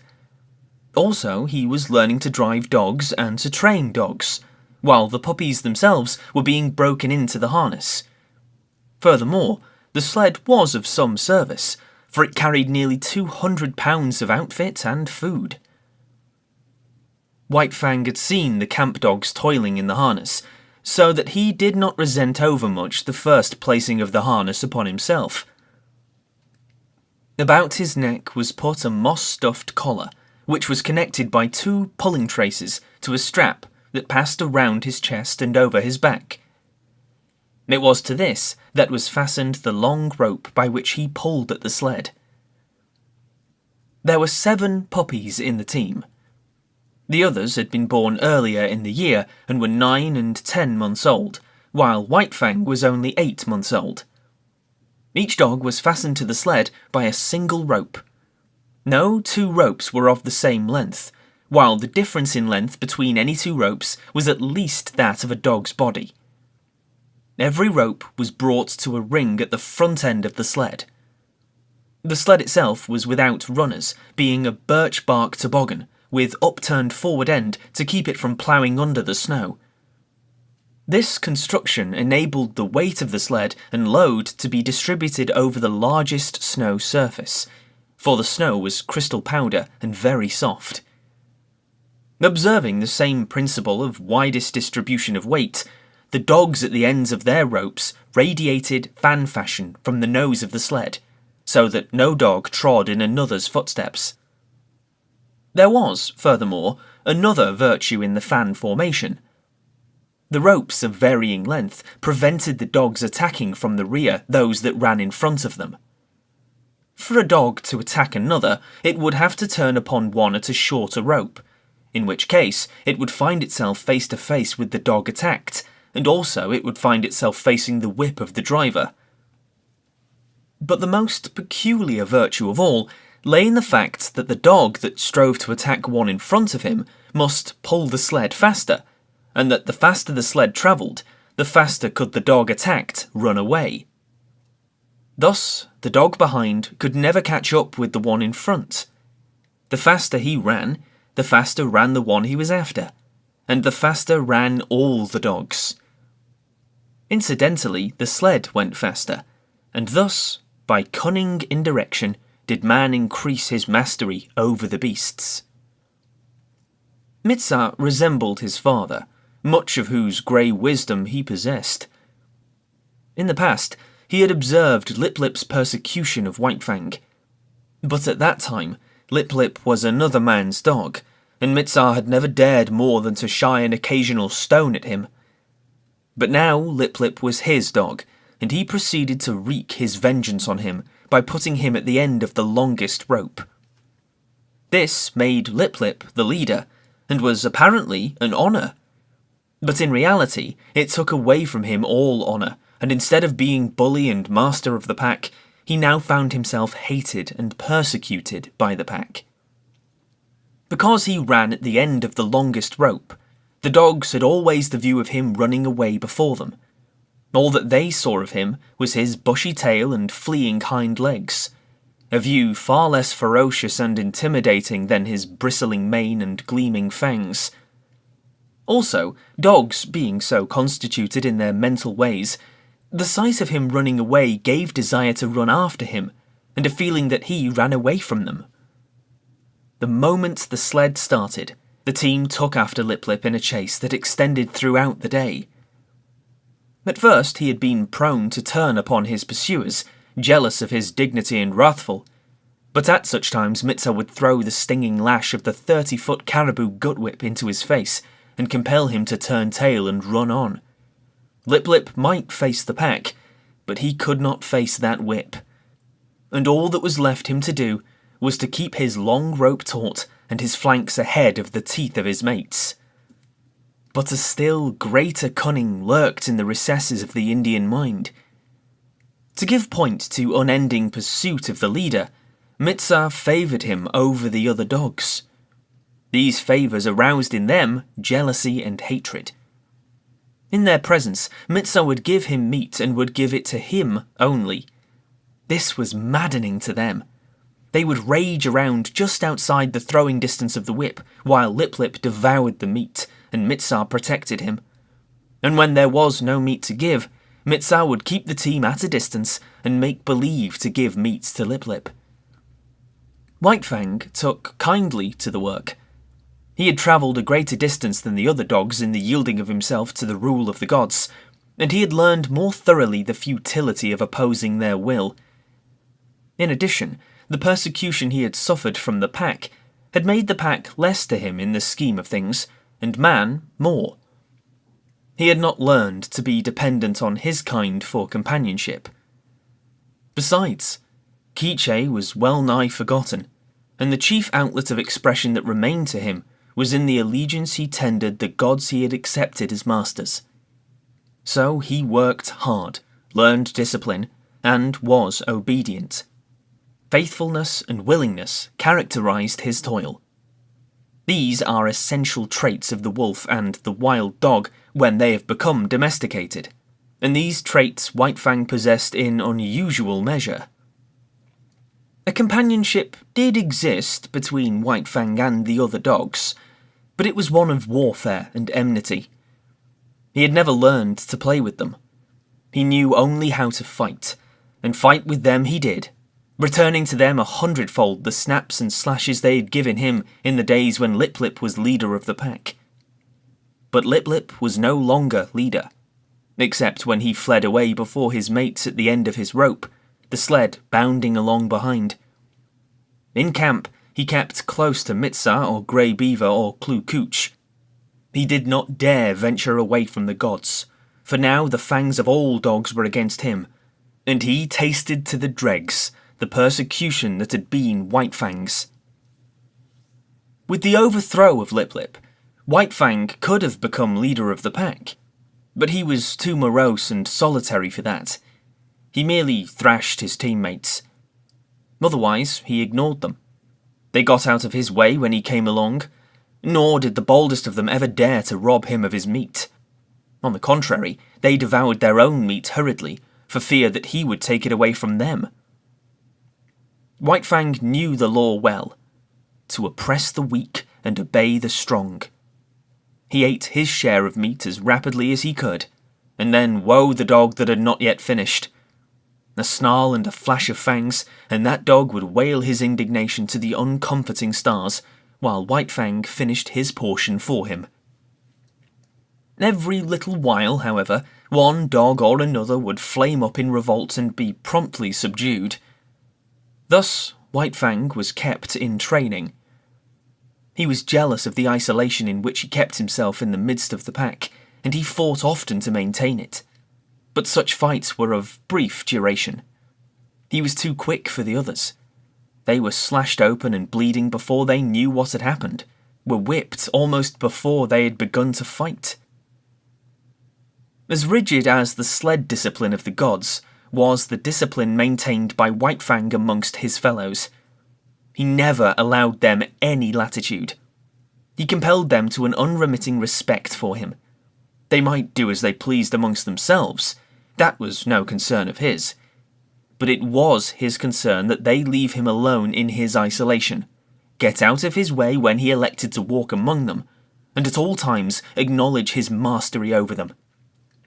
A hint of stiff-leggedness on their part, a lifted lip or a bristle of hair, and he would be upon them, merciless and cruel, swiftly convincing them of the error of their way. He was a monstrous tyrant. His mastery was rigid as steel. He oppressed the weak with a vengeance. Not for nothing had he been exposed to the pitiless struggles for life in the day of his cubhood, when his mother and he, alone and unaided, held their own and survived in the ferocious environment of the wild. And not for nothing had he learned to walk softly when superior strength went by. He oppressed the weak, but he respected the strong. And in the course of the long journey with Grey Beaver, he walked softly indeed amongst the full-grown dogs in the camps of the strange man-animals they encountered. The months passed by. Still continued the journey of Grey Beaver. White Fang's strength was developed by the long hours on trail and the steady toil at the sled, and it would have seemed that his mental development was well nigh complete. He had come to know quite thoroughly the world in which he lived. His outlook was bleak and materialistic. The world, as he saw it, was a fierce and brutal world, a world without warmth, a world in which caresses and affection and the bright sweetness of the spirit did not exist. He had no affection for Grey Beaver. True, he was a god, but a most savage god. White Fang was glad to acknowledge his lordship, but it was a lordship based upon superior intelligence and brute strength. There was something in the fibre of White Fang's being that made his lordship a thing to be desired, else he would not have come back from the wild when he did to tender his allegiance. There were deeps in his nature which had never been sounded. A kind word, a caressing touch of the hand on the part of Grey Beaver might have sounded these deeps. But Grey Beaver did not caress, nor speak kind words. It was not his way. His primacy was savage, and savagely he ruled.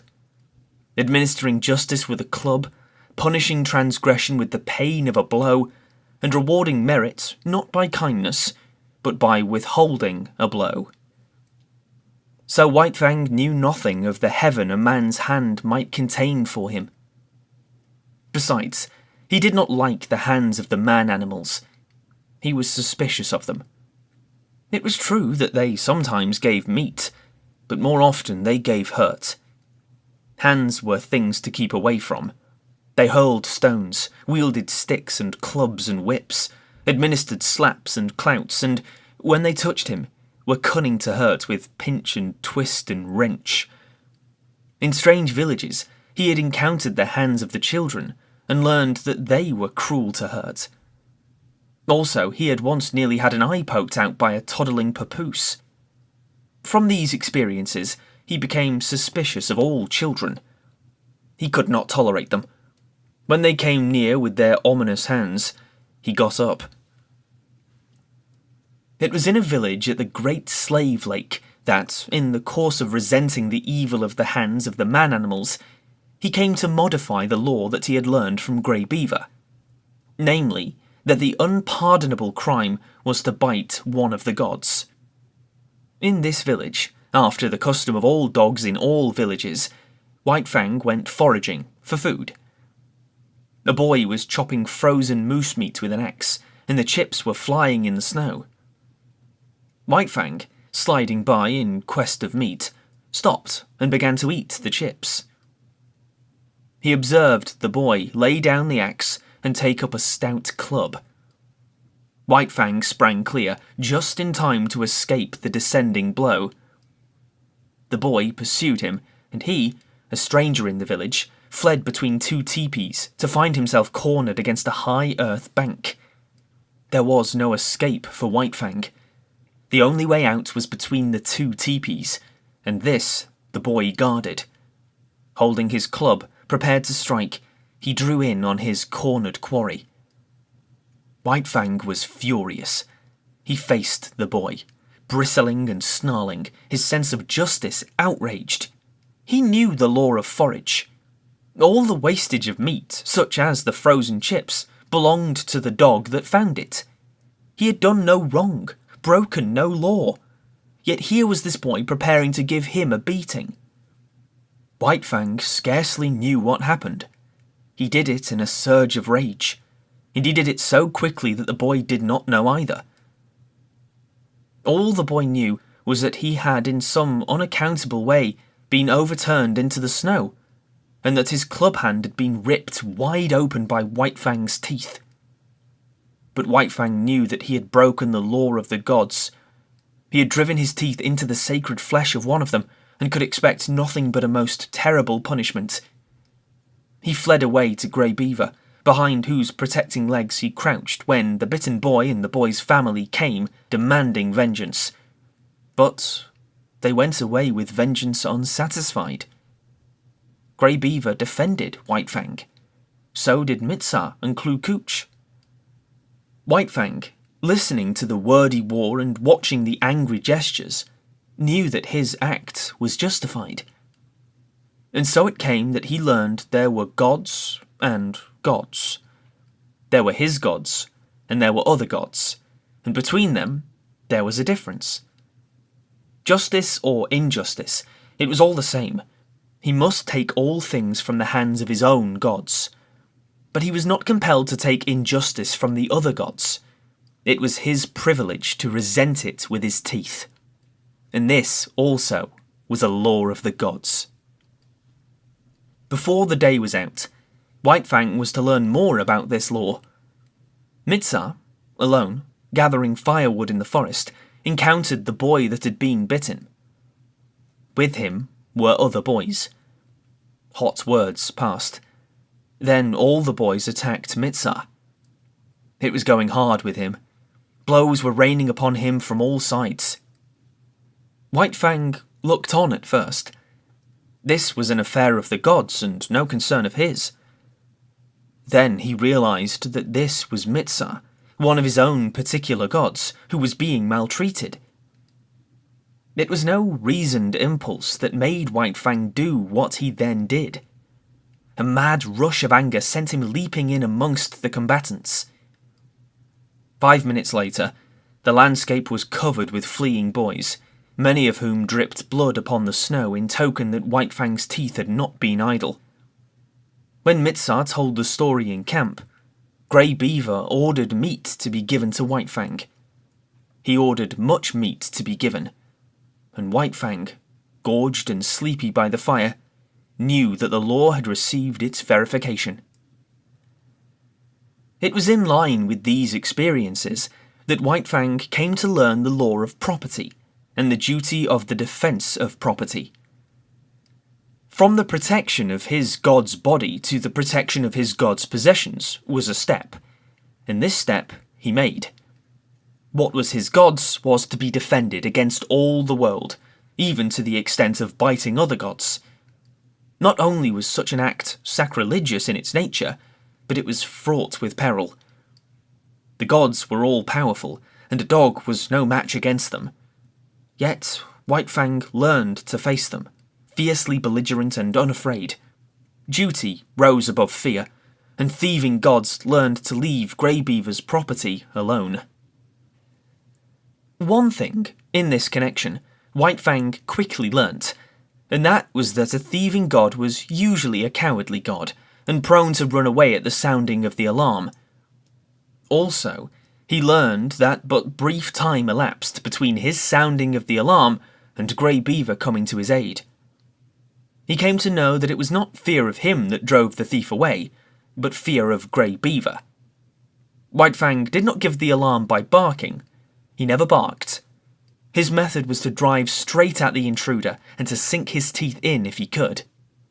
Because he was morose and solitary, having nothing to do with the other dogs, he was unusually fitted to guard his master's property, and in this he was encouraged and trained by Grey Beaver. One result of this was to make White Fang more ferocious and indomitable, and more solitary. The months went by, binding stronger and stronger the covenant between dog and man. This was the ancient covenant that the first wolf that came in from the wild entered into with man.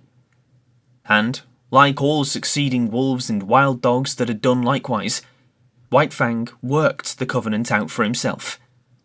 The terms were simple. For the possession of a flesh and blood god, he exchanged his own liberty. Food and fire, protection and companionship were some of the things he received from the god. In return, he guarded the god's property, defended his body, worked for him, and obeyed him. The possession of a god implies service. White Fang's was a service of duty and awe, but not of love. He did not know what love was. He had no experience of love. Qiche was a remote memory. Besides, not only had he abandoned the wild and his kind when he gave himself up to man, but the terms of the covenant were such that if ever he met Qiche again, he would not desert his god to go with her. His allegiance to man seemed somehow a law of his being greater than the love of liberty, of kind, and kin. Chapter 6. The Famine. The spring of the year was at hand, when Grey Beaver finished his long journey. It was April, and White Fang was a year old when he pulled into the home villages and was loosed from the harness by Mitsa. Though a long way from his full growth, White Fang, next to Lip Lip, was the largest yearling in the village. Both from his father, the wolf, and from Qiche, he had inherited stature and strength, and already he was measuring up alongside the full-grown dogs. But he had not yet grown compact. His body was slender and rangy, and his strength more stringy than massive. His coat was the true wolf grey, and to all appearances he was true wolf himself. The quarter strain of dog he had inherited from Qiche had left no mark on him physically, though it had played its part in his mental makeup. He wandered through the village, recognising with staid satisfaction the various gods he had known before the long journey. Then there were the dogs, puppies growing up like himself, and grown dogs that did not look so large and formidable as the memory pictures he retained of them. Also, he stood less in fear of them than formerly, stalking among them with a certain careless ease that was as new to him as it was enjoyable. There was Bezique, a grizzled old fellow that in his younger days had but to uncover his fangs to send White Fang cringing and crouching to the right about. From him, White Fang had learned much of his own insignificance, and from him he was now to learn much of the change and development that had taken place in himself. While Bezique had been growing weaker with age, White Fang had been growing stronger with youth. It was at the cutting up of a moose, fresh killed, that White Fang learned of the changed relations in which he stood to the dog world. He had got for himself a hoof, and part of the shin bone, to which quite a bit of meat was attached.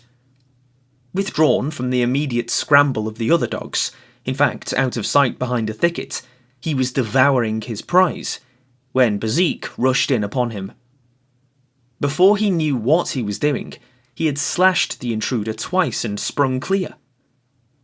Bezique was surprised by the other's temerity and swiftness of attack. He stood, gazing stupidly across at White Fang, the raw, red shin bone between them. Bezique was old, and already he had come to know the increasing valour of the dogs that had been his wont to bully. Bitter experiences these, which, perforce, he swallowed, calling upon all his wisdom to cope with them. In the old days, he would have sprung upon White Fang in a fury of righteous wrath, but now his waning powers would not permit such a course. He bristled fiercely and looked ominously across the shin bone at White Fang, and White Fang, resurrecting quite a deal of the old awe, seemed to wilt and to shrink in upon himself and grow small, as he cast about in his mind for a way to beat a retreat not too inglorious. And right here, Bezique erred. Had he contented himself with looking fierce and ominous, all would have been well. White Fang, on the verge of retreat, would have retreated, leaving the meat to him. But Bezique did not wait. He considered the victory already his, and stepped forward to the meat. As he bent his head carelessly to smell it, White Fang bristled slightly. Even then, it was not too late for Bezique to retrieve the situation. Had he merely stood over the meat, head up and glowering, White Fang would ultimately have slunk away.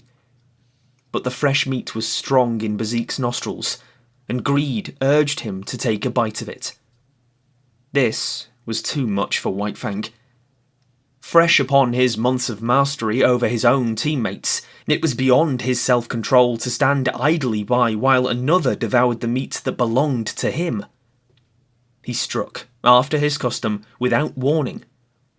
With the first slash, Bezique's right ear was ripped into ribbons. He was astounded at the suddenness of it. But more things, and most grievous ones, were happening with equal suddenness. He was knocked off his feet. His throat was bitten. While he was struggling to his feet, the young dog sank teeth twice into his shoulder. The swiftness of it was bewildering. He made a futile rush at White Fang, clipping the empty air with an outraged snap.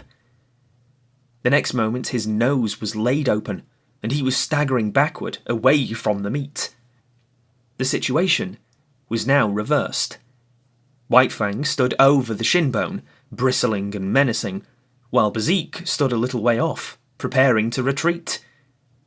He dared not risk a fight with this young lightning flash, and again he knew, and more bitterly, the enfeeblement of oncoming age. His attempt to maintain his dignity was heroic. Calmly turning his back upon young dog and shinbone, as though both were beneath his notice and unworthy of his consideration, he stalked grandly away. Nor, until well out of sight, did he stop to lick his bleeding wounds. The effect on White Fang was to give him a greater faith in himself, and a greater pride. He walked less softly among the grown dogs. His attitude toward them was less compromising. Not that he went out of his way looking for trouble, far from it, but upon his way he demanded consideration. He stood upon his right to go his way unmolested and to give trail to no dog. He had to be taken into account, that was all. He was no longer to be disregarded and ignored, as was the lot of puppies and as continued to be the lot of the puppies that were his teammates. They got out of the way, gave trail to the grown dogs, and gave up meat to them under compulsion. But White Fang, uncompanionable, solitary, morose, scarcely looking to right or left, redoubtable, forbidding of aspect, remote and alien, was accepted as an equal by his puzzled elders. They quickly learned to leave him alone, neither venturing hostile acts nor making overtures of friendliness. If they left him alone, he left them alone. A state of affairs that they found, after a few encounters, to be preeminently desirable. In midsummer, White Fang had an experience. Trotting along in his silent way to investigate a new teepee which had been erected on the edge of the village while he was away with the hunters after moose, he came full upon Quiche. He paused and looked at her. He remembered her vaguely, but he remembered her, and that was more than can be said for her. She lifted her lip at him in the old snarl of menace, and his memory became clear. His forgotten cubhood, all that was associated with that familiar snarl, rushed back to him. Before he had known the gods, she had been to him the centerpin of the universe. The old, familiar feelings of that time came back upon him, surged up within him. He bounded towards her joyously, and she met him with shrewd fangs that laid his cheek open to the bone. He did not understand. He backed away, bewildered and puzzled. But it was not Qiche's fault. A wolf mother was not made to remember her cubs of a year or so before. So she did not remember White Fang. He was a strange animal, an intruder, and her present litter of puppies gave her the right to resent such intrusion. One of the puppies sprawled up to White Fang. They were half-brothers, only they did not know it. White Fang sniffed the puppy curiously, whereupon Qiche rushed upon him, gnashing his face a second time. He backed farther away. All the old memories and associations died down again, and passed into the grave from which they had been resurrected. He looked at Qiche, licking her puppy, and stopping now and then to snarl at him. She was without value to him. He had learned to get along without her. Her meaning was forgotten. There was no place for her in his scheme of things, as there was no place for him in hers. He was still standing, stupid and bewildered, the memories forgotten, wondering what it was all about, when Qiche attacked him a third time, intent on driving him away altogether from the vicinity. And White Fang allowed himself to be driven away. This was a female of his kind, and it was a law of his kind that the males must not fight the females. He did not know anything about this law, for it was no generalization of the mind, not as something acquired by experience of the world. He knew it as a secret prompting, as an urge of instinct, of the same instinct that made him howl at the moon and stars of nights, and that made him fear death and the unknown. The months went by. White Fang grew stronger, heavier, and more compact, while his character was developing along the lines laid down by his heredity and his environment. His heredity was a life stuff that may be likened to clay. It possessed many possibilities, was capable of being moulded into many different forms.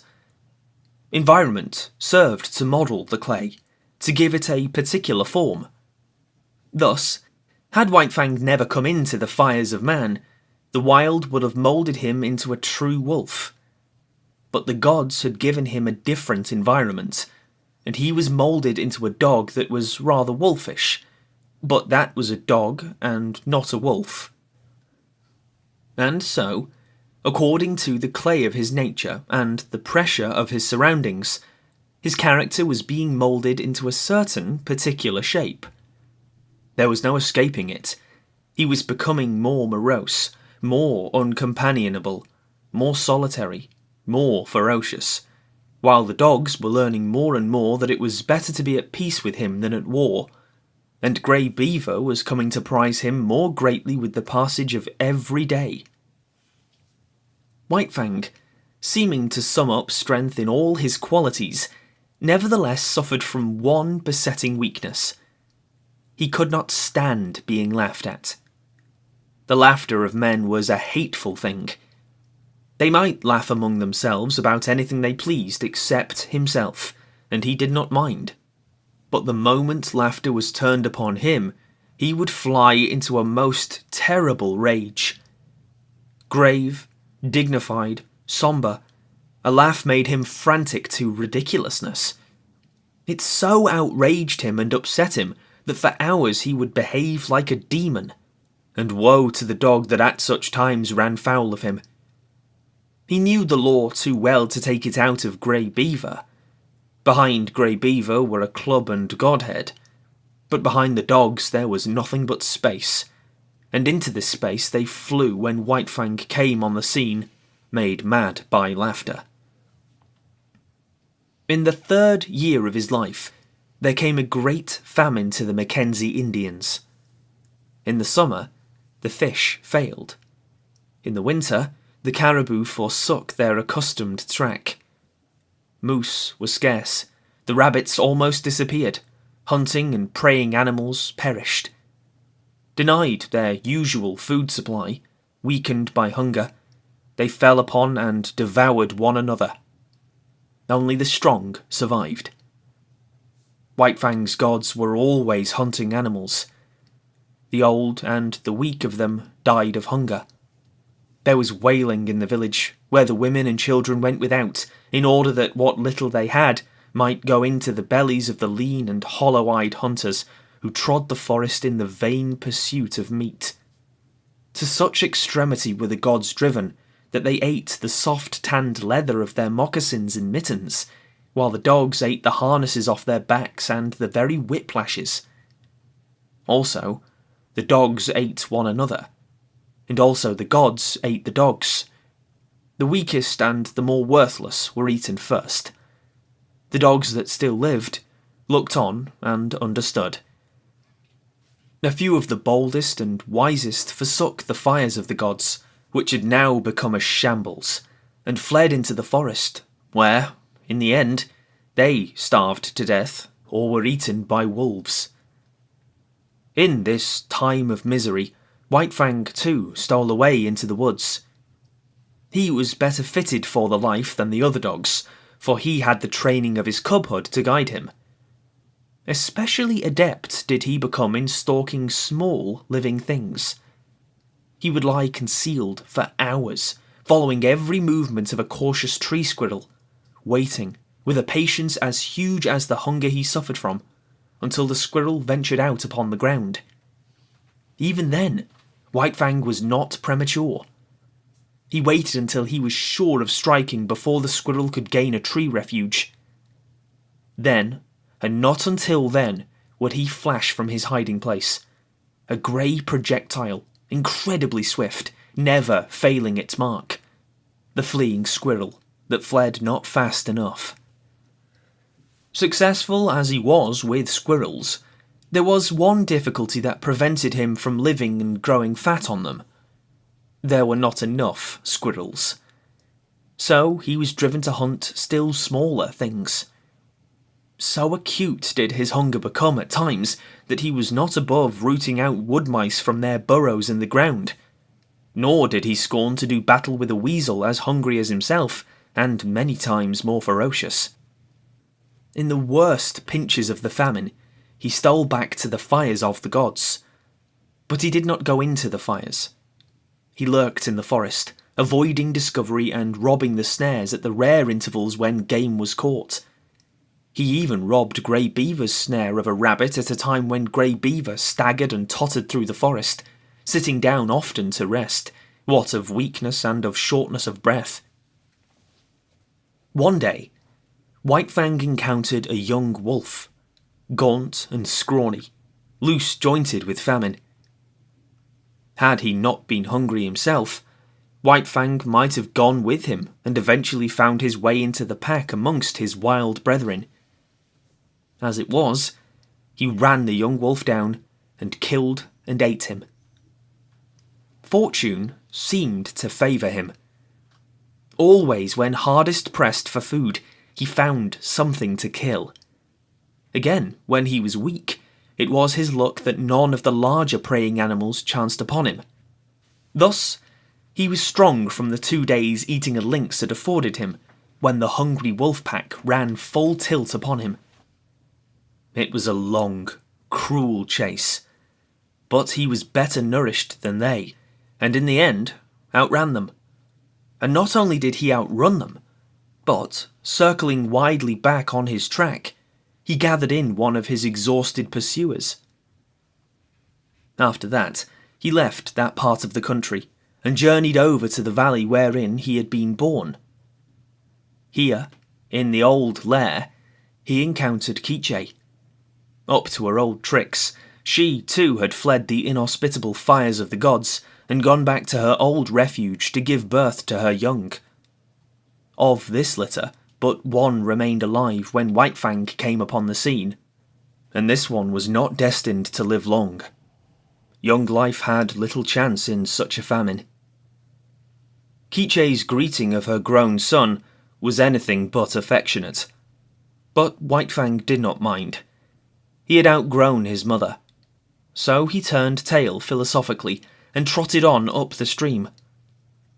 At the forks, he took the turning to the left, where he found the lair of the lynx with whom his mother and he had fought long before.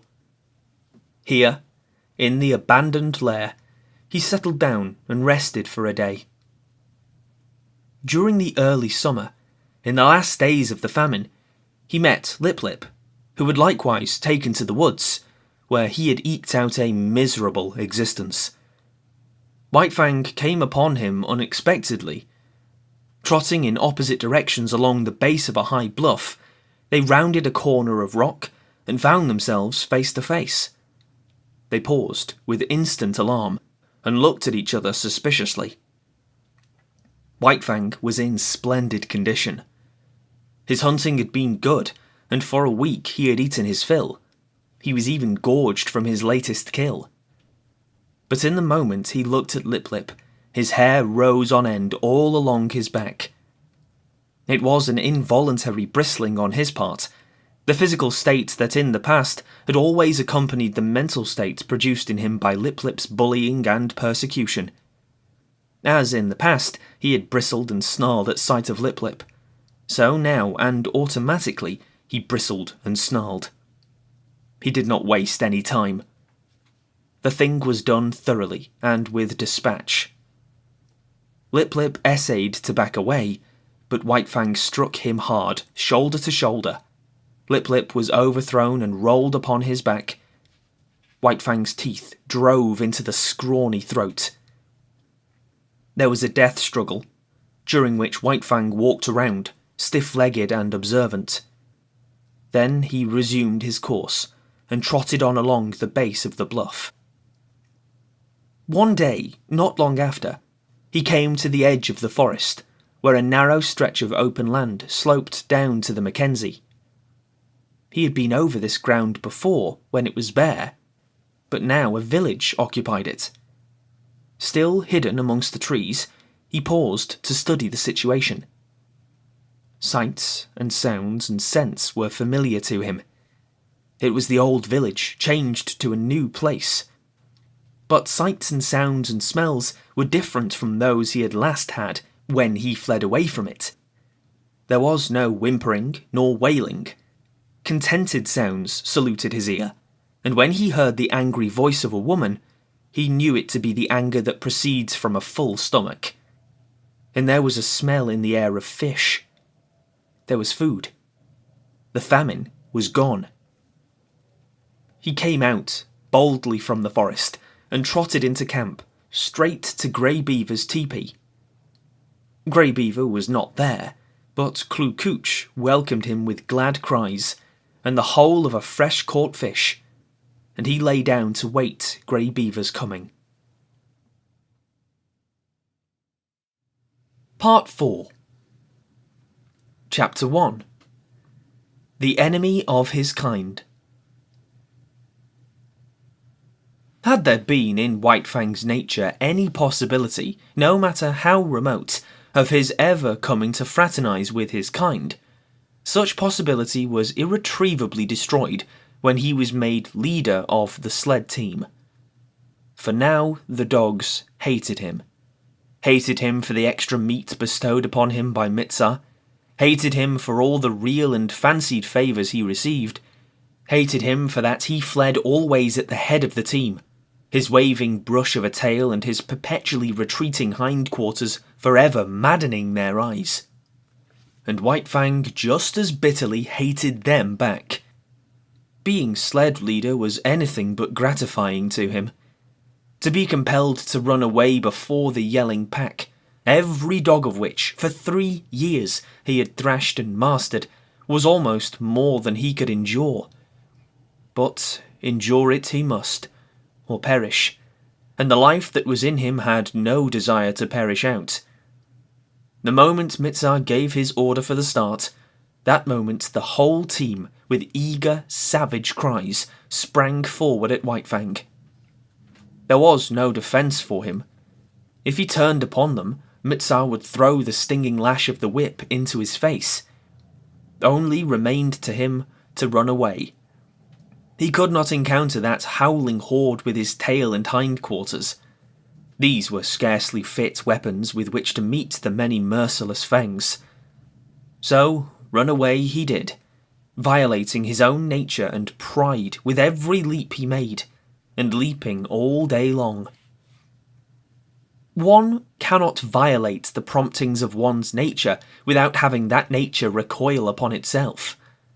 Such a recoil is like that of a hair made to grow out from the body, turning unnaturally upon the direction of its growth, and growing into the body. A rankling, festering thing of hurt. And so with White Fang. Every urge of his being impelled him to spring upon the pack that cried at his heels. But it was the will of the gods that this should not be.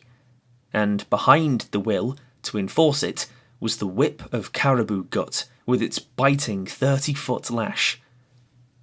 So White Fang could only eat his heart in bitterness, and develop a hatred and malice commensurate with the ferocity and indomitability of his nature. If ever a creature was the enemy of its kind, White Fang was that creature. He asked no quarter, gave none. He was continually marred and scarred by the teeth of the pack, and as continually he left his own marks upon the pack. Unlike most leaders who, when camp was made and the dogs were unhitched, huddled near to the gods for protection, White Fang disdained such protection. He walked boldly about the camp, inflicting punishment in the night for what he had suffered in the day. In the time before he was made leader of the team, the pack had learned to get out of his way. But now it was different.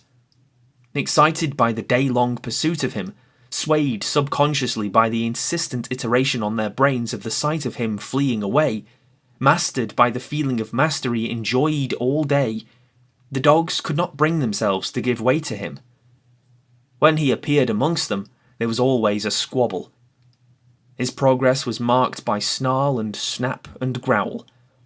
The very atmosphere he breathed was surcharged with hatred and malice, and this but served to increase the hatred and malice within him. When Mitsa cried out his command for the team to stop, White Fang obeyed. At first, this caused trouble for the other dogs. All of them would spring upon the hated leader, only to find the tables turned. Behind them would be Mitsa, the great whip singing in his hand. So the dogs came to understand that when the team stopped by order, White Fang was to be let alone. But when White Fang stopped without orders, then it was allowed them to spring upon him and destroy him if they could. After several experiences, White Fang never stopped without orders. He learned quickly. It was in the nature of things that he must learn quickly if he were to survive the unusually severe conditions under which life was vouchsafed him. But the dogs could never learn the lesson to leave him alone in camp. Each day, pursuing him and crying defiance at him, the lesson of the previous night was erased, and that night would have to be learned all over again, to be as immediately forgotten. Besides, there was a greater consistence in their dislike of him. They sensed between themselves and him a difference of kind, cause sufficient in itself for hostility. Like him, they were domesticated wolves, but they had been domesticated for generations. Much of the wild had been lost, so that to them the wild was the unknown, the terrible, the ever menacing and ever warring. But to him, in appearance and action and impulse, still clung the wild. He symbolized it, was its personification, so that when they showed their teeth to him, they were defending themselves against the powers of destruction that lurked in the shadows of the forest and in the dark beyond the campfire. But there was one lesson the dogs did learn, and that was to keep together. White Fang was too terrible for any of them to face single-handed. They met him with the mass formation. Otherwise, he would have killed them, one by one, in a night. As it was, he never had a chance to kill them. He might roll a dog off its feet, but the pack would be upon him before he could follow up and deliver the deadly throat stroke. At the first hint of conflict, the whole team drew together and faced him. The dogs had quarrels among themselves, but these were forgotten when trouble was brewing with White Fang. On the other hand, try as they would, they could not kill White Fang. He was too quick for them, too formidable, too wise. He avoided tight places and always backed out of it when they bade fair to surround him. While, as for getting him off his feet, there was no dog among them capable of doing the trick. His feet clung to the earth with the same tenacity that he clung to life.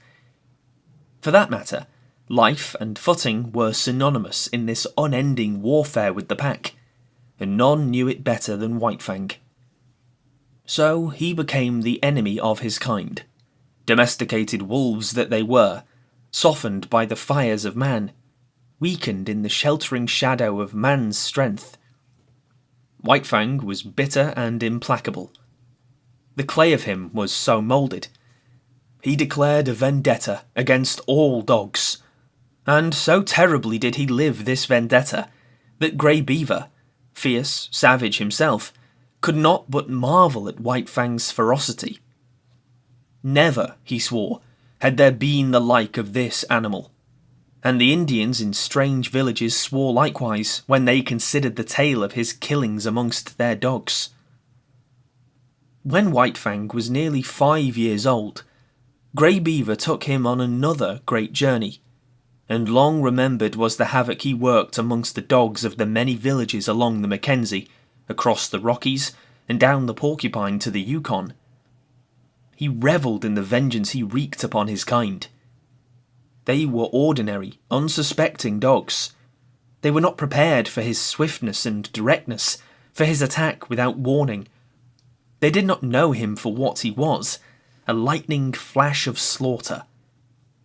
They bristled up to him, stiff-legged and challenging, while he, wasting no time on elaborate preliminaries, snapping into action like a steel spring, was at their throats and destroying them before they knew what was happening, and while they were yet in the throes of surprise.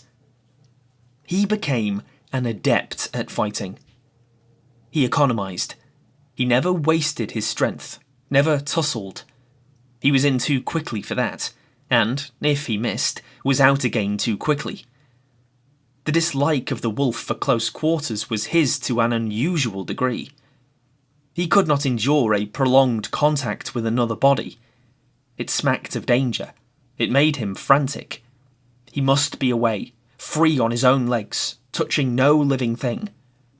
It was the wild, still clinging to him, asserting itself through him.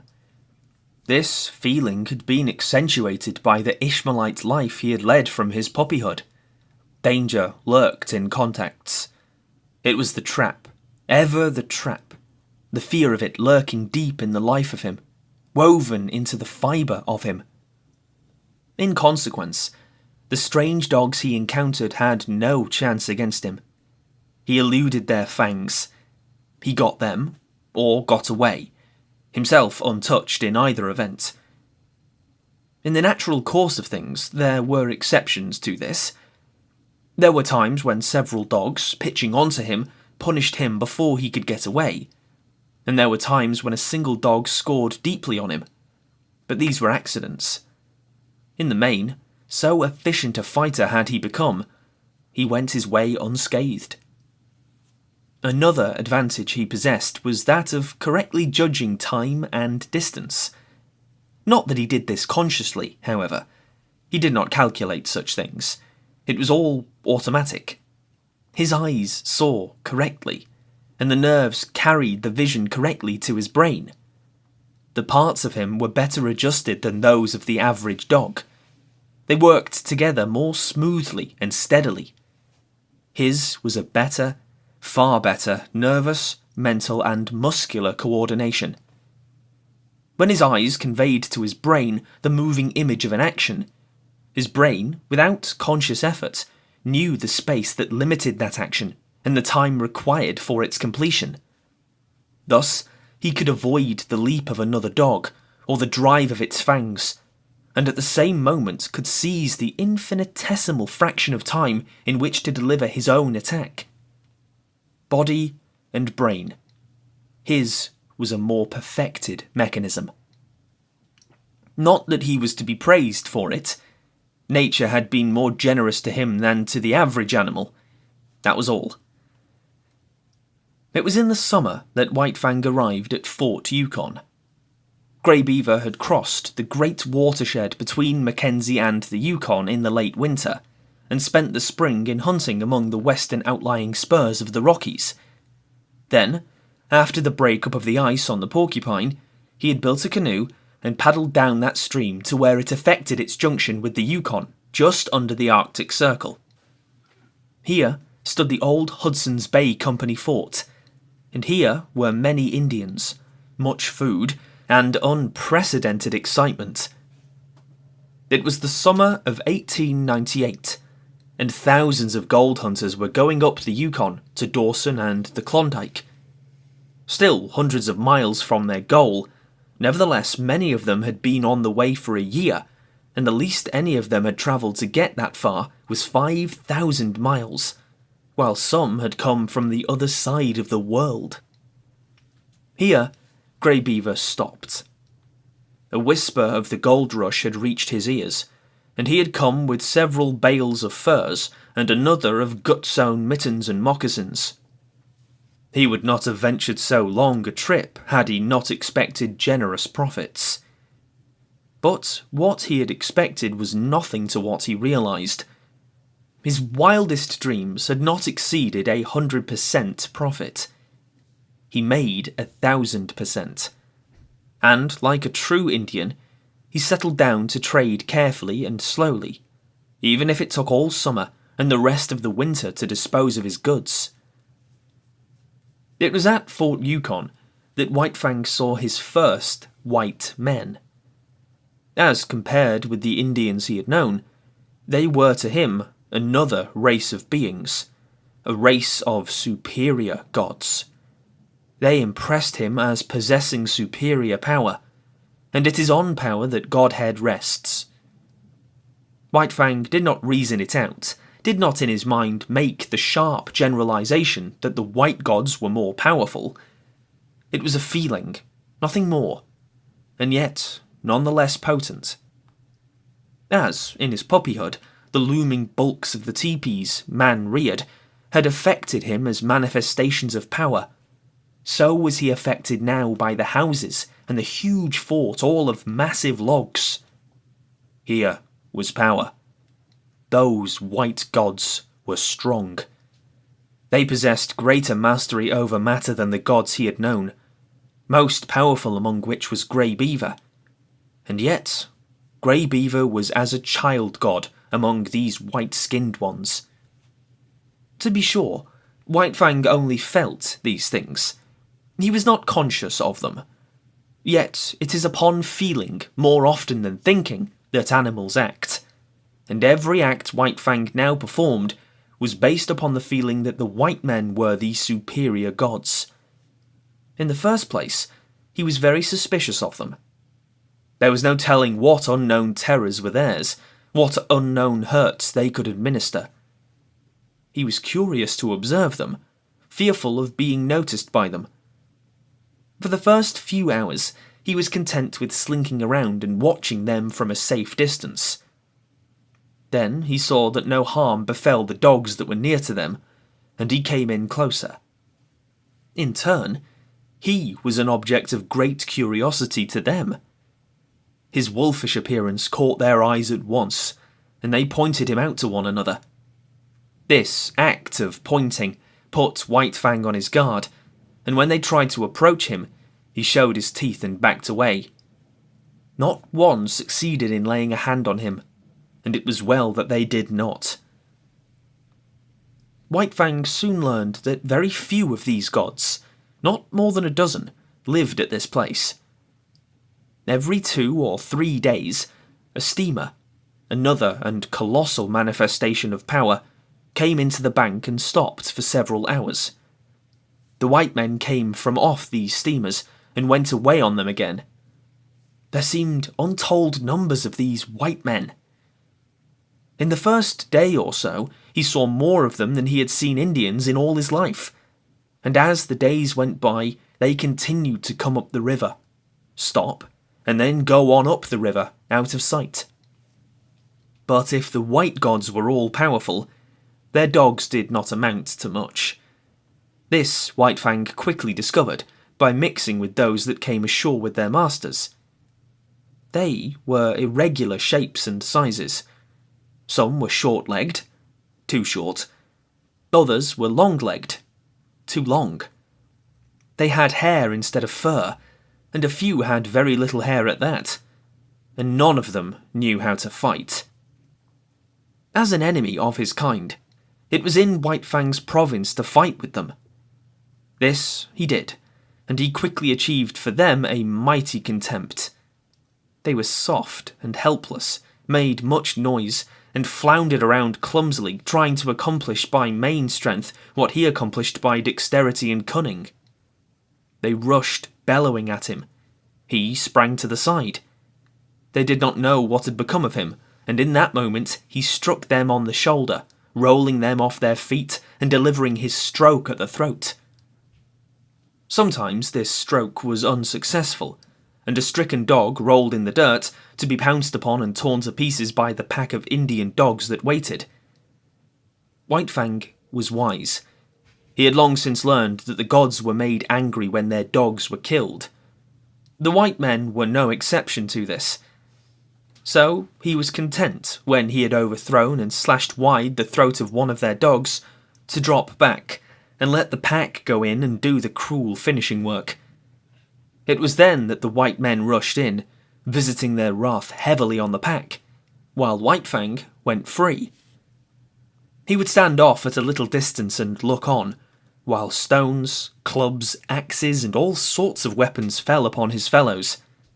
White Fang was very wise. But his fellows grew wise in their own way, and in this White Fang grew wise with them. They learned that it was when a steamer first tied to the bank that they had their fun. After the first 2 or 3 strange dogs had been downed and destroyed, the white men hustled their own animals back on board and wreaked savage vengeance on the offenders. One white man, having seen his dog, a setter, torn to pieces before his eyes, drew a revolver. He fired rapidly, 6 times, and 6 of the pack lay dead or dying. Another manifestation of power that sank deep into White Fang's consciousness. White Fang enjoyed it all. He did not love his kind, and he was shrewd enough to escape hurt himself. At first, the killing of the white men's dogs had been a diversion. After a time, it became his occupation. There was no work for him to do. Grey Beaver was busy trading and getting wealthy. So White Fang hung around the landing with the disreputable gang of Indian dogs, waiting for steamers. With the arrival of a steamer, the fun began. After a few minutes, by the time the white men had got over their surprise, the gang scattered. The fun was over until the next steamer should arrive. But it can scarcely be said that White Fang was a member of the gang. He did not mingle with it, but remained aloof, always himself, and was even feared by it. It is true he worked with it. He picked the quarrel with the strange dog while the gang waited, and when he had overthrown the strange dog, the gang went in to finish it. But it is equally true that he then withdrew, leaving the gang to receive the punishment of the outraged gods. It did not require much exertion to pick these quarrels. All he had to do, when the strange dogs came ashore, was to show himself. When they saw him, they rushed for him. It was their instinct. He was the wild, the unknown, the terrible, the ever-menacing, the thing that prowled in the darkness around the fires of the primeval world, when they, cowering close to the fires, were reshaping their instincts, learning to fear the wild out of which they had come, and which they had deserted and betrayed. Generation by generation, down all the generations, had this fear of the wild been stamped into their natures. For centuries, the wild had stood for terror and destruction. And during all this time, free license had been theirs, from their masters, to kill the things of the wild. In doing this, they had protected both themselves and the gods whose companionship they shared. And so, fresh from the soft southern world, these dogs, trotting down the gangplank and out upon the Yukon shore, had but to see White Fang to experience the irresistible impulse to rush upon him and destroy him. They might be town-reared dogs, but the instinctive fear of the wild was theirs just the same. Not alone with their own eyes did they see the wolfish creature in the clear light of day, standing before them. They saw him with the eyes of their ancestors, and by their inherited memory, they knew White Fang for the wolf, and they remembered the ancient feud. All of which served to make White Fang's days enjoyable.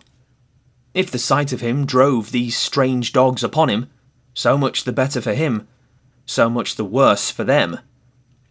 They looked upon him as legitimate prey, and as legitimate prey, he looked upon them.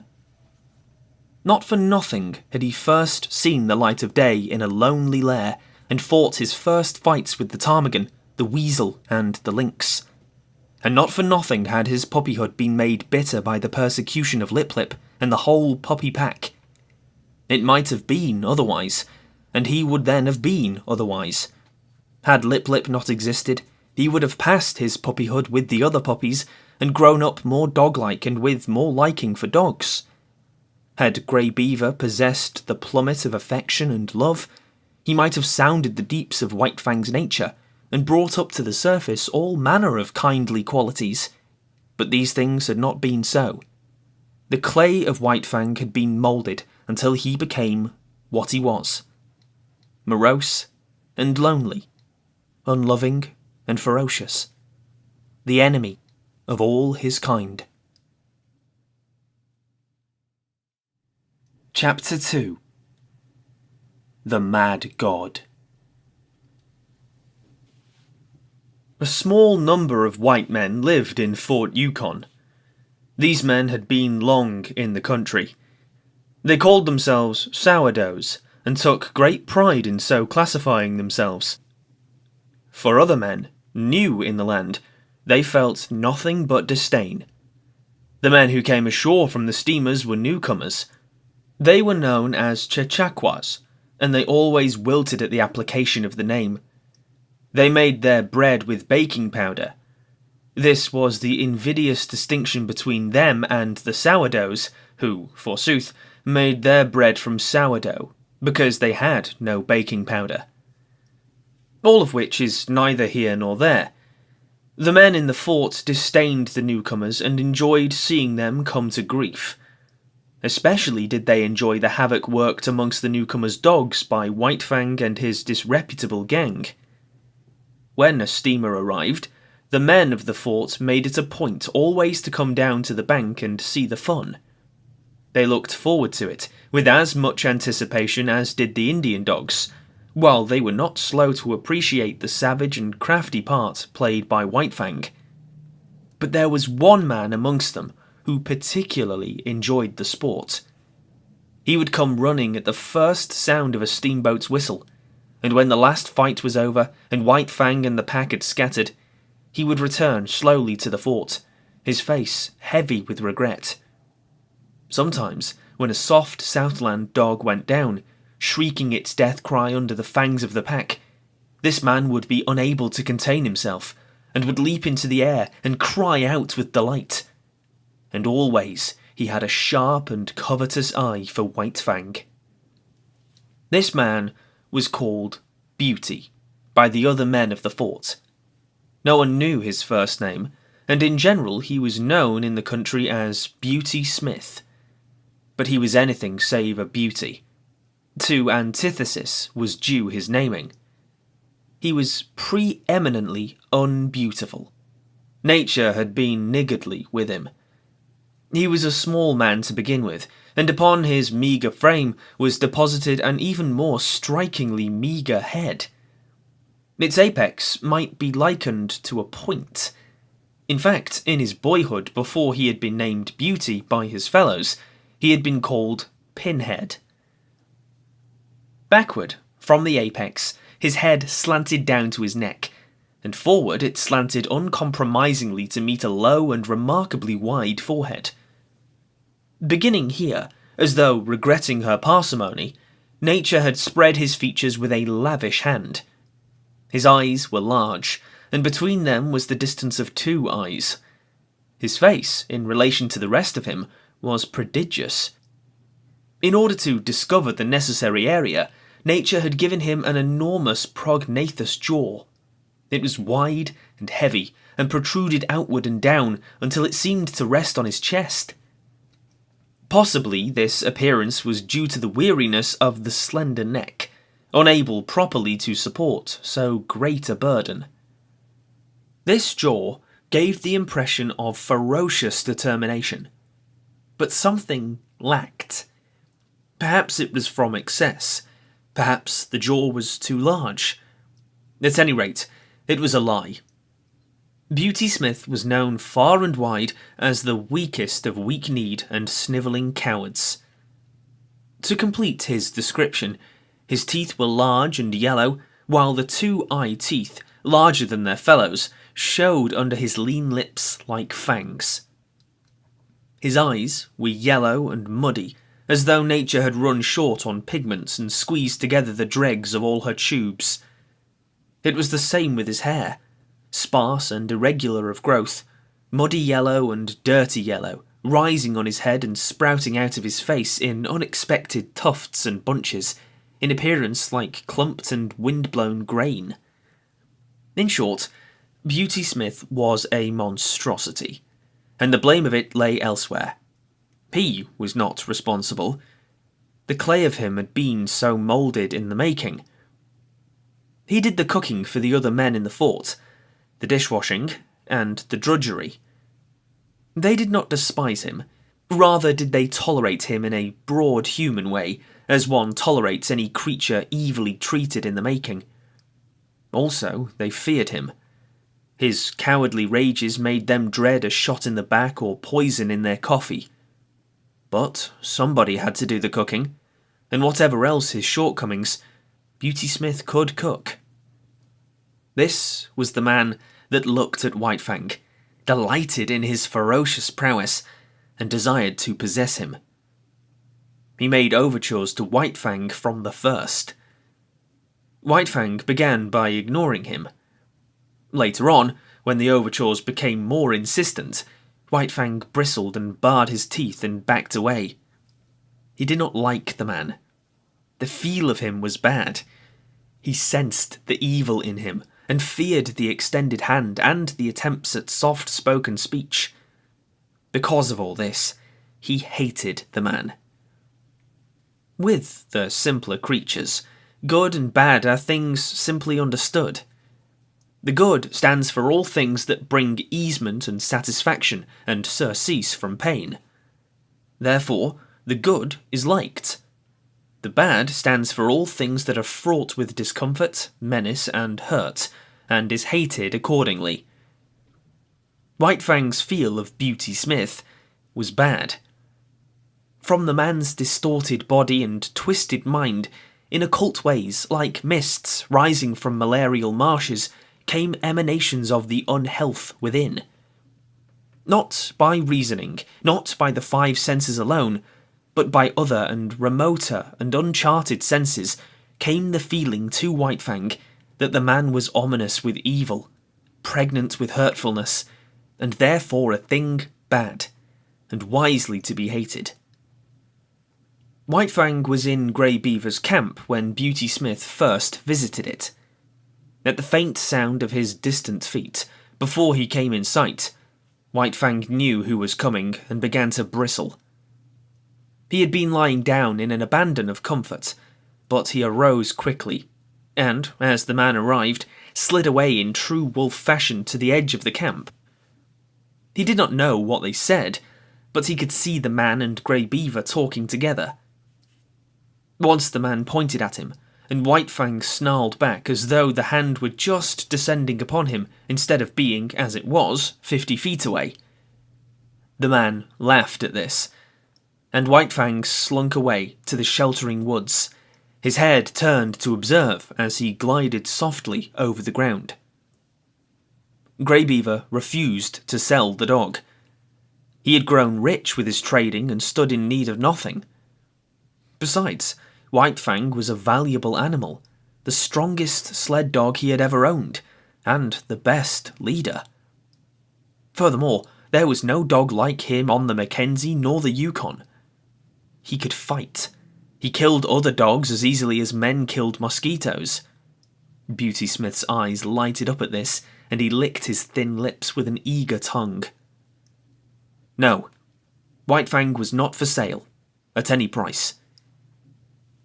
But Beauty Smith knew the ways of Indians. He visited Grey Beaver's camp often, and hidden under his coat was always a black bottle or so. One of the potencies of whiskey is the breeding of thirst. Grey Beaver got the thirst. His fevered membranes and burnt stomach began to clamour for more and more of the scorching fluid, while his brain, thrust all awry by the unwanted stimulant, permitted him to go to any length to obtain it. The money he had received for his furs and mittens and moccasins began to go. It went faster and faster, and the shorter his money sack grew, the shorter grew his temper.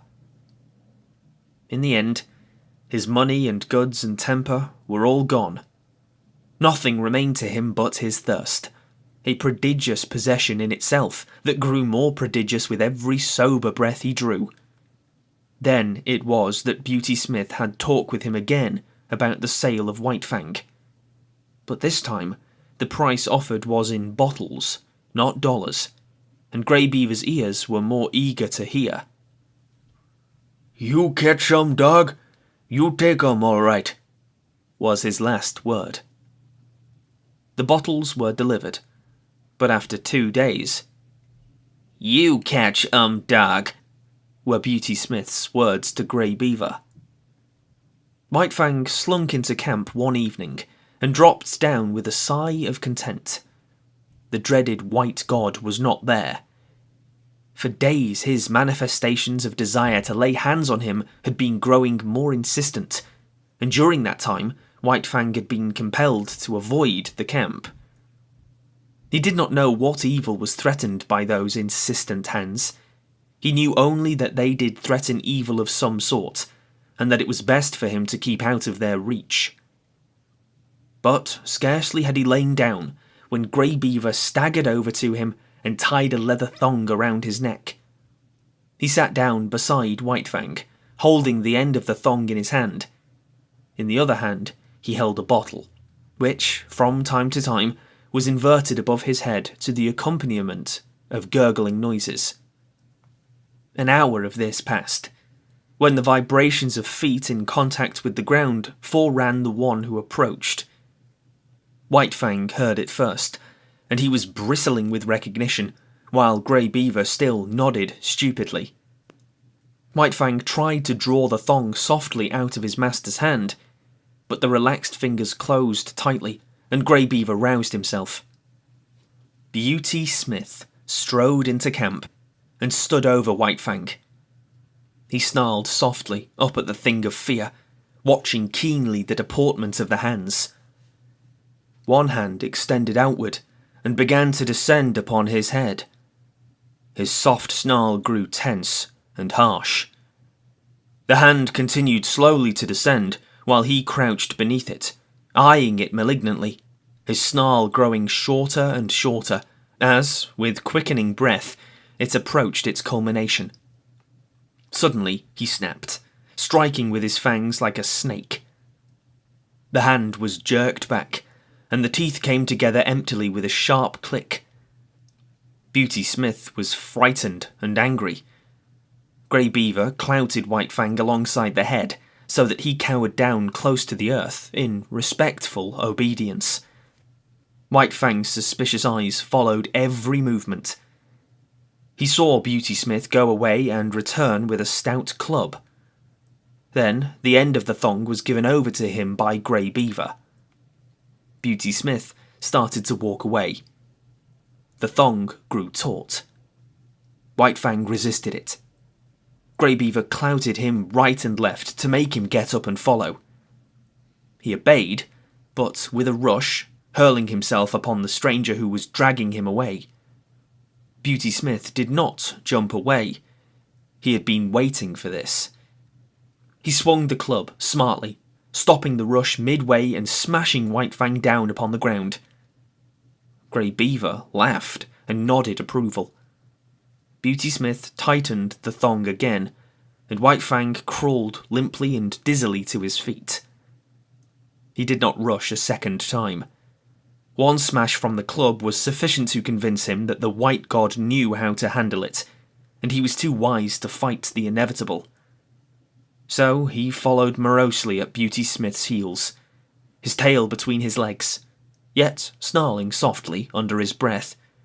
But Beauty Smith kept a wary eye on him, and the club was held always ready to strike. At the fort, Beauty Smith left him securely tied, and went into bed. White Fang waited an hour. Then he applied his teeth to the thong, and in the space of 10 seconds was free. He had wasted no time with his teeth. There had been no useless gnawing. The thong was cut across diagonally, almost as clean as though done by a knife.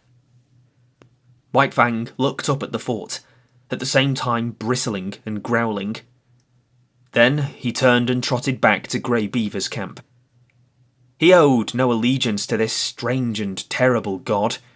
He had given himself to Grey Beaver, and to Grey Beaver he considered he still belonged. But what had occurred before was repeated, with a difference.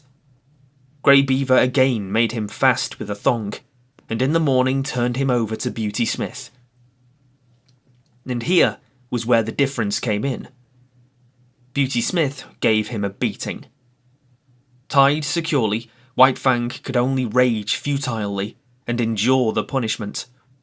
Club and whip were both used upon him, and he experienced the worst beating he had ever received in his life. Even the big beating given him in his puppyhood by Grey Beaver was mild compared with this. Beauty Smith enjoyed the task. He delighted in it. He gloated over his victim, and his eyes flamed dully as he swung the whip or club and listened to White Fang's cries of pain and to his helpless bellows and snarls. For Beauty Smith was cruel in the way that cowards are cruel. Cringing and snivelling himself before the blows or angry speech of a man, he revenged himself in turn upon creatures weaker than he. All life likes power, and Beauty Smith was no exception. Denied the expression of power amongst his own kind, he fell back upon the lesser creatures and there vindicated the life that was in him. But Beauty Smith had not created himself, and no blame was to be attached to him. He had come into the world with a twisted body and a brute intelligence. This had constituted the clay of him, and it had not been kindly moulded by the world. White Fang knew why he was being beaten. When Grey Beaver tied the thong around his neck and passed the end of the thong into Beauty Smith's keeping, White Fang knew that it was his god's will for him to go with Beauty Smith. And when Beauty Smith left him tied outside the fort, he knew that it was Beauty Smith's will that he should remain there. Therefore, he had disobeyed the will of both the gods, and earned the consequent punishment. He had seen dogs change owners in the past, and he had seen the runaways beaten as he was being beaten. He was wise, and yet in the nature of him there were forces greater than wisdom. One of these was fidelity. He did not love Grey Beaver, yet even in the face of his will and his anger, he was faithful to him. He could not help it. This faithfulness was a quality of the clay that composed him. It was the quality that was peculiarly the possession of his kind, the quality that set apart his species from all other species, the quality that has enabled the wolf and the wild dog to come in from the open and be the companions of man. After the beating, White Fang was dragged back to the fort, but this time Beauty Smith left him tied with a stick. One does not give up a god easily, and so with White Fang. Grey Beaver was his own particular god, and, in spite of Grey Beaver's will, White Fang still clung to him and would not give him up. Grey Beaver had betrayed and forsaken him, but that had no effect upon him. Not for nothing had he surrendered himself body and soul to Grey Beaver. There had been no reservation on White Fang's part, and the bond was not to be broken easily. So, in the night, when the men in the fort were asleep, White Fang applied his teeth to the stick that held him. The wood was seasoned and dry, and it was tied so closely to his neck that he could scarcely get his teeth to it. It was only by the severest muscular exertion and neck arcing that he succeeded in getting the wood between his teeth, and barely between his teeth at that, and it was only by the exercise of an immense patience, extending through many hours, that he succeeded in gnawing through the stick. This was something that dogs were not supposed to do. It was unprecedented, but White Fang did it, trotting away from the fort in the early morning, with the end of the stick hanging to his neck. He was wise. But had he been merely wise, he would not have gone back to Grey Beaver, who had already twice betrayed him. But there was his faithfulness, and he went back to be betrayed yet a third time. Again he yielded to the tying of a thong around his neck by Grey Beaver, and again Beauty Smith came to claim him, and this time he was beaten even more severely than before. Grey Beaver looked on stolidly, while the white man wielded the whip. He gave no protection. It was no longer his dog. When the beating was over, White Fang was sick. A soft Southland dog would have died under it, but not he. His school of life had been sterner, and he himself of sterner stuff. He had too great vitality. His clutch on life was too strong. But he was very sick. At first he was unable to drag himself along, and Beauty Smith had to wait half an hour for him. And then, blind and reeling, he followed at Beauty Smith's heels back to the fort.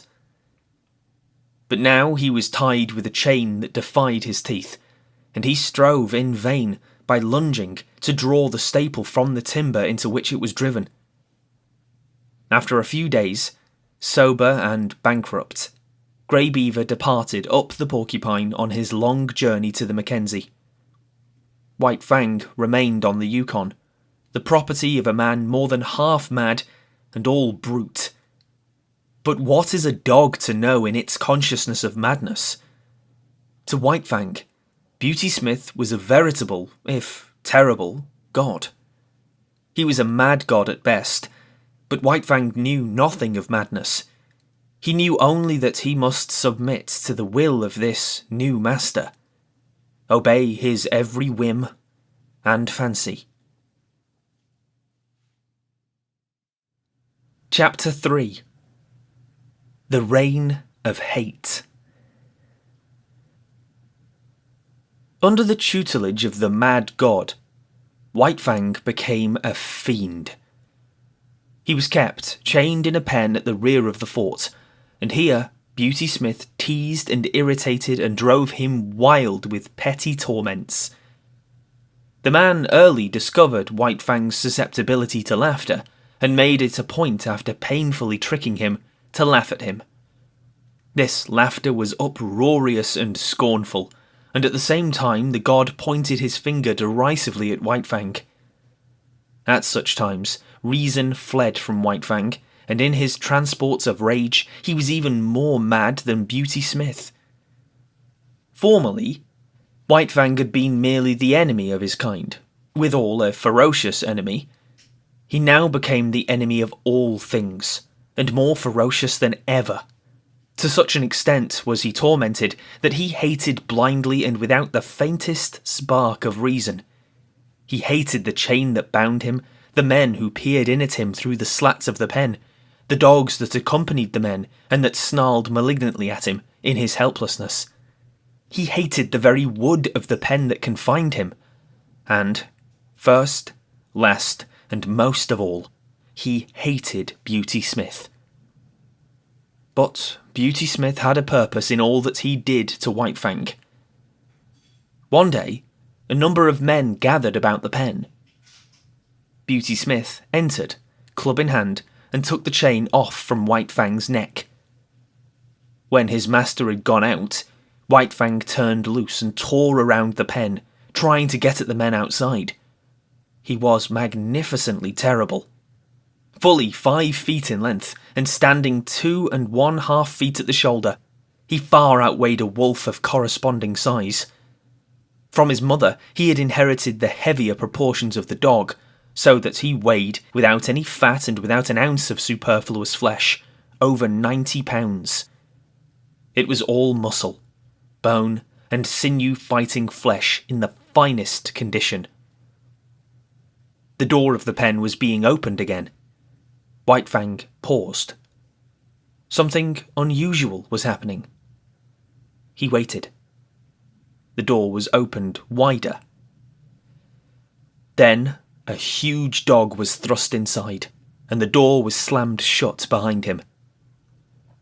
White Fang had never seen such a dog. It was a mastiff. But the size and fierce aspect of the intruder did not deter him. Here was something, not wood nor iron, upon which to wreak his hate. He leaped in with a flash of fangs that ripped down the side of the mastiff's neck. The mastiff shook his head, growled hoarsely, and plunged at White Fang. But White Fang was here, there, and everywhere, always evading and eluding, and always leaping in and slashing with his fangs, and leaping out again in time to escape punishment. The men outside shouted and applauded, while Beauty Smith, in an ecstasy of delight, gloated over the ripping and mangling performed by White Fang. There was no hope for the mastiff from the first. He was too ponderous and slow.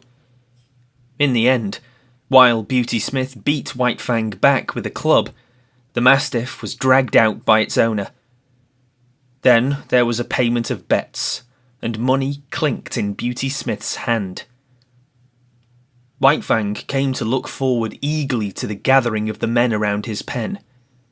It meant a fight, and this was the only way that was now vouchsafed him of expressing the life that was in him.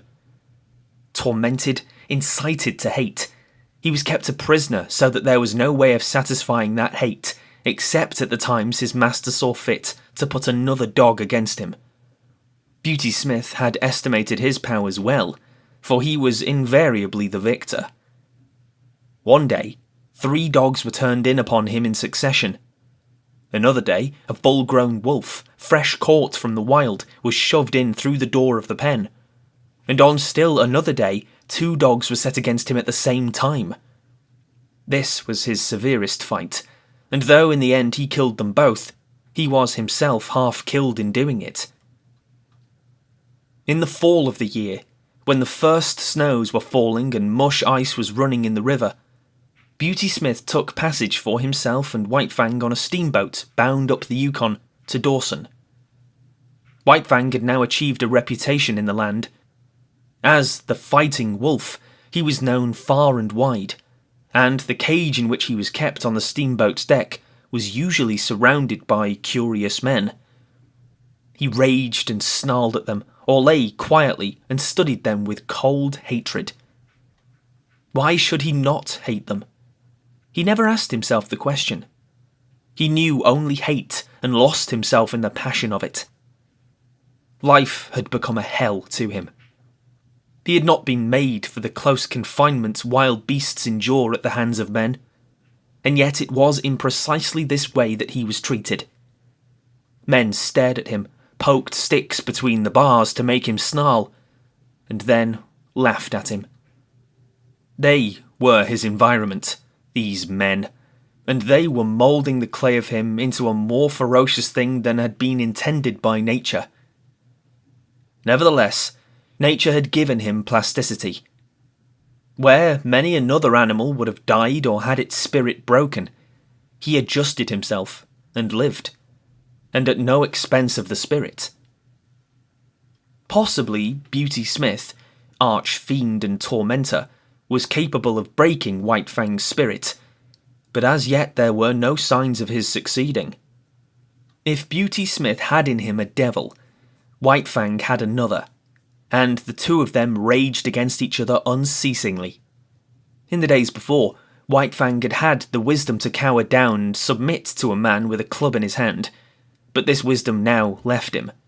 The mere sight of Beauty Smith was sufficient to send him into transports of fury, and when they came to close quarters and he had been beaten back by the club, he went on growling and snarling and showing his fangs.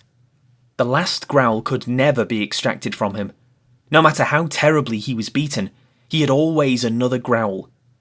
And when Beauty Smith gave up and withdrew, the defiant growl followed after him, or White Fang sprang at the bars of the cage, bellowing his hatred.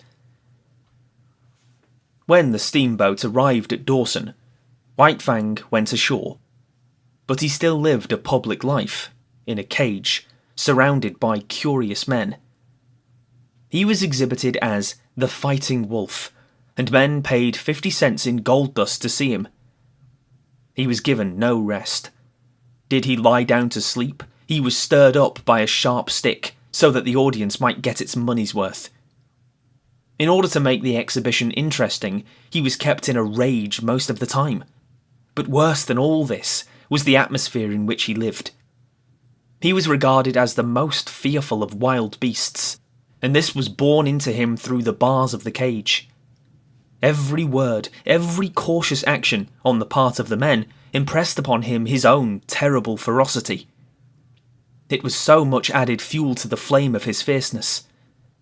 There could be but one result, and that was that his ferocity fed upon itself and increased. It was another instance of the plasticity of his clay, of his capacity for being moulded by the pressure of environment. In addition to being exhibited, he was a professional fighting animal. At irregular intervals, whenever a fight could be arranged, he was taken out of his cage and led off into the woods a few miles from town. Usually this occurred at night, so as to avoid interference from the mounted police of the territory.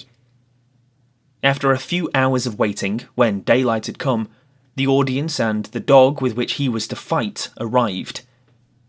In this manner, it came about that he fought all sizes and breeds of dogs. It was a savage land. The men were savage, and the fights were usually to the death. Since White Fang continued to fight, it is obvious that it was the other dogs that died. He never knew defeat. His early training when he fought with Lip Lip and the whole puppy pack stood him in good stead. There was the tenacity with which he clung to the earth. No dog could make him lose his footing. This was the favourite trick of the wolf breeds, to rush in upon him, either directly or with an unexpected swerve, in the hope of striking his shoulder and overthrowing him. Mackenzie hounds, Eskimo and Labrador dogs, huskies and Malamutes, all tried it on him, and all failed. He was never known to lose his footing. Men told this to one another, and looked each time to see it happen, but White Fang always disappointed them. Then there was his lightning quickness. It gave him a tremendous advantage over his antagonists. No matter what their fighting experience, they had never encountered a dog that moved so swiftly as he. Also to be reckoned with was the immediateness of his attack. The average dog was accustomed to the preliminaries of snarling and bristling and growling, and the average dog was knocked off his feet and finished before he had begun to fight or recovered from his surprise. So often did this happen that it became the custom to hold White Fang until the other dog went through its preliminaries, was good and ready, and even made the first attack. But greatest of all the advantages in White Fang's favour was his experience. He knew more about fighting than did any of the dogs that faced him. He had fought more fights, knew how to meet more tricks and methods, and had more tricks himself, while his own method was scarcely to be improved upon. As the time went by, he had fewer and fewer fights. Men despaired of matching him with an equal, and Beauty Smith was compelled to pit wolves against him. These were trapped by the Indians for the purpose, and a fight between White Fang and a wolf was always sure to draw a crowd. Once, a full-grown female lynx was secured, and this time White Fang fought for his life. Her quickness matched his, her ferocity equalled his, while he fought with his fangs alone, and she fought with her sharp clawed feet as well. But after the lynx, all fighting ceased for White Fang. There were no more animals with which to fight. At least, there was none considered worthy of fighting with him. So he remained on exhibition until spring, when one Tim Keenan, a faro dealer, arrived in the land. With him came the first bulldog that had ever entered the Klondike. That this dog and White Fang should come together was inevitable, and for a week the anticipated fight was the mainspring of conversation in certain quarters of the town. Chapter 4.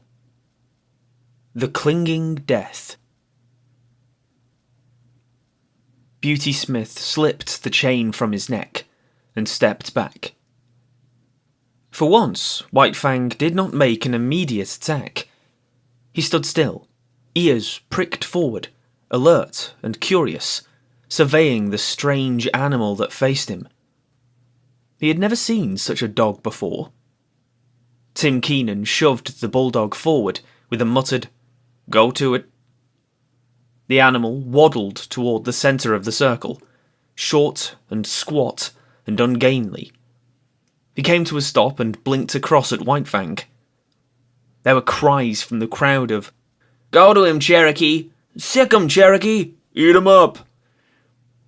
But Cherokee did not seem anxious to fight. He turned his head and blinked at the men who shouted, at the same time wagging his stump of a tail good-naturedly. He was not afraid, but merely lazy. Besides, it did not seem to him that it was intended he should fight with the dog he saw before him.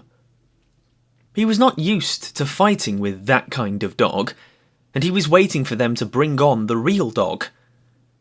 Tim Keenan stepped in and bent over Cherokee, fondling him on both sides of the shoulders with hands that rubbed against the grain of the hair, and that made slight, pushing forward movements. These were so many suggestions. Also, their effect was irritating, for Cherokee began to growl, very softly, deep down in his throat. There was a correspondence in rhythm between the growls and the movements of the man's hands. The growl rose in the throat with the culmination of each forward-pushing movement, and ebbed down to start up afresh with the beginning of the next movement. The end of each movement was the accent of the rhythm, the movement ending abruptly and the growling rising with a jerk. This was not without its effect on White Fang. The hair began to rise on his neck and across the shoulders. Tim Keenan gave a final shove forward and stepped back again. As the impetus that carried Cherokee forward died down, he continued to go forward of his own volition in a swift, bow-legged run. Then White Fang struck. A cry of startled admiration went up. He had covered the distance and gone in more like a cat than a dog, and with the same cat-like swiftness he had slashed with his fangs and leaped clear. The bulldog was bleeding back of one ear from a rip in his thick neck. He gave no sign, did not even snarl, but turned and followed after White Fang, The display on both sides, the quickness of the one and the steadiness of the other, had excited the partisan spirit of the crowd, and the men were making new bets and increasing original bets. Again and yet again, White Fang sprang in, slashed, and got away untouched, and still his strange foe followed after him, without too great haste, not slowly, but deliberately and determinedly, in a businesslike sort of way. There was purpose in his method, something for him to do that he was intent upon doing and from which nothing could distract him. His whole demeanour, every action, was stamped with this purpose. It puzzled White Fang. Never had he seen such a dog. It had no hair protection. It was soft and bled easily. There was no thick mat of fur to baffle White Fang's teeth, as they were often baffled by dogs of his own breed. Each time that his teeth struck, they sank easily into the yielding flesh, while the animal did not seem able to defend itself. Another disconcerting thing was that it made no outcry such as he had been accustomed to with the other dogs he had fought. Beyond a growl or a grunt, the dog took its punishment silently, and never did it flag in its pursuit of him. Not that Cherokee was slow. He could turn and whirl swiftly enough, but White Fang was never there. Cherokee was puzzled too. He had never fought before with a dog with which he could not close. The desire to close had always been mutual, but here was a dog that kept at a distance, dancing and dodging here and there and all about, and when it did get its teeth into him, it did not hold on, but let go instantly and darted away again. But White Fang could not get at the soft underside of the throat. The bulldog stood too short, while its massive jaws were an added protection. White Fang darted in and out unscathed, while Cherokee's wounds increased. Both sides of his neck and head were ripped and slashed. He bled freely, but showed no signs of being disconcerted. He continued his plodding pursuit, though once, for the moment baffled, he came to a full stop and blinked at the men who looked on, at the same time wagging his stump of a tail as an expression of his willingness to fight. In that moment, White Fang was in upon him and out, in passing ripping his trimmed remnant of an ear. With a slight manifestation of anger, Cherokee took up the pursuit again, running on the inside of the circle White Fang was making, and striving to fasten his deadly grip on White Fang's throat. The bulldog missed by a hair's breadth, and cries of praise went up as White Fang doubled suddenly out of danger in the opposite direction. The time went by. White Fang still danced on, dodging and doubling, leaping in and out, and ever inflicting damage. And still the bulldog, with grim certitude, toiled after him. Sooner or later, he would accomplish his purpose, get the grip that would win the battle. In the meantime, he accepted all the punishment the other could deal him. His tufts of ears had become tassels. His neck and shoulders were slashed in a score of places, and his very lips were cut and bleeding, all from these lightning snaps that were beyond his foreseeing and guarding. Time and again, White Fang had attempted to knock Cherokee off his feet, but the difference in their height was too great. Cherokee was too squat, too close to the ground. White Fang tried the trick once too often. The chance came in one of his quick doublings and counter-circlings. He caught Cherokee with head turned away as he whirled more slowly. His shoulder was exposed. White Fang drove in upon it, but his own shoulder was high above, while he struck with such force that his momentum carried him on across over the other's body. For the first time in his fighting history, men saw White Fang lose his footing. His body turned a half somersault in the air, and he would have landed on his back had he not twisted, cat-like, still in the air, in the effort to bring his feet to the earth. As it was, he struck heavily on his side. The next instant he was on his feet, but in that instant Cherokee's teeth closed on his throat. It was not a good grip, being too low down toward the chest, but Cherokee held on. White Fang sprang to his feet and tore wildly around, trying to shake off the bulldog's body. It made him frantic, this clinging, dragging weight. It bound his movements, restricted his freedom. It was like the trap, and all his instinct resented it and revolted against it. It was a mad revolt. For several minutes he was, to all intents, insane. The basic life that was in him took charge of him. The will to exist of his body surged over him. He was dominated by this mere flesh love of life. All intelligence was gone. It was as though he had no brain. His reason was unseated by the blind yearning of the flesh to exist and move, at all hazards to move, to continue to move, for movement was the expression of its existence.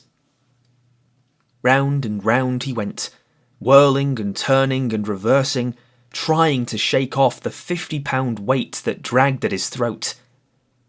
The bulldog did little but keep his grip. Sometimes, and rarely, he managed to get his feet to the earth and, for a moment, to brace himself against White Fang. But the next moment his footing would be lost, and he would be dragging around in the whirl of one of White Fang's mad gyrations. Cherokee identified himself with his instinct. He knew that he was doing the right thing by holding on, and there came to him certain blissful thrills of satisfaction.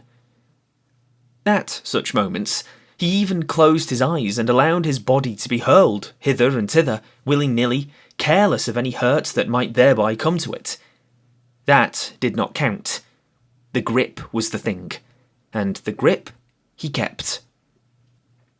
White Fang ceased only when he had tired himself out. He could do nothing, and he could not understand. Never in all his fighting had this thing happened. The dogs he had fought with did not fight that way. With them it was snap and slash and get away, snap and slash and get away. He lay partly on his side, panting for breath. Cherokee, still holding his grip, urged against him, trying to get him over entirely on his side. White Fang resisted, and he could feel the jaws shifting their grip, slightly relaxing and coming together again in a chewing movement. Each shift brought the grip closer to his throat. The bulldog's method was to hold what he had, and when opportunity favoured, to work in for more. Opportunity favoured when White Fang remained quiet. When White Fang struggled, Cherokee was content merely to hold on. The bulging back of Cherokee's neck was the only portion of his body that White Fang's teeth could reach. He got hold toward the base where the neck comes out from the shoulders, but he did not know the chewing method of fighting, nor were his jaws adapted to it. He spasmodically ripped and tore with his fangs for a space. Then, a change in their position diverted him. The bulldog had managed to roll him over on his back, and still hanging onto his throat, was on top of him. Like a cat, White Fang bowed his hindquarters in, and, with the feet digging into his enemy's abdomen above him, he began to claw with long, tearing strokes. Cherokee might well have been disemboweled, had he not quickly pivoted on his grip and got his body off of White Fang's, and at right angles to it. There was no escaping that grip. It was like fate itself, and as inexorable. Slowly it shifted up along the jugular. All that saved White Fang from death was the loose skin of his neck and the thick fur that covered it. This served to form a large roll in Cherokee's mouth, the fur of which well nigh defied his teeth. But, bit by bit, whenever the chance offered, he was getting more of the loose skin and fur in his mouth. The result was that he was slowly throttling White Fang. The latter's breath was drawn with greater and greater difficulty as the moments went by. It began to look as though the battle were over. The backers of Cherokee waxed jubilant and offered ridiculous odds. White Fang's backers were correspondingly depressed and refused bets of 10-1 and 20-1. though one man was rash enough to close a wager of 50-1. This man was Beauty Smith. He took a step into the ring and pointed his finger at White Fang. Then he began to laugh, derisively and scornfully. This produced the desired effect. White Fang went wild with rage. He called up his reserves of strength and gained his feet. As he struggled around the ring, the 50 pounds of his foe ever dragging on his throat, his anger passed on into panic. The basic life of him dominated him again, and his intelligence fled before the will of his flesh to live. Round and back again, stumbling and falling and rising, even uprearing at times on his hind legs and lifting his foe clear of the earth, he struggled vainly to shake off the clinging death. At last, he fell, toppling backward, exhausted, and the bulldog promptly shifted his grip, getting in closer, mangling more and more of the fur-folded flesh, throttling White Fang more severely than ever. Shouts of applause went up for the victor, and there were many cries of "Cherokee! Cherokee!" To this, Cherokee responded by vigorous wagging of the stump of his tail. But the clamour of approval did not distract him. There was no sympathetic relation between his tail and his massive jaws. The one might wag, but the others held their terrible grip on White Fang's throat. It was at this time that a diversion came to the spectators. There was a jingle of bells. Dog mushers' cries were heard. Everybody, save Beauty Smith, looked apprehensively, the fear of the police strong upon them. But they saw, up the trail and not down, 2 men running with sled and dogs. They were evidently coming down the creek from some prospecting trip. At sight of the crowd, they stopped their dogs and came over and joined it, curious to see the cause of the excitement.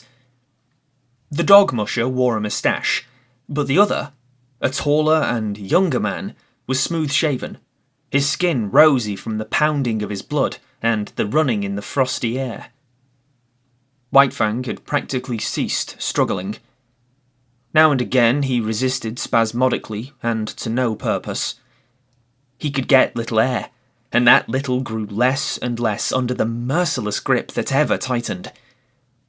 In spite of his armour of fur, the great vein of his throat would have long since been torn open, had not the first grip of the bulldog been so low down as to be practically on the chest.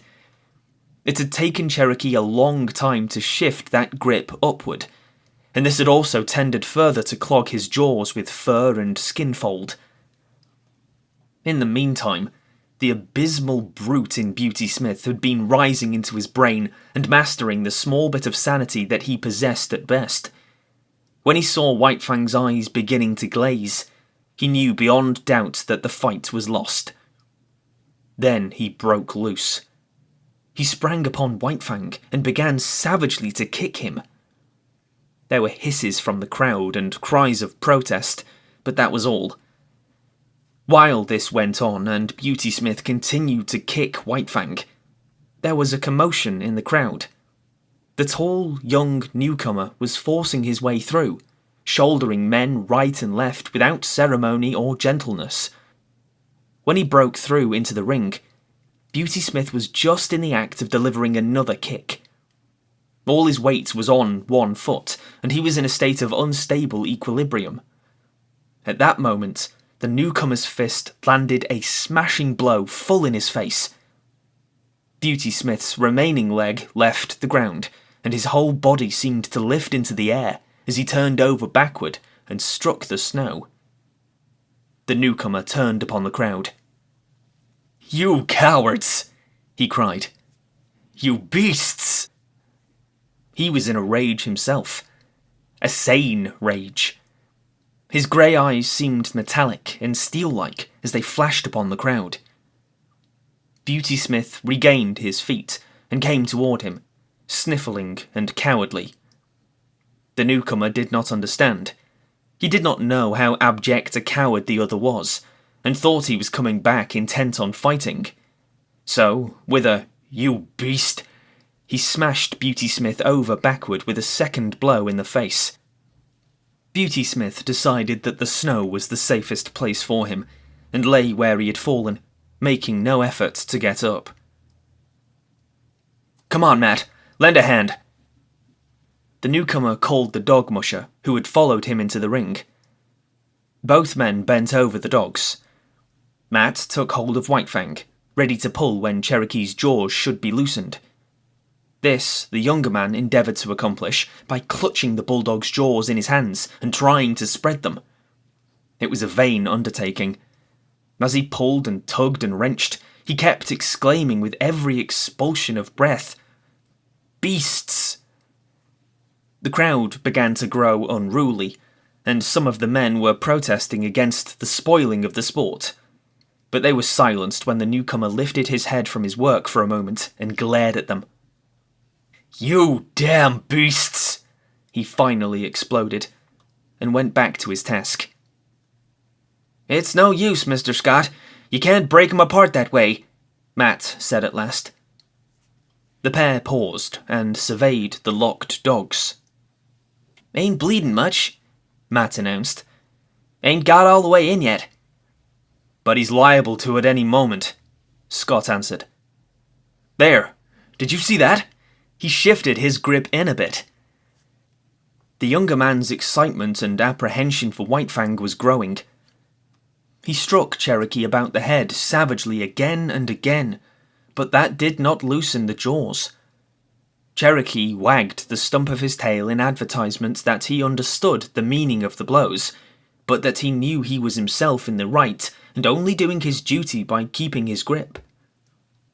"Won't some of you help?" Scott cried desperately at the crowd. But no help was offered. Instead, the crowd began sarcastically to cheer him on and showered him with facetious advice. "You'll have to get a pry," Matt counselled. The other reached into the holster at his hip, drew his revolver, and tried to thrust its muzzle between the bulldog's jaws. He shoved and shoved hard, till the grating of the steel against the locked teeth could be distinctly heard. Both men were on their knees, bending over the dogs. Tim Keenan strode into the ring. He paused beside Scott and touched him on the shoulder, saying ominously, "Don't break them teeth, stranger." "Then I'll break his neck," Scott retorted, continuing his shoving and wedging with the revolver muzzle. "I said, don't break them teeth," the faro dealer repeated, more ominously than before. But if it was a bluff he intended, it did not work. Scott never desisted from his efforts, though he looked up coolly and asked, "Your dog?" The faro dealer grunted. "Then get in here and break this grip." "Well, stranger," the other drawled irritatingly, "I don't mind telling you that's something I ain't worked out for myself. I don't know how to turn the trick." "Then get out of the way," was the reply, "and don't bother me. I'm busy." Tim Keenan continued standing over him, but Scott took no further notice of his presence.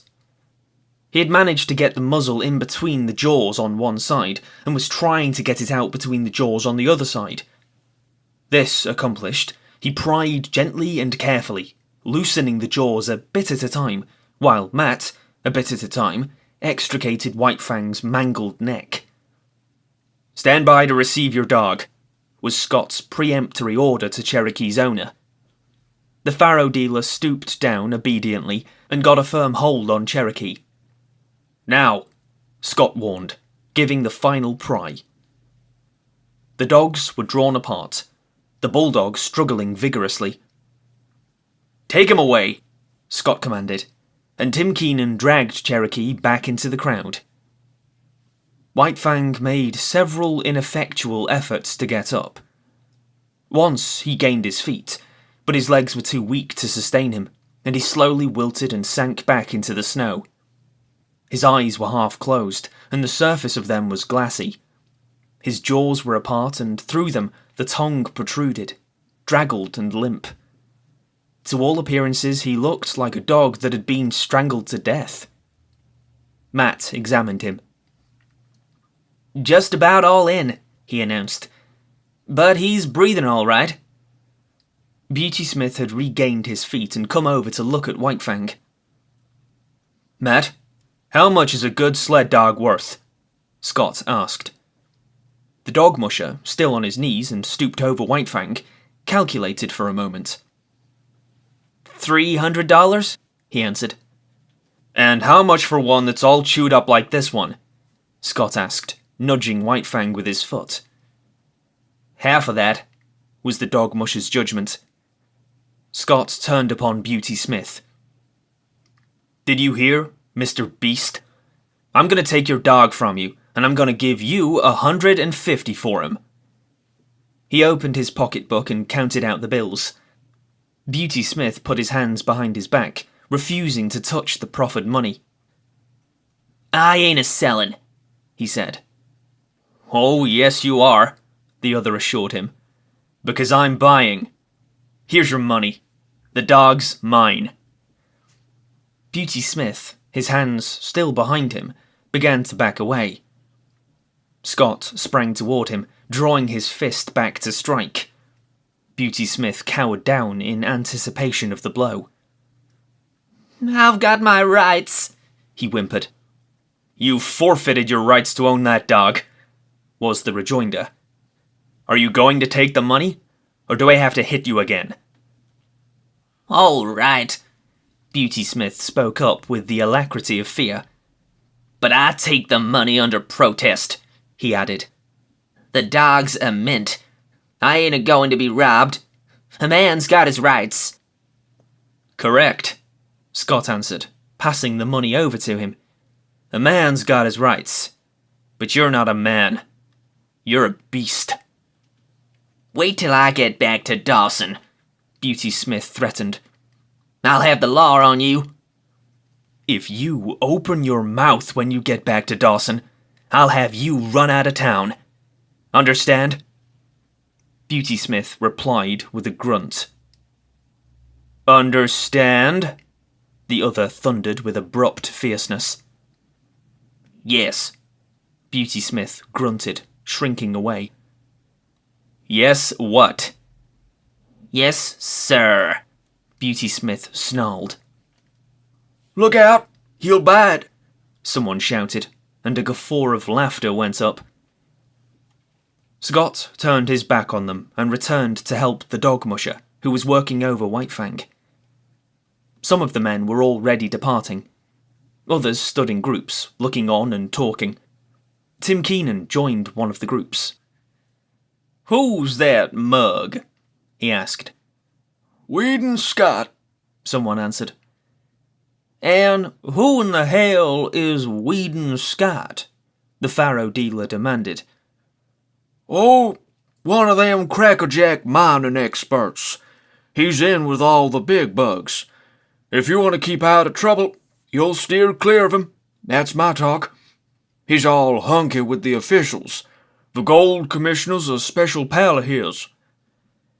"I thought he must be somebody," was the faro dealer's comment. "That's why I kept my hands off of him at the start." Chapter 5 The Indomitable.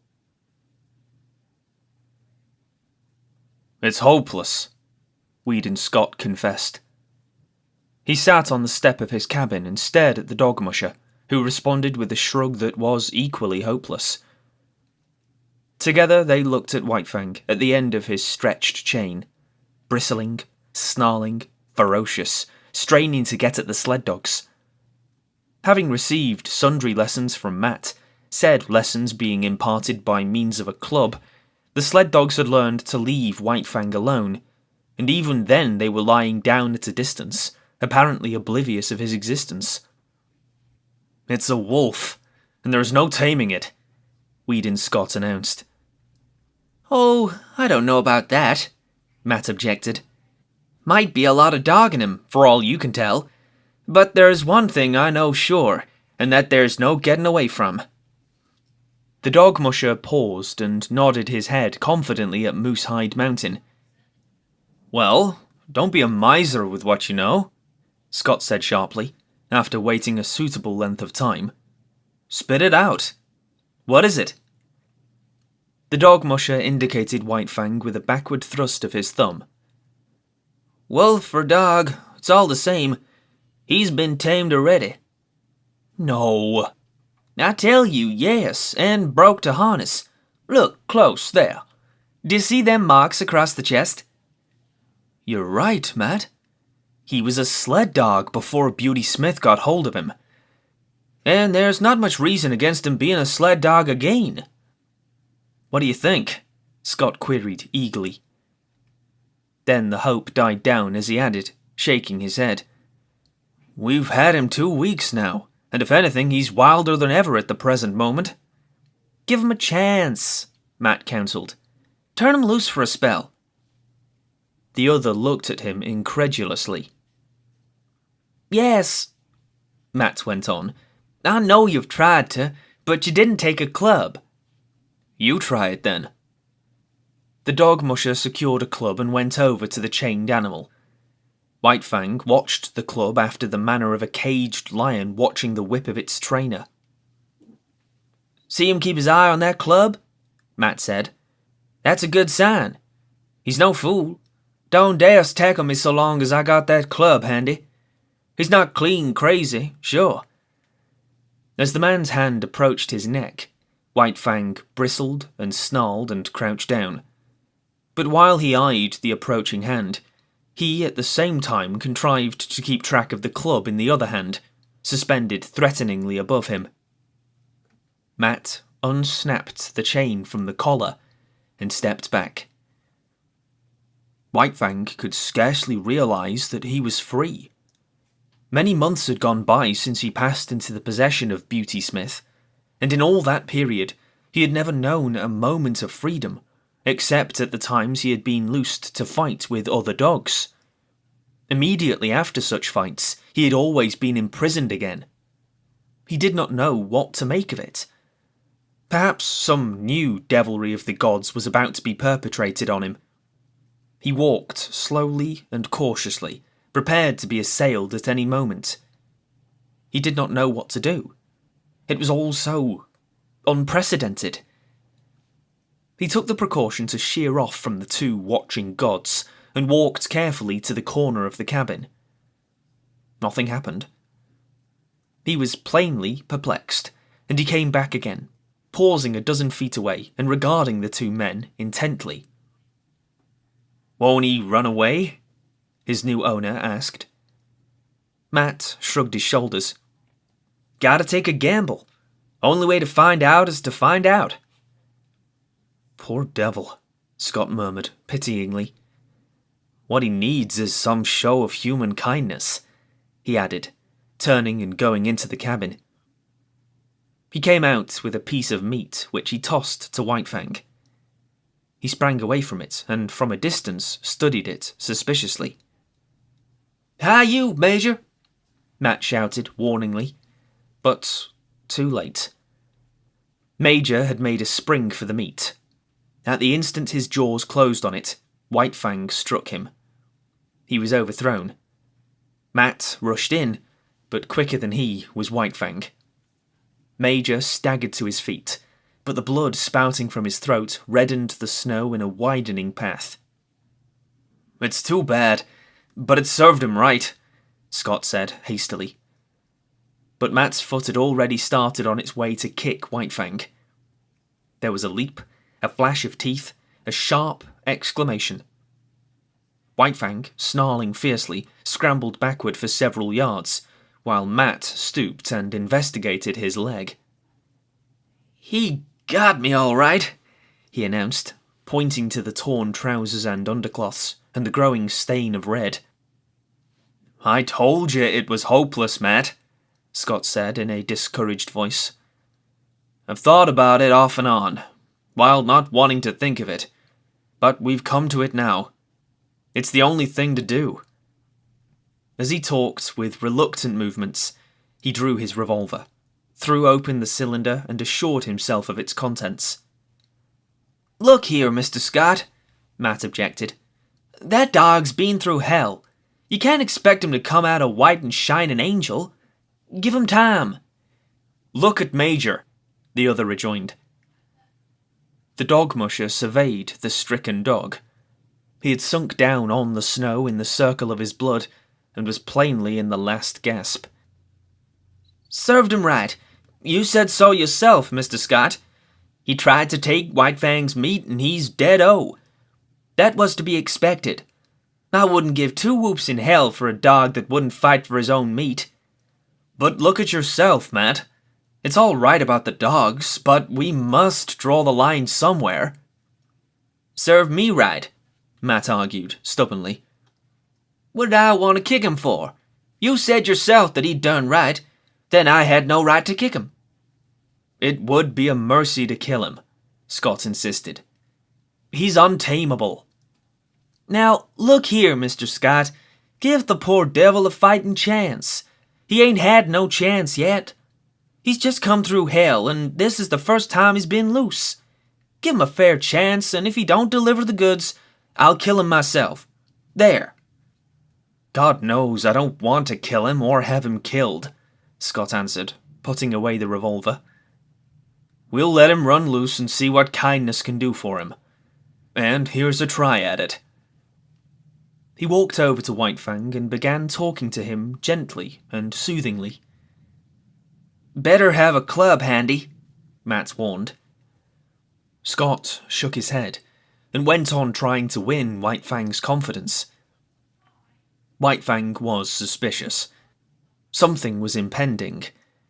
He had killed this god's dog, bitten his companion god, and what else was to be expected than some terrible punishment? But in the face of it, he was indomitable. He bristled and showed his teeth, his eyes vigilant, his whole body wary and prepared for anything. The god had no club, so he suffered him to approach quite near. The god's hand had come out and was descending upon his head. White Fang shrank together and grew tense as he crouched under it. Here was danger, some treachery or something. He knew the hands of the gods, their proved mastery, their cunning to hurt. Besides, there was his old antipathy to being touched. He snarled more menacingly, crouched still lower, and still the hand descended. He did not want to bite the hand, and he endured the peril of it until his instinct surged up in him, mastering him with its insatiable yearning for life. Weedon Scott had believed that he was quick enough to avoid any snap or slash, but he had yet to learn the remarkable quickness of White Fang, who struck with the certainty and swiftness of a coiled snake. Scott cried out sharply with surprise, catching his torn hand and holding it tightly in his other hand. Matt uttered a great oath and sprang to his side. White Fang crouched down and backed away, bristling, showing his fangs, his eyes malignant with menace. Now he could expect a beating as fearful as any he had received from Beauty Smith. "Here! What are you doing?" Scott cried suddenly. Matt had dashed into the cabin and come out with a rifle. "Nothing," he said slowly, with a careless calmness that was assumed. "Only going to keep that promise I made. I reckon it's up to me to kill him as I said I'd do." "No, you don't." "Yes, I do. Watch me." As Matt had pleaded for White Fang when he had been bitten, it was now Weedon Scott's turn to plead. "You said to give him a chance. Well, give it to him. We've only just started, and we can't quit at the beginning. It served me right this time, and... look at him." White Fang, near the corner of the cabin and 40 feet away, was snarling with blood-curdling viciousness. Not at Scott, but at the dog musher. "Well, I'll be everlastingly gosh-swoggled," was the dog musher's expression of astonishment. "Look at the intelligence of him," Scott went on hastily. He knows the meaning of firearms as well as you do. He's got intelligence, and we've got to give that intelligence a chance. Put up the gun." "All right, I'm willing," Matt agreed, leaning the rifle against the woodpile. "But will you look at that?" he exclaimed the next moment. White Fang had quieted down and ceased snarling. "This is worth investigating. Watch." Matt reached for the rifle, and at the same moment White Fang snarled. He stepped away from the rifle, and White Fang's lifted lips descended, covering his teeth. "Now, just for fun." Matt took the rifle and began slowly to raise it to his shoulder. White Fang's snarling began with the movement and increased as the movement approached its culmination. But the moment before the rifle came to a level on him, he leaped sidewise behind the corner of the cabin. Matt stood, staring along the sights at the empty space of snow which had been occupied by White Fang. The dog musher put the rifle down solemnly, then turned and looked at his employer. "I agree with you, Mr. Scott. That dog's too intelligent to kill." Chapter 6. The Love Master. As White Fang watched Weedon Scott approach, he bristled and snarled to advertise that he would not submit to punishment. 24 hours had passed since he had slashed open the hand that was now bandaged and held up by a sling to keep the blood out of it. In the past, White Fang had experienced delayed punishments, and he apprehended that such a one was about to befall him. How could it be otherwise? He had committed what was to him sacrilege, sunk his fangs into the holy flesh of a god, and of a white-skinned superior god at that. In the nature of things, and of intercourse with gods, something terrible awaited him. The god sat down several feet away. White Fang could see nothing dangerous in that. When the gods administered punishment, they stood on their legs. Besides, this god had no club, no whip, no firearm. And furthermore, he himself was free. No chain nor stick bound him. He could escape into safety while the god was scrambling to his feet.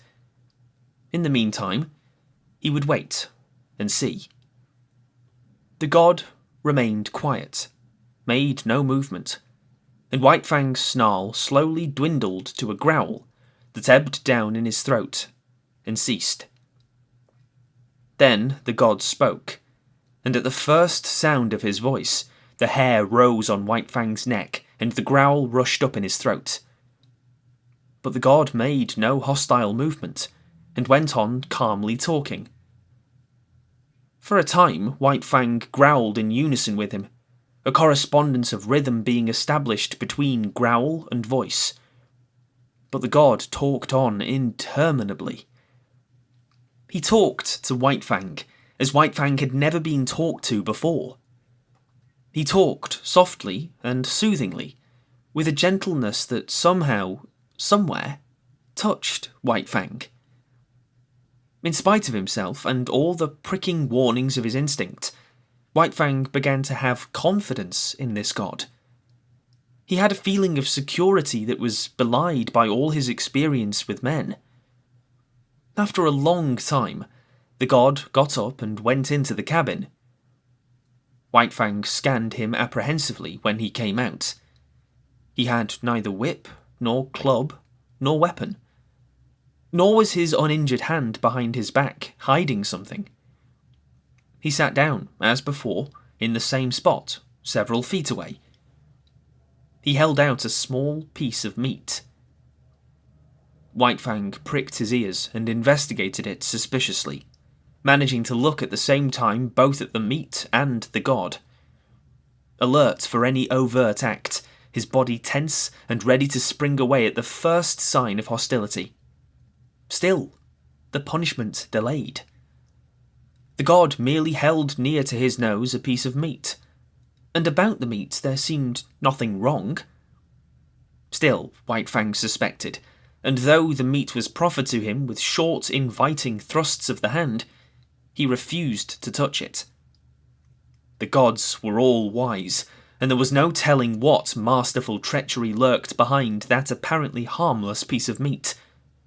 In past experience, especially in dealing with squaws, meat and punishment had often been disastrously related. In the end, the god tossed the meat on the snow at White Fang's feet. He smelled the meat carefully, but he did not look at it. While he smelled it, he kept his eyes on the god. Nothing happened. He took the meat into his mouth and swallowed it. Still, nothing happened. The god was actually offering him another piece of meat. Again, he refused to take it from the hand, and again it was tossed to him. This was repeated a number of times, but there came a time when the god refused to toss it. He kept it in his hand and steadfastly proffered it. The meat was good meat, and White Fang was hungry. Bit by bit, infinitely cautious, he approached the hand. At last, the time came that he decided to eat the meat from the hand. He never took his eyes from the god, thrusting his head forward with ears flattened back and hair involuntarily rising and cresting on his neck. Also, a low growl rumbled in his throat as warning that he was not to be trifled with. He ate the meat, and nothing happened. Piece by piece, he ate all the meat, and nothing happened. Still, the punishment delayed. He licked his chops and waited.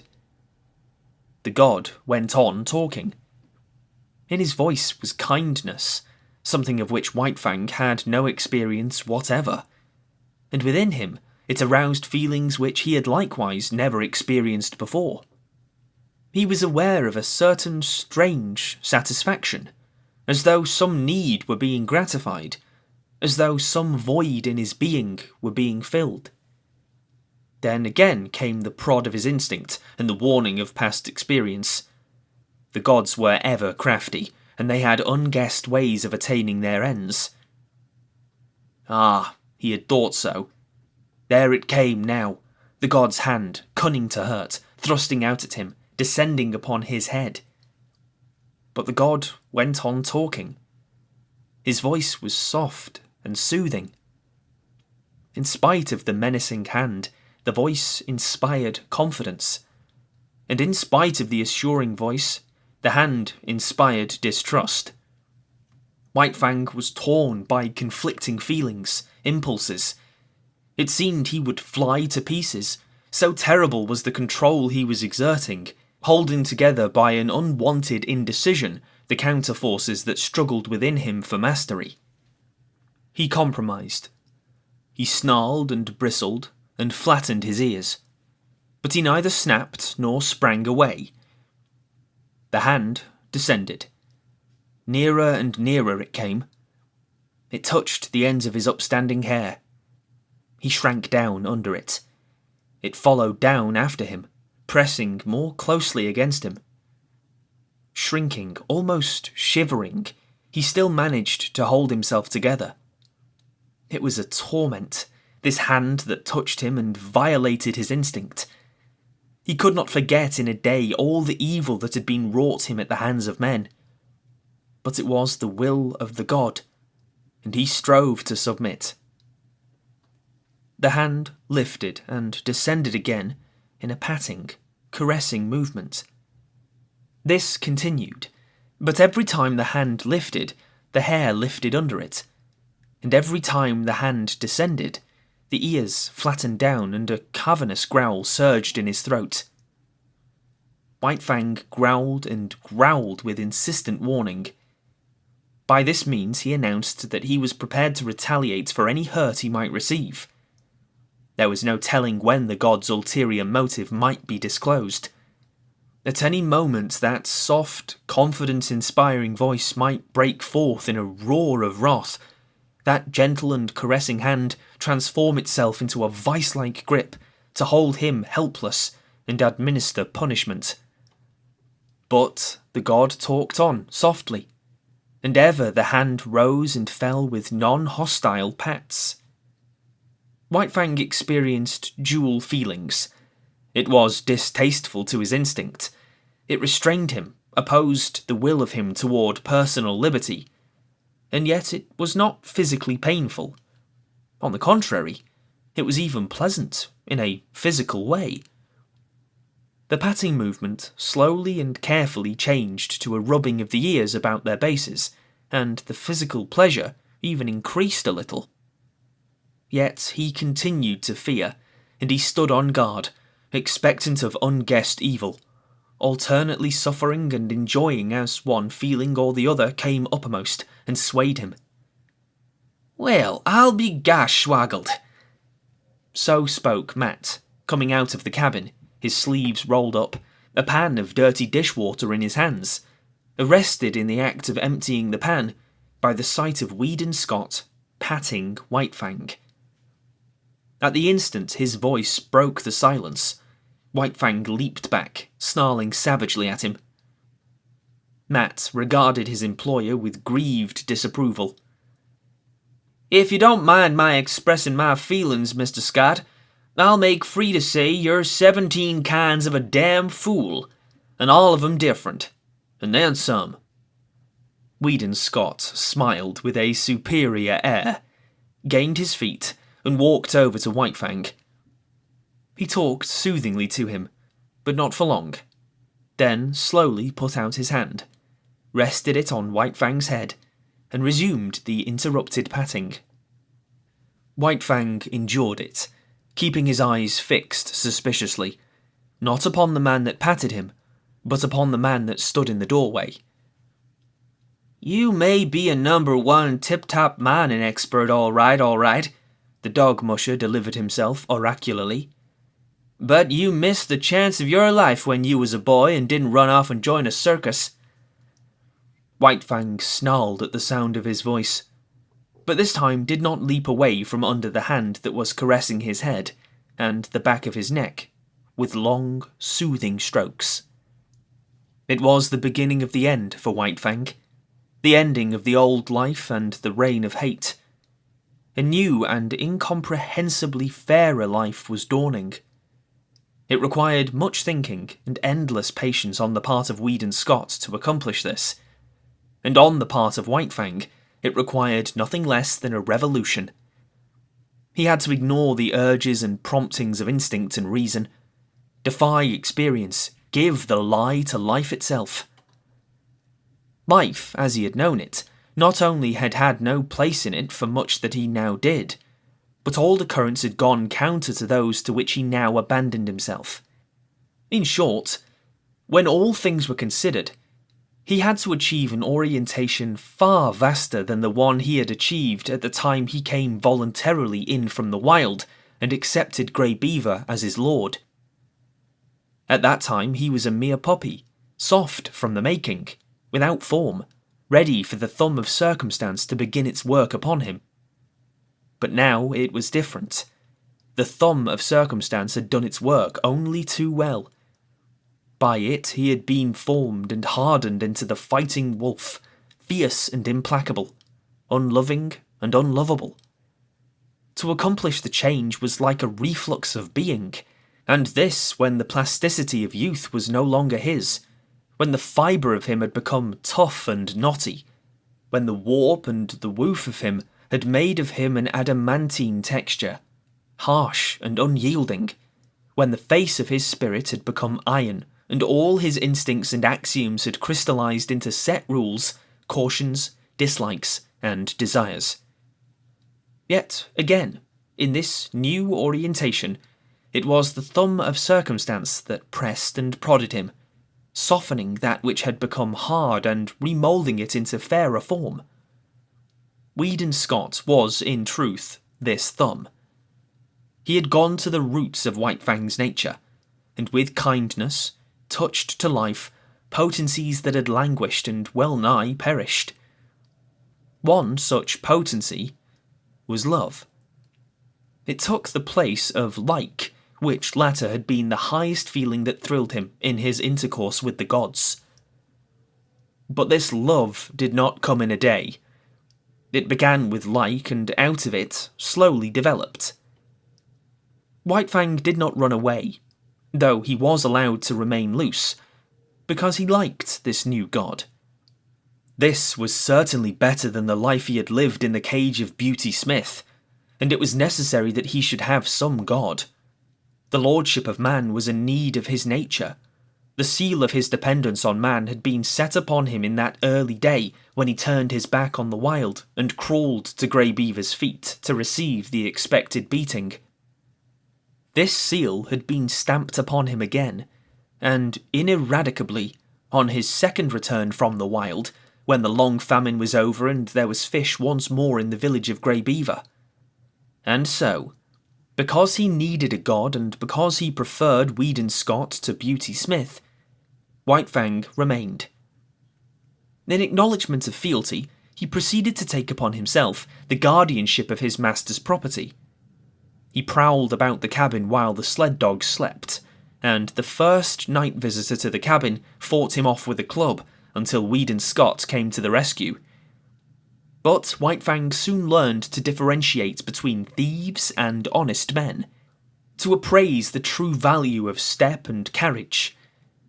The man who travelled, loud stepping, the direct line to the cabin door, he let alone, though he watched him vigilantly until the door opened and he received the endorsement of the master.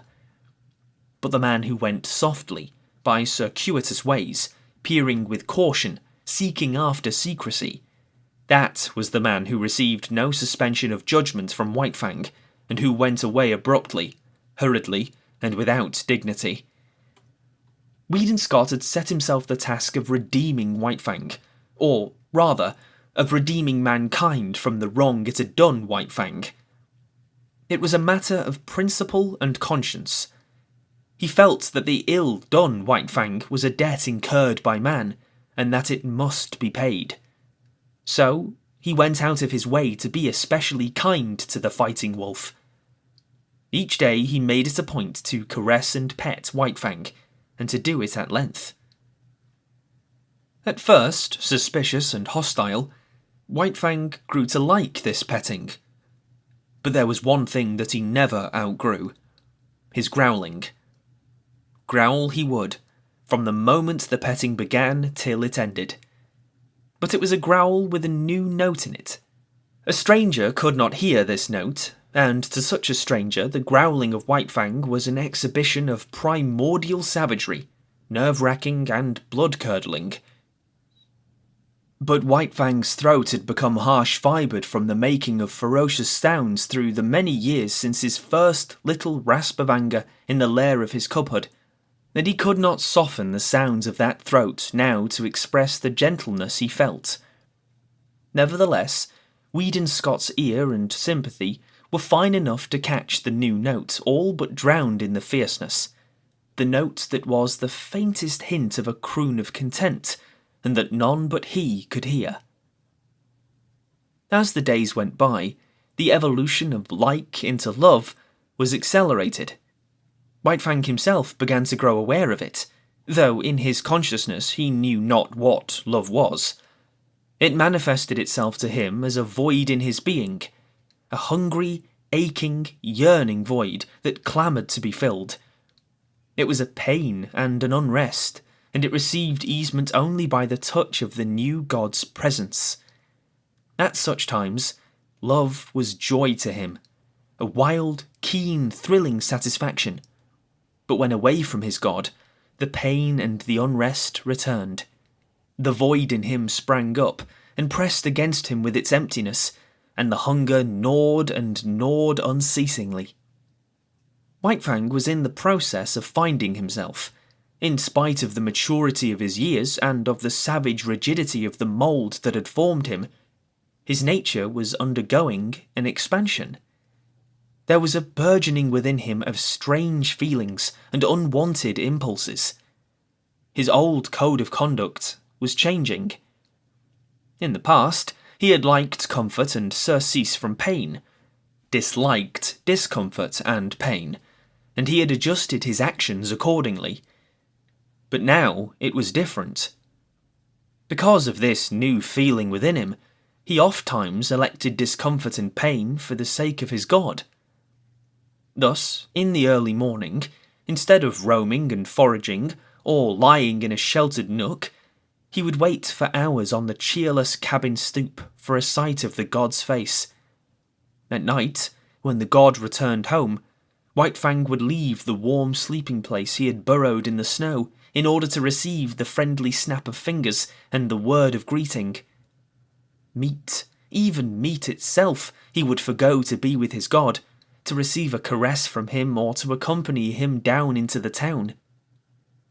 Like had been replaced by love, and love was the plummet dropped down into the deeps of him where like had never gone. And responsive out of his deeps had come the new thing.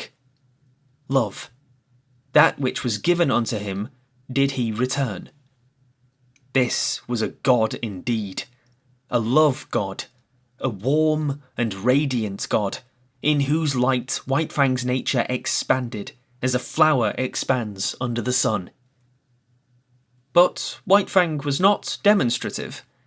He was too old, too firmly moulded to become adept at expressing himself in new ways. He was too self-possessed, too strongly poised in his own isolation. Too long had he cultivated reticence, aloofness, and moroseness. He had never barked in his life, and he could not now learn to bark a welcome when his god approached. He was never in the way, never extravagant nor foolish in the expression of his love. He never ran to meet his god. He waited at a distance, but he always waited, was always there. His love partook of the nature of worship, dumb, inarticulate, a silent adoration. Only by the steady regard of his eyes did he express his love, and by the unceasing following with his eyes of his god's every movement. Also, at times, when his god looked at him and spoke to him, he betrayed an awkward self-consciousness caused by the struggle of his love to express itself and his physical inability to express it. He learned to adjust himself in many ways to his new mode of life. It was borne in upon him that he must let his master's dogs alone. Yet his dominant nature asserted itself, and he had first to thrash them into an acknowledgement of his superiority and leadership. This accomplished, he had little trouble with them. They gave trail to him when he came and went, or walked among them, and when he asserted his will, they obeyed. In the same way he came to tolerate Matt, as a possession of his master. His master rarely fed him. Matt did that. It was his business. Yet White Fang divined that it was his master's food he ate, and that it was his master who thus fed him vicariously. Matt it was who tried to put him into the harness and make him haul sled with the other dogs. But Matt failed. It was not until Weedon Scott put the harness on White Fang and worked him that he understood. He took it as his master's will that Matt should drive him and work him just as he drove and worked his master's other dogs. Different from the Mackenzie toboggans were the Klondike sleds with runners under them, and different was the method of driving the dogs. There was no fan formation of the team. The dogs worked in single file, one behind another, hauling on double traces, and here, in the Klondike, the leader was indeed the leader. The wisest as well as strongest dog was the leader, and the team obeyed him and feared him. That White Fang should quickly gain this post was inevitable. He could not be satisfied with less, as Matt learned after much inconvenience and trouble. White Fang picked out the post for himself, and Matt backed his judgment with strong language after the experiment had been tried. But, though he worked in the sled in the day, White Fang did not forgo the guarding of his master's property in the night. Thus, He was on duty all the time, ever vigilant and faithful, the most valuable of all the dogs. "Making free to spit out what's in me," Matt said one day. "I beg to state that you was a wise guy all right when you paid the price you did for that dog. You clean swindled Beauty Smith on top of pushing his face in with your fist." The recrudescence of anger glinted in Weedon Scott's grey eyes, and he muttered savagely, "The beast." In the late spring, a great trouble came to White Fang. Without warning, the Love Master disappeared. There had been warning, but White Fang was unversed in such things and did not understand the packing of a grip. He remembered afterwards that his packing had preceded the Master's disappearance, but at the time he suspected nothing. That night, he waited for the Master to return. At midnight, the chill wind that blew drove him to shelter at the rear of the cabin.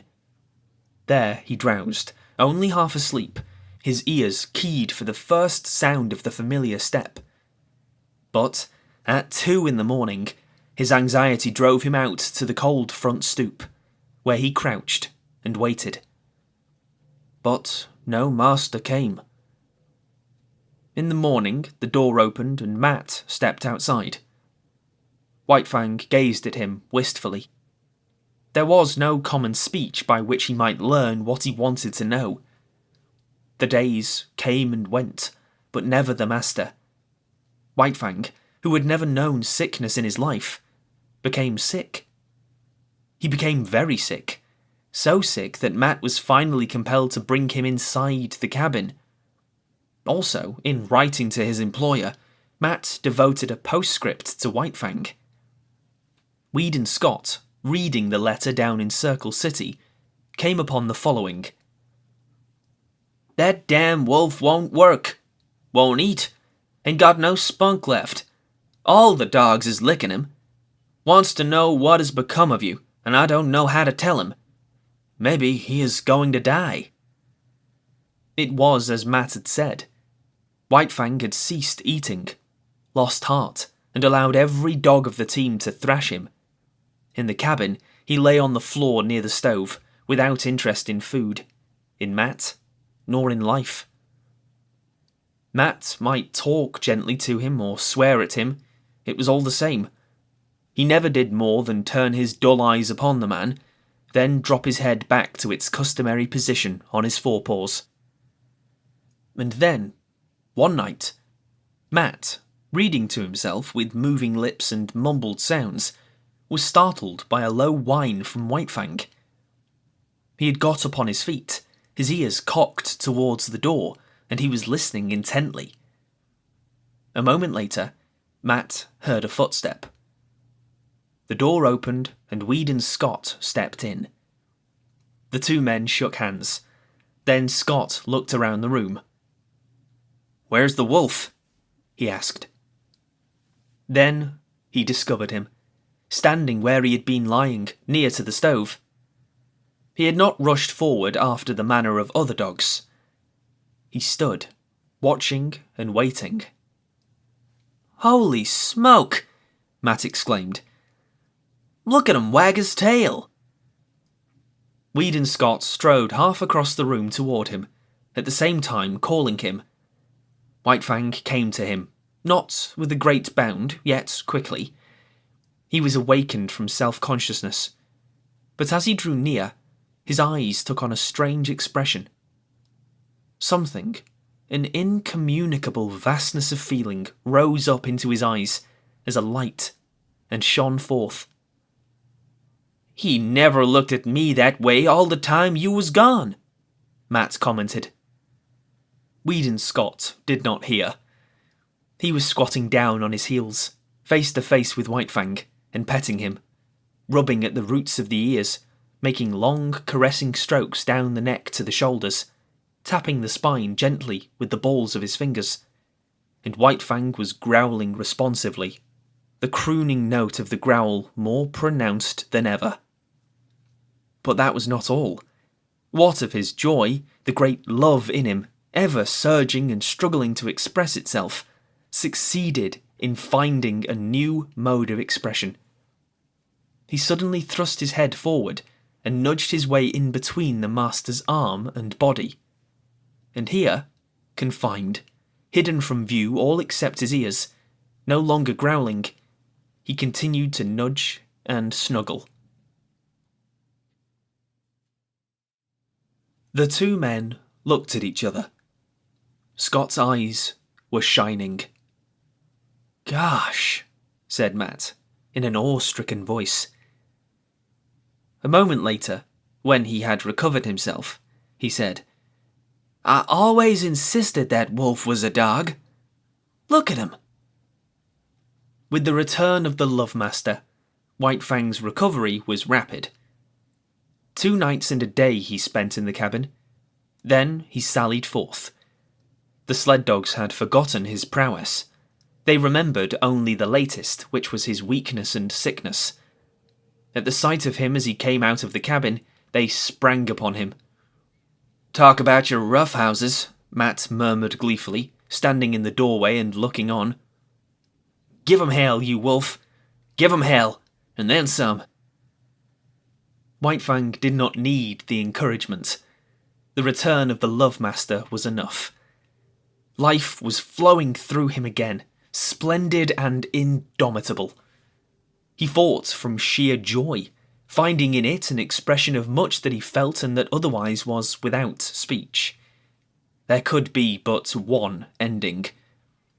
The team dispersed in ignominious defeat, and it was not until after dark that the dogs came sneaking back, one, by meekness and humility, signifying their fealty to White Fang. Having learned to snuggle, White Fang was guilty of it often. It was the final word. He could not go beyond it. The one thing of which he had always been particularly jealous was his head. He had always disliked to have it touched. It was the wild in him, the fear of hurt and of the trap, that had given rise to the panicky impulses to avoid contacts. It was the mandate of his instinct that that head must be free. And now, with the Love Master, his snuggling was the deliberate act of putting himself into a position of hopeless helplessness. It was an expression of perfect confidence, of absolute self-surrender, as though he said, "I put myself into thy hands. Work thou thy will with me." One night, not long after the return, Scott and Matt sat at a game of cribbage preliminary to going to bed. 15-2, 15-4, and a pair of 'em makes 6. Matt was pegging up, when there was an outcry and sound of snarling without. They looked at each other as they started to rise to their feet. "The wolf's nailed somebody," Matt said. A wild scream of fear and anguish hastened them. "Bring a light," Scott shouted as he sprang outside. Matt followed with the lamp, and by its light they saw a man lying on his back in the snow. His arms were folded, one above the other, across his face and throat. Thus he was trying to shield himself from White Fang's teeth, and there was need for it. White Fang was in a rage, wickedly making his attack on the most vulnerable spot. From shoulder to wrist of the crossed arms, the coat sleeve, blue flannel shirt and undershirt were ripped in rags, while the arms themselves were terribly slashed and streaming blood. All this the two men saw in the first instant. The next instant, Weedon Scott had White Fang by the throat and was dragging him clear. White Fang struggled and snarled, but made no attempt to bite, while he quickly quieted down at a sharp word from the master. Matt helped the man to his feet. As he arose, he lowered his crossed arms, exposing the bestial face of Beauty Smith. The dog musher let go of him precipitately, with action similar to that of a man who has picked up live fire. Beauty Smith blinked in the lamplight and looked about him. He caught sight of White Fang, and terror rushed into his face. At the same moment, Matt noticed two objects lying in the snow. He held the lamp close to them, indicating them with his toe for his employer's benefit. A steel dog chain and a stout club. Weedon Scott saw and nodded. Not a word was spoken. The dog musher laid his hand on Beauty Smith's shoulder and faced him to the right about. No word needed to be spoken. Beauty Smith started. In the meantime, the Love Master was patting White Fang and talking to him. "Tried to steal you, eh? And you wouldn't have it. Well, he made a mistake, didn't he? Must have thought he had hold of 17 devils, the dog musher sniggered. White Fang, still wrought up and bristling, growled and growled, the hair slowly lying down, the crooning note remote and dim, but growing in his throat. Part 5. Chapter 1. The Long Trail. It was in the air. White Fang sensed the coming calamity, even before there was tangible evidence of it. In vague ways, it was borne in upon him that a change was impending. He knew not how nor why, yet he got his feel of the oncoming event from the gods themselves. In ways subtler than they knew, they betrayed their intentions to the wolf dog that haunted the cabin stoop, and that, though he never came inside the cabin, knew what went on inside their brains. "Listen to that, will you?" the dog musher exclaimed at supper one night. Weedon Scott listened. Through the door came a low, anxious whine, like a sobbing under the breath that had just grown audible. Then came the long sniff, as White Fang reassured himself that his god was still inside, and had not yet taken himself off in mysterious and solitary flight. "I do believe that wolf's onto you," the dog musher said. Weedon Scott looked across at his companion, with eyes that almost pleaded, though this was given the lie by his words. "What the devil can I do with a wolf in California?" he demanded. "That's what I say," Matt answered. "What the devil can you do with a wolf in California?" But this did not satisfy Weedon Scott. The other seemed to be judging him in a non-committal sort of way. "Whiteman's dogs would have no show against him," Scott went on. "He'd kill them on sight. If he didn't bankrupt me with damaged suits, the authorities would take him away from me and electrocute him." "He's a downright murderer, I know," was the dog musher's comment. Weedon Scott looked at him suspiciously. "It would never do," he said decisively. "It would never do," Matt concurred. "Why, you'd have to hire a man specially to take care of him." The other suspicion was allayed. He nodded cheerfully. In the silence that followed, the low, half-sobbing whine was heard at the door, and then the long, questing sniff. "There's no denying he thinks a hell of a lot of you," Matt said. The other glared at him in sudden wrath. "Damn it all, man, I know my own mind and what's best." "I'm agreeing with you. Only what?" Scott snapped out. "Only," the dog musher began softly, then changed his mind and betrayed a rising anger of his own. "Well, you needn't get so all fired head up about it. Judging by your actions, one'd think you didn't know your own mind." Weedon Scott debated with himself for a while, and then said, more gently, "You are right, Matt. I don't know my own mind, and that's what's the trouble. Why, it would be rank ridiculousness for me to take that dog along," he broke out after another pause. "I'm agreeing with you," was Matt's answer, and again his employer was not quite satisfied with him. But how in the name of the great Sardanapalus he knows you're going is what gets me, the dog musher continued innocently.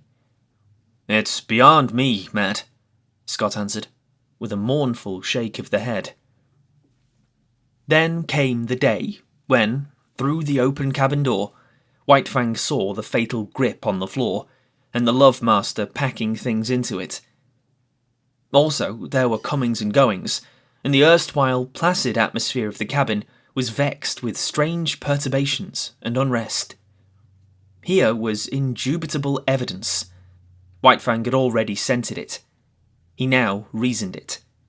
His god was preparing for another flight. And since he had not taken him with him before, so now he could look to be left behind. That night, he lifted the long wolf howl. As he had howled in his puppy days, when he fled back from the wild to the village to find it vanished, and naught but a rubbish heap to mark the site of Grey Beaver's teepee, so now he pointed his muzzle to the cold stars and told to them his woe. Inside the cabin, the two men had just gone to bed. He's gone off his food again, Matt remarked from his bunk. There was a grunt from Weedon Scott's bunk, and a stir of blankets. From the way he cut up the other time you went away, I wouldn't wonder this time but what he died. The blankets in the other bunk stirred irritably. Oh, shut up, Scott cried out through the darkness. You nag worse than a woman. I'm agreeing with you, the dog musher answered, and Weedon Scott was not quite sure whether or not the other had snickered. The next day, White Fang's anxiety and restlessness were even more pronounced. He dogged his master's heels whenever he left the cabin, and haunted the front stoop when he remained inside. Through the open door, he could catch glimpses of the luggage on the floor. The grip had been joined by 2 large canvas bags and a box. Matt was rolling the master's blankets and fur robe inside a small tarpaulin. White Fang whined as he watched the operation. Later on, 2 Indians arrived. He watched them closely as they shouldered the luggage and were led off down the hill by Matt, who carried the bedding and the grip. But White Fang did not follow them. The master was still in the cabin. After a time, Matt returned. The master came to the door and called White Fang inside. You poor devil, he said gently, rubbing White Fang's ears and tapping his spine. I'm hitting the long trail, old man, where you cannot follow. Now, give me a growl. The last goodbye growl. But White Fang refused to growl. Instead, and after a wistful, searching look, he snuggled in, burrowing his head out of sight between the master's arm and body. There she blows, Matt cried. From the Yukon arose the hoarse bellowing of a river steamboat. You've got to cut it short. Be sure and lock the front door. I'll go out the back. Get a move on. The 2 doors slammed at the same moment, and Weedon Scott waited for Matt to come around to the front. From inside the door came a low whining and sobbing. Then there were long, deep-drawn sniffs. You must take good care of him, Matt, Scott said, as they started down the hill. Right, and let me know how he gets along. Sure, the dog musher answered. But listen at that, will ya? Both men stopped. White Fang was howling, as dogs howl when their masters lie dead. He was voicing an utter woe, his cry bursting upward in great, heartbreaking rushes, dying down into quavering misery, and bursting upward again with a rush upon rush of grief. The Aurora was the first steamboat of the year for the outside, and her decks were jammed with prosperous adventurers and broken gold seekers, all equally as mad to get to the outside as they had been originally to get to the inside. Near the gangplank, Scott was shaking hands with Matt, who was preparing to go ashore. But Matt's hand went limp in the other's grasp as his gaze shot past and remained fixed on something behind him. Scott turned to see. Sitting on the deck several feet away and watching wistfully was White Fang. The dog musher swore softly in awe-stricken accents. Scott could only look in wonder. "Did you lock the front door?" Matt demanded. The other nodded and asked, "How about the back?" "You just bet I did," was the fervent reply. White Fang flattened his ears ingratiatingly, but remained where he was, making no attempt to approach. "I'll have to take him ashore with me." Matt made a couple of steps toward White Fang, but the latter slid away from him. The dog musher made a rush of it, and White Fang dodged between the legs of a group of men. Ducking, turning, doubling, he slid about the deck, eluding the other's efforts to capture him. But when the Love Master spoke, White Fang came to him with prompt obedience. "Won't come to the hand that's fed him all these months," the dog musher muttered resentfully. "And you ain't never fed him after them first days of getting acquainted. I'm blamed if I can see how he works it out that you're the boss." Scott, who had been patting White Fang, suddenly bent closer and pointed out fresh-made cuts on his muzzle and a gash between the eyes. Matt bent over and passed his hand along White Fang's belly. "We plumb forgot the window. He's all cut and gouged underneath. Must have butted clean through it, by gosh." But Weedon Scott was not listening. He was thinking rapidly. The Aurora's whistle hooted a final announcement of departure. Men were scurrying down the gangplank to the shore. Matt loosened the bandana from his own neck and started to put it around White Fang's. Scott grasped the dog musher's hand. "Goodbye, Matt, old man. About the wolf. You needn't write. You see, I've—" "What?" the dog musher exploded. "You don't mean to say—" "The very thing I mean. Here's your bandana. I'll write to you about him." Matt paused halfway down the gangplank. "He'll never stand the climate," he shouted back. "Unless you clip him in the warm weather." The gangplank was hauled in, and the Aurora swung out from the bank. Weedon Scott waved a last goodbye. Then he turned and bent over White Fang, standing by his side. "Now growl, damn you. Growl," he said, as he patted the responsive head and rubbed the flattening ears. Chapter 2. The Southland. White Fang landed from the steamer in San Francisco. He was appalled. Deep in him, below any reasoning process or act of consciousness, he had associated power with godhead, and never had the white men seemed such marvelous gods as now, when he trod the slimy pavement of San Francisco. The log cabins he had known were replaced by towering buildings. The streets were crowded with perils. Wagons, carts, automobiles, great straining horses pulling huge trucks, and monstrous cable and electric cars hooting and clanging through the midst, screeching their insistent menace after the manner of the lynxes he had known in the northern woods. All this was the manifestation of power. Through it all, behind it all, was man, governing and controlling, expressing himself, as of old, by his mastery over matter. It was colossal, stunning. White Fang was awed. Fear sat upon him.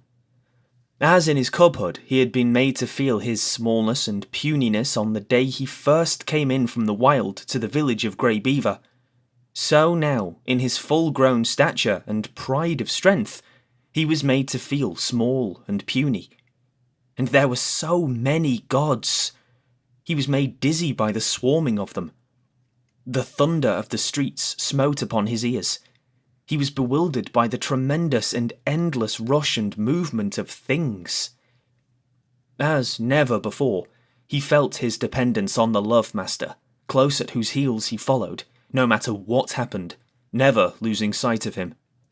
But White Fang was to have no more than a nightmare vision of the city, an experience that was like a bad dream, unreal and terrible, that haunted him for long after in his dreams. He was put into a baggage car by the master, chained in a corner in the midst of heaped trunks and valises. Here, a squat and brawny god held sway, with much noise, hurling trunks and boxes about, dragging them in through the door and tossing them into the piles, or flinging them out of the door, smashing and crashing to the other gods who awaited them. And here, in this inferno of luggage, was White Fang deserted by the master. Or at least White Fang thought he was deserted, until he smelled out the master's canvas clothes bags alongside of him, and proceeded to mount guard over them. "'Bout time you come," growled the god of the car, an hour later, when Weed and Scott appeared at the door. "That dog of yours won't let me lay a finger on your stuff." White Fang emerged from the car. He was astonished. The nightmare city was gone. The car had been to him no more than a room in a house, and when he had entered it, the city had been all around him. In the interval, the city had disappeared. The roar of it no longer dinned upon his ears. Before him was smiling country, streaming with sunshine, lazy with quietude. But he had little time to marvel at the transformation. He accepted it as he accepted all the unaccountable doings and manifestations of the gods. It was their way. There was a carriage waiting. A man and a woman approached the master.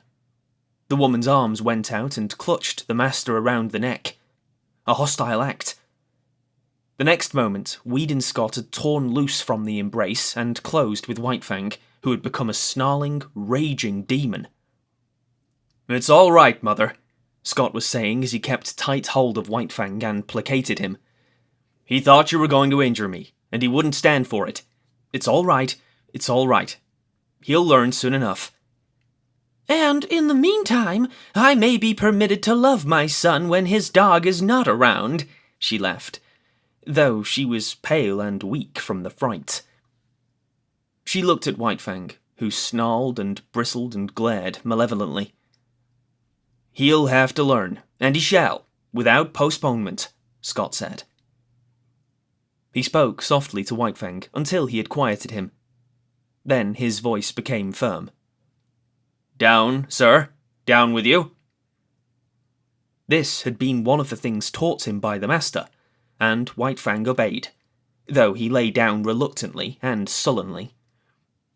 "Now, Mother." Scott opened his arms to her, but kept his eyes on White Fang. "Down," he warned. "Down." White Fang, bristling silently, half crouching as he rose, sank back and watched the hostile act repeated.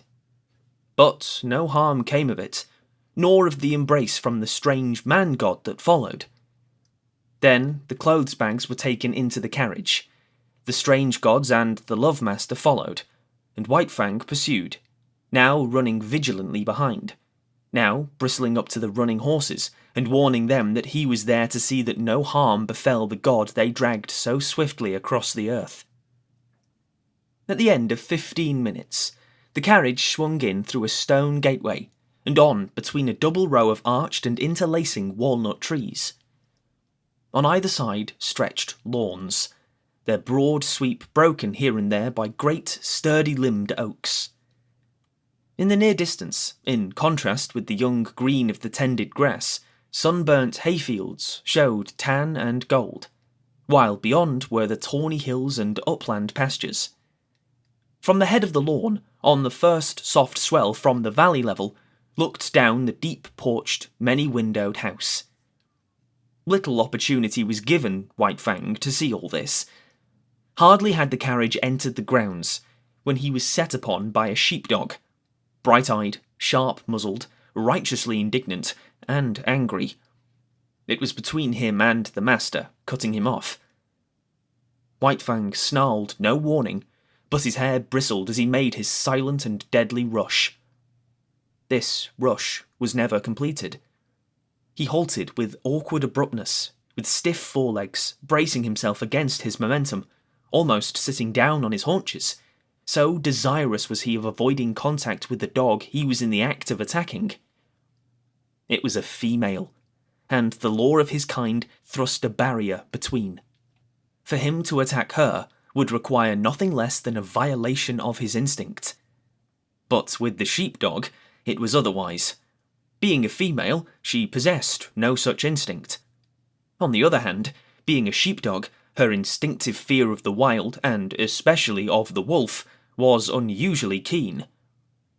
White Fang was to her a wolf, the hereditary marauder who had preyed upon her flocks from the time sheep were first herded and guarded by some dim ancestor of hers. And so, as he abandoned his rush at her and braced himself to avoid the contact, she sprang upon him. He snarled involuntarily as he felt her teeth in his shoulder, but beyond this made no offer to hurt her. He backed away, stiff-legged with self-consciousness, and tried to go around her. He dodged this way and that, and curved and turned, but to no purpose. She remained always between him and the way he wanted to go. "Here, Collie," called the strange man in the carriage. Weedon Scott laughed. "Never mind, father. It is good discipline.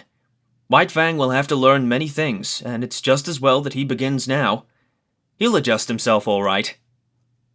The carriage drove on, and still Collie blocked White Fang's way. He tried to outrun her by leaving the drive and circling across the lawn, but she ran on the inner and smaller circle, and was always there, facing him with her 2 rows of gleaming teeth.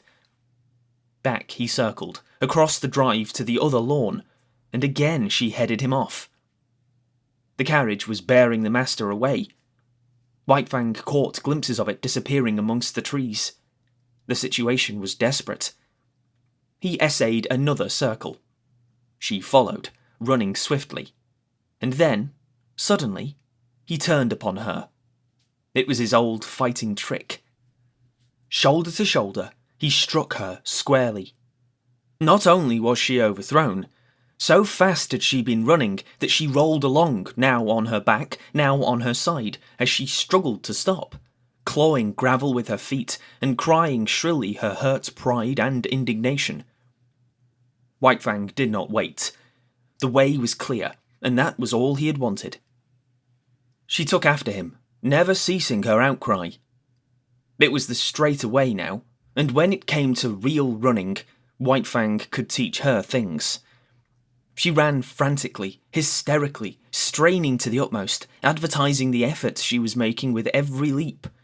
And all the time, White Fang slid smoothly away from her, silently, without effort, gliding like a ghost over the ground. As he rounded the house to the porte cochere, he came upon the carriage.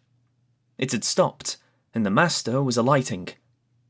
At this moment, still running at top speed, White Fang became suddenly aware of an attack from the side. It was a deerhound rushing upon him. White Fang tried to face it, but he was going too fast and the hound was too close. It struck him on the side, and such was his forward momentum and the unexpectedness of it, White Fang was hurled to the ground and rolled clear over. He came out of the tangle a spectacle of malignancy, ears flattened back, lips writhing, nose wrinkling, his teeth clipping together as the fangs barely missed the hound's soft throat. The master was running up, but was too far away, and it was Collie that saved the hound's life. Before White Fang could spring in and deliver the fatal stroke, and just as he was in the act of springing in, Collie arrived. She had been outmanoeuvred and outrun, to say nothing of her having been unceremoniously tumbled in the gravel, and her arrival was like that of a tornado, made up of offended dignity, justifiable wrath, and instinctive hatred for this marauder from the wild. She struck White Fang at right angles in the midst of his spring, and again he was knocked off his feet and rolled over. The next moment the master arrived, and with one hand held White Fang, while the father called off the dogs. "I say, this is a pretty warm reception for a poor lone wolf from the Arctic," the master said, while White Fang calmed down under his caressing hand. "In all his life he's only been known once to go off his feet, and here he's been rolled twice in 30 seconds. The carriage had driven away, and other strange gods had appeared from out the house. Some of these stood respectfully at a distance, but 2 of them, women, perpetrated the hostile act of clutching the master around the neck. White Fang, however, was beginning to tolerate this act. No harm seemed to come of it, while the noises the gods made were certainly not threatening. These gods also made overtures to White Fang, but he warned them off with a snarl, and the master did likewise with a word of mouth. At such times, White Fang leaned in close against the master's legs, and received reassuring pats on the head.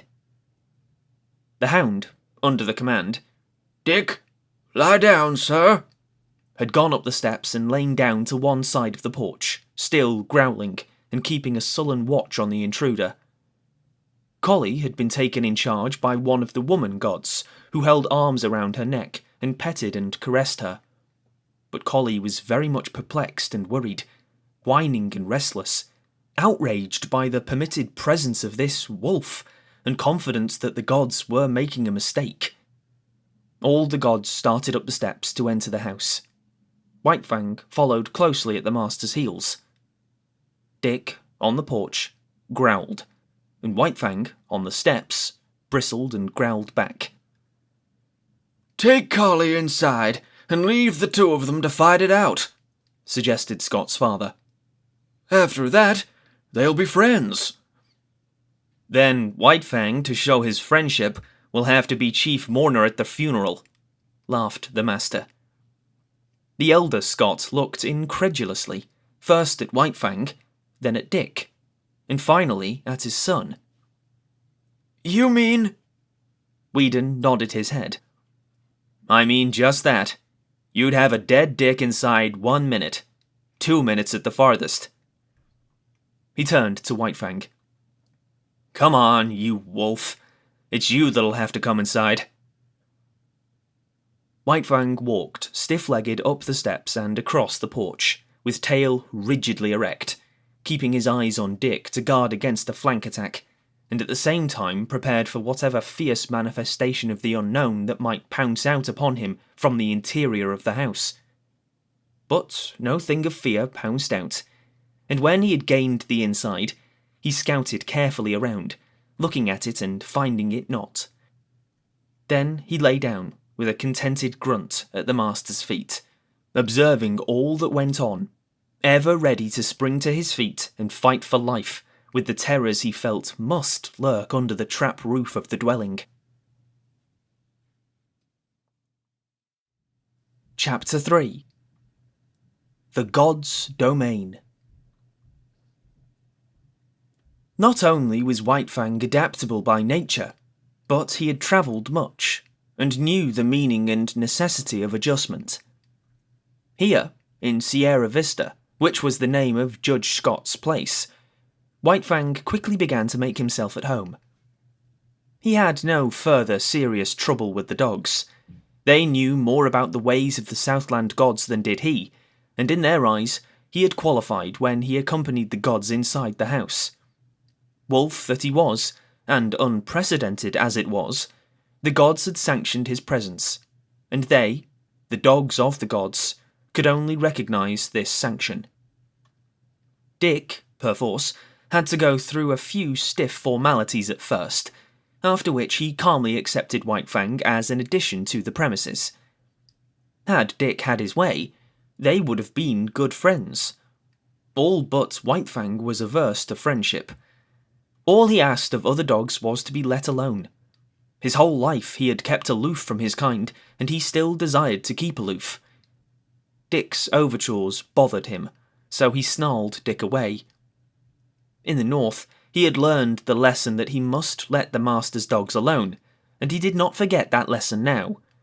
But he insisted on his own privacy and self-seclusion, and so thoroughly ignored Dick that good-natured creature finally gave him up and scarcely took as much interest in him as in the hitching post near the stable. Not so with Collie. While she accepted him because it was the mandate of the gods, that was no reason that she should leave him in peace. Woven into her being was the memory of countless crimes he and his had perpetrated against her ancestry. Not in a day nor a generation were the ravaged sheepfolds to be forgotten. All this was a spur to her, pricking her to retaliation. She could not fly in the face of the gods who permitted him, but that did not prevent her from making life miserable for him in petty ways. A feud, ages old, was between them, and she, for one, would see to it that he was reminded. So Collie took advantage of her sex to pick upon White Fang and maltreat him. His instinct would not permit him to attack her, while her persistence would not permit him to ignore her. When she rushed at him, he turned his fur-protected shoulder to her sharp teeth and walked away, stiff-legged and stately. When she forced him too hard, he was compelled to go about in a circle, his shoulder presented to her, his head turned from her, and on his face and in his eyes a patient and bored expression. Sometimes, however, a nip on his hindquarters hastened his retreat and made it anything but stately. But, as a rule, he managed to maintain a dignity that was almost solemnity.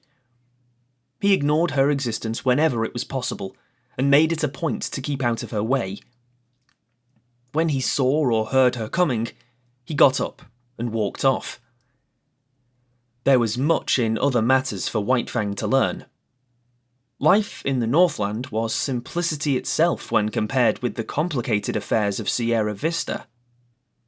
First of all, he had to learn the family of the master. In a way, he was prepared to do this. As Mitzar and Klukooch had belonged to Grey Beaver, sharing his food, his fire and his blankets, so now, at Sierra Vista, belonged to the Love Master all the denizens of the house. But in this matter, there was a difference, and many differences. Sierra Vista was a far vaster affair than the teepee of Grey Beaver. There were many persons to be considered. There was Judge Scott, and there was his wife. There were the master's two sisters, Beth and Mary. There was his wife, Alice. And then there were his children, Whedon and Maud, toddlers of 4 and 6. There was no way for anybody to tell him about all these people, and of blood ties and relationship he knew nothing whatever, and never would be capable of knowing. Yet he quickly worked it out that all of them belonged to the master. Then, by observation, whenever opportunity offered, by study of action, speech, and the very intonations of the voice, he slowly learned the intimacy and the degree of favour they enjoyed with the master. And by this ascertained standard, White Fang treated them accordingly. What was of value to the master, he valued. What was dear to the master was to be cherished by White Fang and guarded carefully. Thus it was with the two children. All his life he had disliked children. He hated and feared their hands. The lessons were not tender that he had learned of their tyranny and cruelty in the days of the Indian villages. When Whedon and Maud had first approached him, he growled warningly and looked malignant. A cough from the master and a sharp word had then compelled him to permit their caress, though he growled and growled under their tiny hands, and in the growl there was no crooning note. Later, he observed that the boy and girl were of great value in the master's eyes. Then it was that no cuff nor sharp word was necessary before they could pat him. Yet, White Fang was never effusively affectionate. He yielded to the master's children with an ill but honest grace, and endured their fooling as one would endure a painful operation. When he could no longer endure, he would get up and stalk determinedly away from them. But after a time, he grew even to like the children. Still, he was not demonstrative. He would not go up to them. On the other hand, instead of walking away at sight of them, he waited for them to come to him.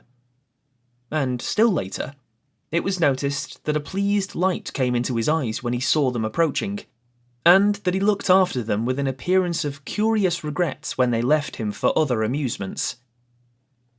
All this was a matter of development, and took time. Next in his regard, after the children, was Judge Scott. There were two reasons, possibly, for this. First, he was evidently a valuable possession of the master's, and next, he was undemonstrative.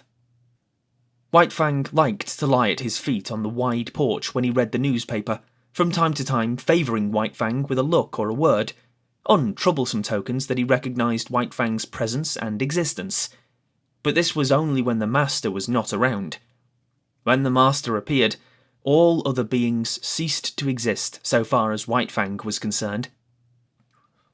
White Fang allowed all the members of the family to pet him and make much of him, but he never gave to them what he gave to the master. No caress of theirs could put the love croon into his throat, and, try as they would, they could never persuade him into snuggling against them. This expression of abandon and surrender, of absolute trust, he reserved for the master alone. In fact, he never regarded the members of the family in any other light than possessions of the Love Master. Also, White Fang had early come to differentiate between the family and the servants of the household. The latter were afraid of him, while he merely refrained from attacking them. This because he considered that they were likewise possessions of the master. Between White Fang and them existed a neutrality, and no more. They cooked for the master and washed the dishes, and did other things just as Matt had done up in the Klondike. They were, in short, appurtenances of the household. Outside the household, there was even more for White Fang to learn. The master's domain was wide and complex, yet it had its metes and bounds.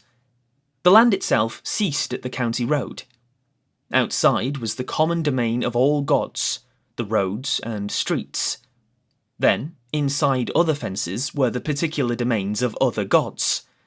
A myriad laws governed all these things, and determined conduct. Yet he did not know the speech of the gods, nor was there any way for him to learn save by experience. He obeyed his natural impulses until they ran him counter to some law. When this had been done a few times, he learned the law, and after that, observed it. But most potent in his education was the cuff of the master's hand, the censure of the master's voice. Because of White Fang's very great love, a cuff from the master hurt him far more than any beating Grey Beaver or Beauty Smith had ever given him. They had hurt only the flesh of him. Beneath the flesh, the spirit had still raged, splendid and invincible.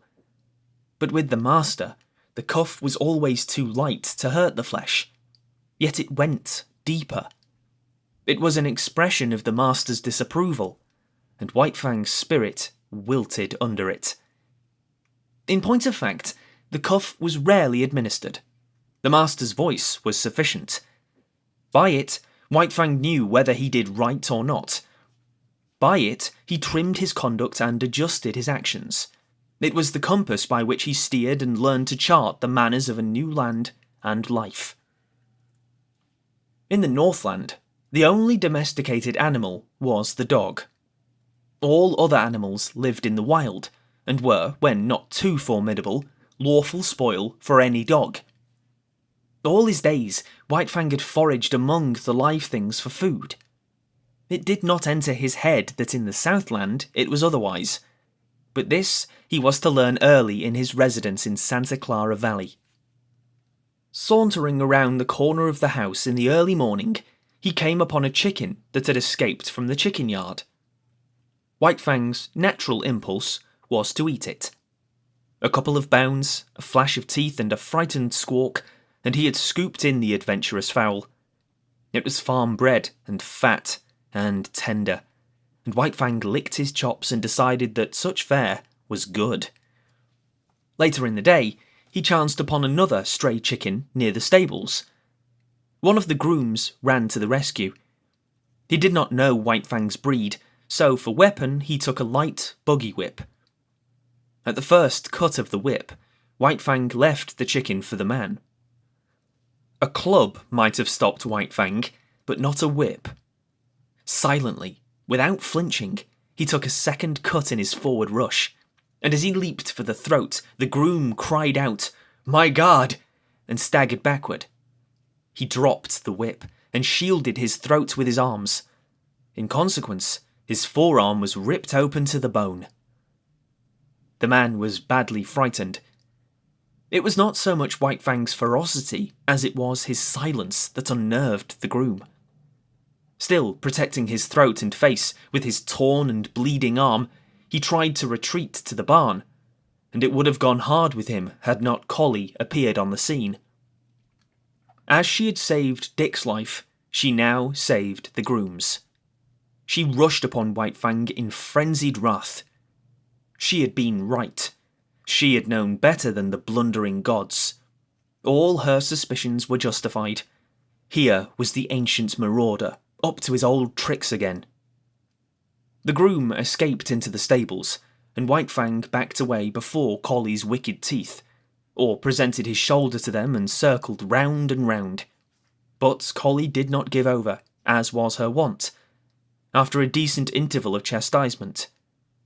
On the contrary, she grew more excited and angry every moment, until, in the end, White Fang flung dignity to the winds, and frankly fled away from her across the fields. "He'll learn to leave chickens alone," the master said, "but I can't give him the lesson until I catch him in the act." 2 nights later came the act, but on a more generous scale than the master had anticipated. White Fang had observed closely the chicken yards and the habits of the chickens. In the night time, after they had gone to roost, he climbed to the top of a pile of newly hauled lumber. From there, he gained the roof of a chicken house, passed over the ridgepole and dropped to the ground inside.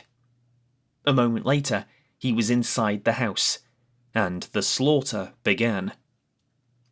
In the morning, when the master came out onto the porch, 50 white leghorn hens, laid out in a row by the groom, greeted his eyes. He whistled to himself, softly, first with surprise, and then, at the end, with admiration.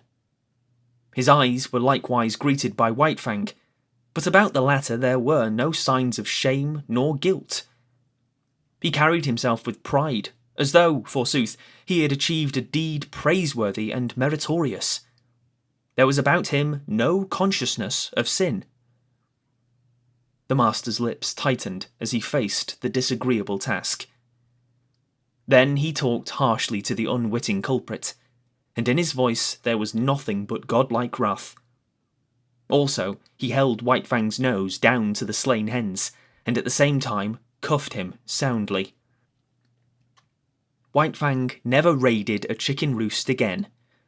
It was against the law, and he had learned it.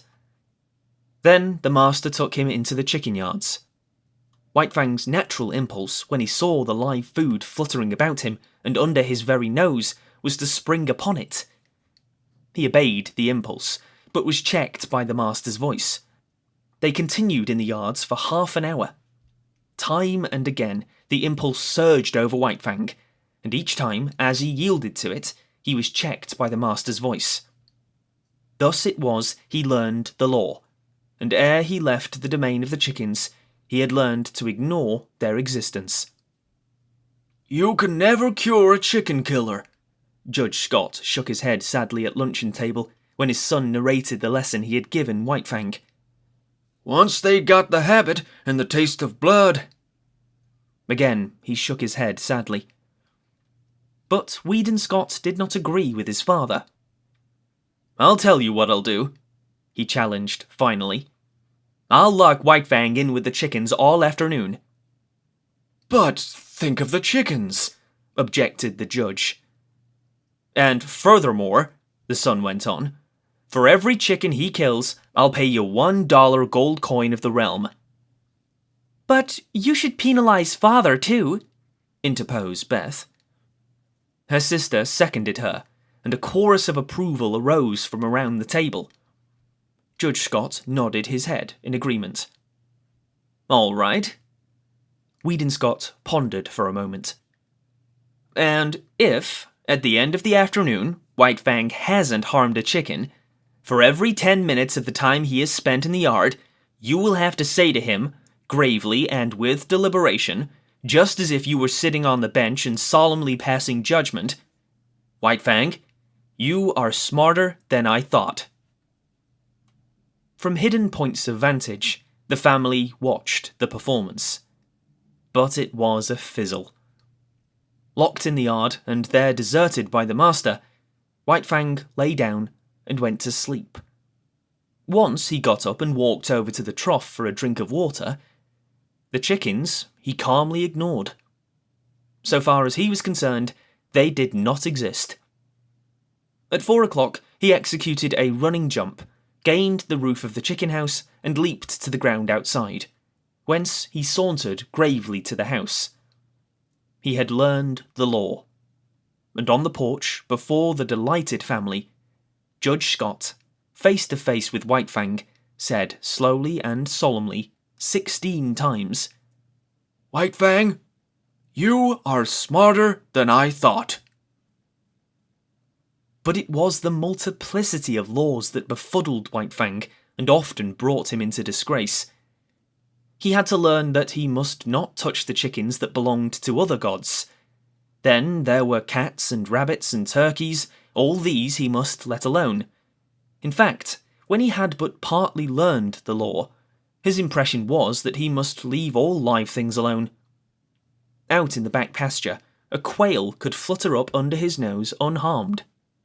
All tense and trembling with eagerness and desire, he mastered his instinct and stood still. He was obeying the will of the gods. And then, one day, again out in the back pasture, he saw Dick start a jackrabbit and run it. The master himself was looking on and did not interfere. Nay, he encouraged White Fang to join in the chase. And thus he learned that there was no taboo on jackrabbits. In the end, he worked out the complete law. Between him and all domestic animals, there must be no hostilities. If not amity, at least neutrality must obtain. But the other animals, the squirrels and quail and cottontails, were creatures of the wild who had never yielded allegiance to man. They were the lawful prey of any dog. It was only the tame that the gods protected, and between the tame, deadly strife was not permitted. The gods held the power of life and death over their subjects, and the gods were jealous of their power. Life was complex in the Santa Clara Valley after the simplicities of the Northland, and the chief thing demanded by these intricacies of civilization was control, restraint, a poise of self that was as delicate as the fluttering of gossamer wings, and at the same time as rigid as steel. Life had 1,000 faces, and White Fang found he must meet them all. Thus, when he went to town, into San Jose, running behind the carriage or loafing about the streets when the carriage stopped, life flowed past him, deep and wide and varied, continually impinging upon his senses, demanding of him instant and endless adjustments and correspondences, and compelling him almost always to suppress his natural impulses. There were butcher shops where meat hung within reach. This meat he must not touch. There were cats at the houses the master visited that must be let alone. And there were dogs everywhere that snarled at him and that he must not attack. And then, on the crowded sidewalks, there were persons innumerable whose attention he attracted. They would stop and look at him, point him out to one another, examine him, talk of him, and worst of all, pat him. And these perilous contacts from all these strange hands he must endure. Yet this endurance he he achieved. Furthermore, he got over being awkward and self-conscious. In a lofty way, he received the attentions of the multitudes of strange gods. With condescension, he accepted their condescension. On the other hand, there was something about him that prevented great familiarity. They patted him on the head and passed on, contented and pleased with their own daring. But it was not all easy for White Fang. Running behind the carriage in the outskirts of San Jose, he encountered certain small boys who made a practice of flinging stones at him. Yet he knew that it was not permitted him to pursue and drag them down. Here, he was compelled to violate his instinct of self-preservation, and violate it he did, for he was becoming tame and qualifying himself for civilization.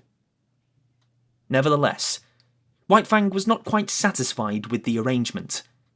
He had no abstract ideas about justice and fair play, but there is a certain sense of equity that resides in life, and it was this sense in him that resented the unfairness of his being permitted no defence against the stone throwers.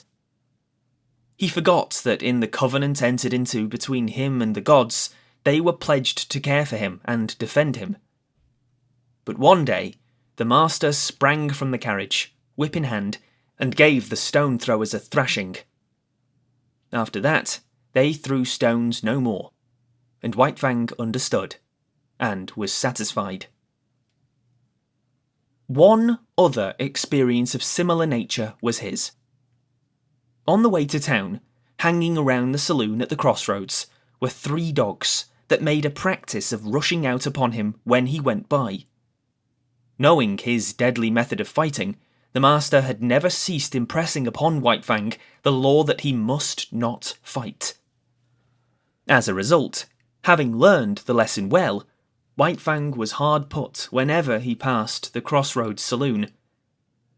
After the first rush, each time his snarl kept the 3 dogs at a distance, but they trailed along behind, yelping and bickering and insulting him.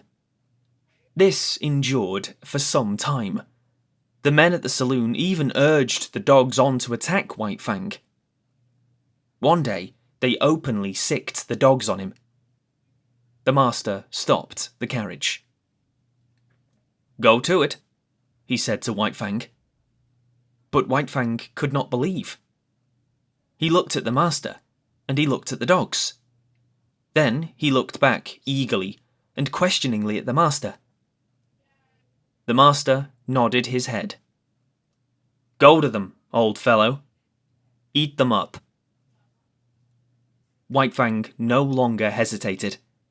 He turned and leaped silently among his enemies. All 3 faced him. There was a great snarling and growling, a clashing of teeth, and a flurry of bodies. The dust of the road arose in a cloud and screened the battle. But at the end of several minutes, 2 dogs were struggling in the dirt, and the 3rd was in full flight. He leaped a ditch, went through a rail fence, and fled across a field. White Fang followed, sliding over the ground in wolf fashion and with wolf speed, swiftly and without noise, and in the centre of the field he dragged down and slew the dog. With this triple killing, his main troubles with dogs ceased. The word went up and down the valley, and men saw to it that their dogs did not molest the fighting wolf. Chapter 4. The Call of Kind. The months came and went. There was plenty of food and no work in the Southland, and White Fang lived fat and prosperous and happy. Not alone was he in the geographical Southland, for he was in the Southland of life. Human kindness was like a sun shining upon him, and he flourished like a flower planted in good soil. And yet he remained somehow different from other dogs. He knew the law even better than did the dogs that had known no other life, and he observed the law more punctiliously. but still there was about him a suggestion of lurking ferocity, as though the wild still lingered in him, and the wolf in him merely slept. He never chummed with other dogs. Lonely he had lived, so far as his kind was concerned, and lonely he would continue to live. In his puppyhood, under the persecution of Lip Lip and the puppy pack, and in his fighting days with Beauty Smith, he had acquired a fixed aversion for dogs. The natural course of his life had been diverted, and, recoiling from his kind, he had clung to the human. Besides, all Southland dogs looked upon him with suspicion. He aroused in them their instinctive fear of the wild, and they greeted him always with a snarl and growl and belligerent hatred. He, on the other hand, learned that it was not necessary to use his teeth upon them. His naked fangs and writhing lips were uniformly efficacious, rarely failing to send a bellowing, onrushing dog back on its haunches. But there was one trial in White Fang's life. Collie. She never gave him a moment's peace. She was not so amenable to the law as he. She defied all efforts of the master to make her become friends with White Fang. Ever in his ears was sounding her sharp and nervous snarl. She had never forgiven him the chicken-killing episode, and persistently held to the belief that his intentions were bad. She found him guilty before the act, and treated him accordingly. She became a pest to him, like a policeman following him around the stable, and the hounds, and if he even so much as glanced curiously at a pigeon or chicken, bursting into an outcry of indignation and wrath.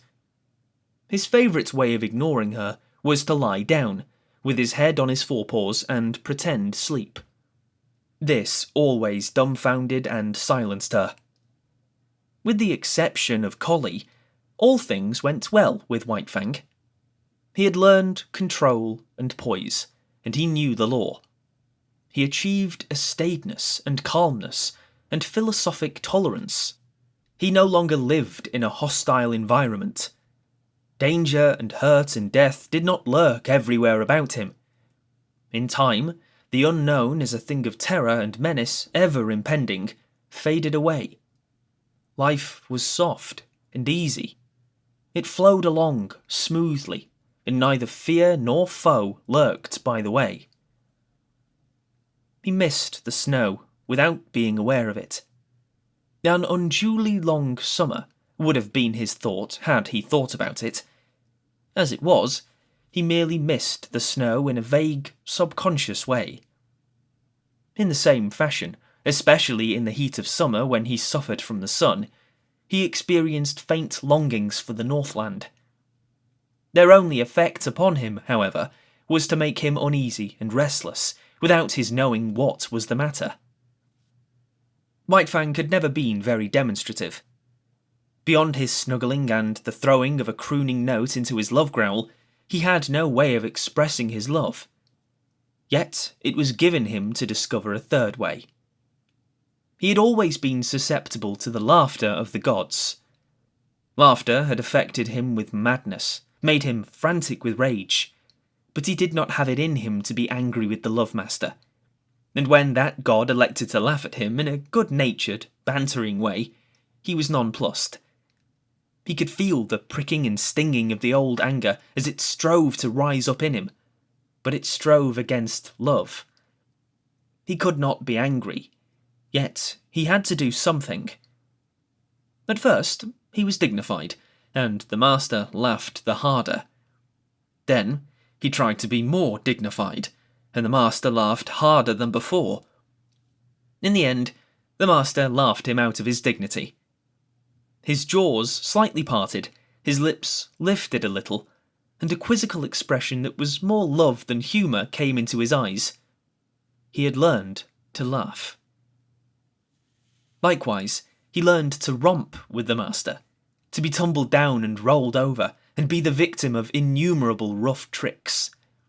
In return, he feigned anger, bristling and growling ferociously, and clipping his teeth together in snaps that had all the seeming of deadly intention.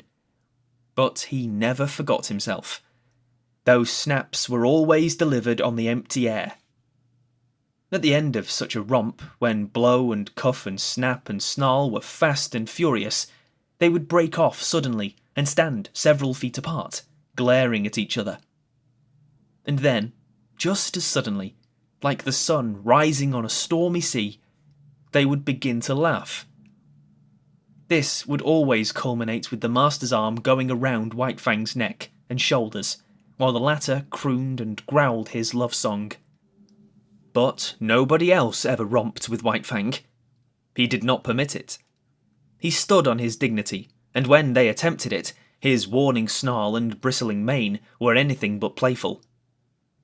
That he allowed the master these liberties was no reason that he should be a common dog, loving here and loving there, everybody's property for a romp and good time.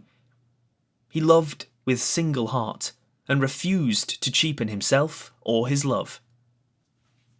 The master went out on horseback a great deal, and to accompany him was one of White Fang's chief duties in life. In the Northland, he had evidenced his fealty by toiling in the harness, but there were no sleds in the Southland, nor did dogs pack burdens on their backs. So he rendered fealty in the new way, by running along with the master's horse.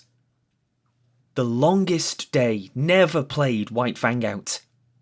His was the gait of the wolf, smooth, tireless, and effortless, and at the end of 50 miles he would come in jauntily ahead of the horse. It was in connection with the riding that White Fang achieved one other mode of expression, remarkable in that he did it but twice in all his life. The first time occurred when the master was trying to teach a spirited thoroughbred the method of opening and closing gates without the rider's dismounting. Time and again, and many times, he ranged the horse up to the gate in the effort to close it, and each time the horse became frightened and backed and plunged away. It grew more nervous and excited every moment. When it reared, the master put the spurs to it and made it drop its forelegs back to earth, whereupon it would begin kicking with its hind legs. White Fang watched the performance with increasing anxiety, until he could contain himself no longer, when he sprang in front of the horse and barked savagely and warningly. Though he often tried to bark thereafter, and the master encouraged him, he succeeded only once, and then it was not in the master's presence. A scamper across the pasture, a jackrabbit rising suddenly under the horse's feet, a violent shear, a stumble, a fall to earth, and a broken leg for the master, was the cause of it. White Fang sprang in a rage at the throat of the offending horse, but was checked by the master's voice. "Home! Go home!" the master commanded when he had ascertained his injury. White Fang was disinclined to desert him. The master thought of writing a note, but searched his pockets vainly for pencil and paper. Again he commanded White Fang to go home. The latter regarded him wistfully, started away, then returned and whined softly. The master talked to him gently but seriously, and he cocked his ears and listened with painful intentness. "That's all right, old fellow. You just run along home," ran the talk. "Go on home and tell them what's happened to me. Home with you, you wolf. Get along home." White Fang knew the meaning of home, and though he did not understand the remainder of the master's language, he knew it was his will that he should go home. He turned and trotted reluctantly away. Then he stopped, undecided, and looked back over his shoulder. "Go home," came the sharp command, and this time he obeyed. The family was on the porch, taking the cool of the afternoon, when White Fang arrived. He came in among them, panting, covered with dust. "Whedon's back," Whedon's mother announced. The children welcomed White Fang with glad cries and ran to meet him. He avoided them and passed down the porch, but they cornered him against a rocking chair and the railing. He growled and tried to push by them. Their mother looked apprehensively in their direction. "I confess, he makes me nervous around the children," she said. "I have a dread that he will turn upon them unexpectedly some day." Growling savagely, White Fang sprang out of the corner, overturning the boy and the girl. The mother called them to her and comforted them, telling them not to bother White Fang. "A wolf is a wolf," commented Judge Scott. "There is no trusting one." "But he is not all wolf," interposed Beth, standing for her brother in his absence. "You have only Whedon's opinion for that," rejoined the judge. "He merely surmises that there is some strain of dog in White Fang, but as he will tell you himself, he knows nothing about it. As for his appearance—" He did not finish his sentence. White Fang stood before him, growling fiercely. "Go away! Lie down, sir!" Judge Scott commanded. White Fang turned to the Lovemaster's wife. She screamed with fright as he seized her dress in his teeth and dragged on it till the frail fabric tore away. By this time, he had become the centre of interest. He had ceased from his growling and stood, head up, looking into their faces. His throat worked spasmodically, but made no sound while he struggled with all his body, convulsed with the effort to rid himself of the incommunicable something that strained for utterance. "I hope he is not going mad," said Whedon's mother. "I told Whedon that I was afraid the warm climate would not agree with an Arctic animal." "He's trying to speak, I do believe," Beth announced. At this moment, speech came to White Fang, rushing up in a great burst of barking. "Something has happened to Whedon," his wife said decisively. They were all on their feet now, and White Fang ran down the steps, looking back for them to follow. For the second and last time in his life, he had barked and made himself understood. After this event, he found a warmer place in the hearts of the Sierra Vista people, and even the groom whose arm he had slashed admitted that he was a wise dog, even if he was a wolf. Judge Scott still held to the same opinion, and proved it to everybody's dissatisfaction by measurements and descriptions taken from the encyclopedia and various works on natural history. The days came and went, streaming their unbroken sunshine over the Santa Clara Valley. But as they grew shorter, and White Fang's second winter in the Southland came on, he made a strange discovery. Collie's teeth were no longer sharp. There was a playfulness about her nips, and a gentleness that prevented them from really hurting him. He forgot that she had made life a burden to him, and when she disported herself around him, he responded solemnly, striving to be playful and becoming no more than ridiculous. One day, she led him off on a long chase through the back pasture land into the woods. It was the afternoon that the master was to ride, and White Fang knew it. The horse stood saddled and waiting at the door. White Fang hesitated, but there was that in him deeper than all the lore he had learned, than the customs that had moulded him, than his love for the master, than the very will to live of himself. And when, in the moment of his indecision, Collie nipped him and scampered off, he turned and followed after. The master rode alone that day, and in the woods, side by side, White Fang ran with Collie, as his mother, Quiche, and old One Eye had run, long years before, in the silent Northland forest. Chapter 5. The Sleeping Wolf. It was about this time that the newspapers were full of the daring escape of a convict from San Quentin prison. He was a ferocious man. He had been ill-made in the making. He had not been born right, and he had not been helped any by the moulding he had received at the hands of society. The hands of society are harsh, and this man was a striking sample of its handiwork. He was a beast, a human beast, it is true, but nevertheless so terrible a beast that he can best be characterized as carnivorous. In San Quentin prison, he had proved incorrigible. Punishment failed to break his spirit. He could die dumb, mad, and fighting to the last, but he could not live and be beaten.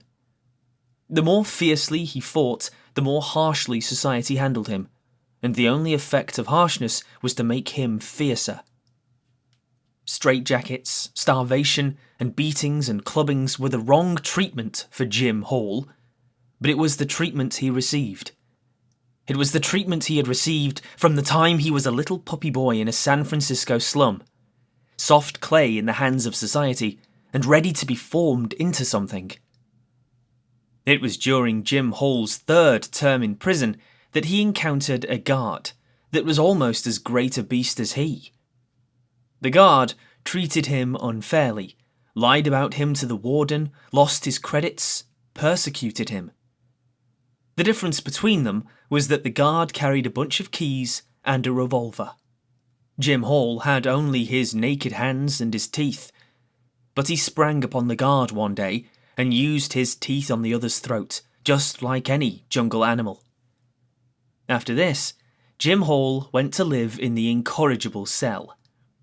He lived there 3 years. The cell was of iron, the floor, the walls, the roof. He never left this cell. He never saw the sky nor the sunshine. Day was a twilight, and night was a black silence. He was in an iron tomb, buried alive. He saw no human face, spoke to no human thing. When his food was shoved into him, he growled like a wild animal. He hated all things. For days and nights, he bellowed his rage at the universe. For weeks and months, he never made a sound, in the black silence, eating his very soul. He was a man and a monstrosity, as fearful a thing of fear as ever gibbered in the visions of a maddened brain. And then, one night, he escaped. The warders said it was impossible, but nevertheless the cell was empty, and half in, half out of it lay the body of a dead guard. 2 other dead guards marked his trail through the prison to the outer walls, and he had killed with his hands to avoid noise. He was armed with the weapons of the slain guards, a live arsenal that fled through the hills pursued by the organised might of society. A heavy price of gold was upon his head. Avaricious farmers hunted him with shotguns. His blood might pay off a mortgage or send a son to college. Public-spirited citizens took down their rifles and went out after him. A pack of bloodhounds followed the way of his bleeding feet, and the sleuth-hounds of the law, the paid fighting animals of society, with telephone and telegraph and special train, clung to his trail night and day.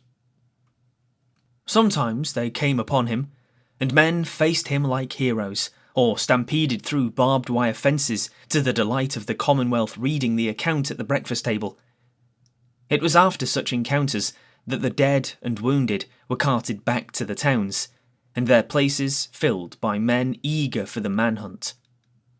And then Jim Hall disappeared. The bloodhounds vainly quested on the lost trail. Inoffensive ranchers in remote valleys were held up by armed men and compelled to identify themselves, while the remains of Jim Hall were discovered on a dozen mountainsides by greedy claimants for blood money. In the meantime, the newspapers were read at Sierra Vista, not so much with interest as with anxiety. The women were afraid. Judge Scott pooh-poohed and laughed, but not with reason, for it was in his last days on the bench that Jim Hall had stood before him and received sentence. And in open courtroom, before all men, Jim Hall had proclaimed that the day would come when he would wreak vengeance on the judge that sentenced him. For once, Jim Hall was right. He was innocent of the crime for which he was sentenced. It was a case, in the parlance of thieves and police, of railroading. Jim Hall was being railroaded to prison for a crime he had not committed. Because of the 2 prior convictions against him, Judge Scott imposed upon him a sentence of 50 years. Judge Scott did not know all things, and he did not know that he was party to a police conspiracy, that the evidence was hatched and perjured, that Jim Hall was guiltless of the crime charged. And Jim Hall, on the other hand, did not know that Judge Scott was merely ignorant. Jim Hall believed that the judge knew all about it and was hand in glove with the police in the perpetration of the monstrous injustice. So it was, when the doom of 50 years of living death was uttered by Judge Scott, that Jim Hall, hating all things in the society that misused him, rose up and raged in the courtroom until dragged down by 6 of his blue-coated enemies. To him, Judge Scott was the keystone in the arch of injustice, and upon Judge Scott he emptied the vials of his wrath and hurled the threats of his revenge yet to come. Then Jim Hall went to his living death, and escaped. Of all this, White Fang knew nothing, but between him and Alice, the master's wife, there existed a secret. Each night, after Sierra Vista had gone to bed, she rose and let in White Fang to sleep in the big hall. Now, White Fang was not a house dog, nor was he permitted to sleep in the house. So, each morning, early, she slipped down and let him out before the family was awake. On one such night, while all the house slept, White Fang awoke and lay very quietly, and very quietly he smelled the air and read the message it bore of a strange god's presence. And to his ears came sounds of the strange god's movements. White Fang burst into no furious outcry. It was not his way. The strange god walked softly, but more softly walked White Fang, for he had no clothes to rub against the flesh of his body. He followed, silently. In the wild, he had hunted live meat that was infinitely timid, and he knew the advantage of surprise. The strange god paused at the foot of the great staircase and listened, and White Fang was as dead, so without movement was he, as he watched and waited. Up that staircase, the way led to the Love Master, and to the Love Master's dearest possessions. White Fang bristled, but waited. The strange god's foot lifted. He was beginning the ascent. Then it was that White Fang struck. He gave no warning, with no snarl anticipated his own action. Into the air, he lifted his body in the spring that landed him on the strange god's back. White Fang clung with his forepaws to the man's shoulders, at the same time burying his fangs into the back of the man's neck. He clung on for a moment, long enough to drag the god over, backward. Together, they crashed to the floor. White Fang leaped clear, and, as the man struggled to rise, was in again with the slashing fangs. Sierra Vista awoke in alarm. The noise from downstairs was as that of a score of battling fiends. There were revolver shots. A man's voice screamed once, in horror and anguish. There was a great snarling and growling, and over all arose a smashing and crashing of furniture and glass. But almost as quickly as it had arisen, the commotion died away. The struggle had not lasted more than 3 minutes. The frightened household clustered at the top of the stairway. From below, as from out an abyss of blackness, came up a gurgling sound, as of air bubbling through water. Sometimes this gurgle became sibilant, almost a whistle. But this, too, quickly died down and ceased. Then, Naught came up out of the blackness, save a heavy panting of some creature, struggling sorely for air. Weedon Scott pressed a button, and the staircase and downstairs hall were flooded with light. Then he and Judge Scott, revolvers in hand, cautiously descended. There was no need for this caution. White Fang had done his work. In the midst of the wreckage of overthrown and smashed furniture, partly on his side, his face hidden by an arm, lay a man. Weedon Scott bent over, removed the arm, and turned the man's face upward. A gaping throat explained the manner of his death. "Jim Hall," said Judge Scott. And father and son looked significantly at each other. Then they turned to White Fang. He, too, was lying on his side. His eyes were closed, but the lids slightly lifted in an effort to look at them as they bent over him, and the tail was perceptibly agitated in a vain effort to wag. Weedon Scott patted him, and his throat rumbled an acknowledging growl. But it was a weak growl at best, and it quickly ceased. His eyelids drooped and went shut, and his whole body seemed to relax and flatten out upon the floor. "He's all in, poor devil," muttered the master. "We'll see about that," asserted the judge as he started for the telephone. "Frankly, he has one chance in 1,000, announced the surgeon, after he had worked an hour and a half on White Fang. Dawn was breaking through the windows and dimming the electric lights. With the exception of the children, the whole family was gathered about the surgeon to hear his verdict. "1 broken hind leg," he went on. 3 broken ribs, 1 at least of which has pierced the lungs. He has lost nearly all the blood in his body. There is a large likelihood of internal injuries. He must have been jumped upon, to say nothing of 3 bullet holes clear through him. 1 chance in 1,000 is really optimistic. He hasn't a chance in 10,000. "But he mustn't lose any chance that might be of help to him," Judge Scott exclaimed. "Never mind expense. Put him under the X-ray, anything. Weedon, telegraph at once to San Francisco for Dr. Nichols. No reflection on you, doctor, you understand, but he must have the advantage of every chance."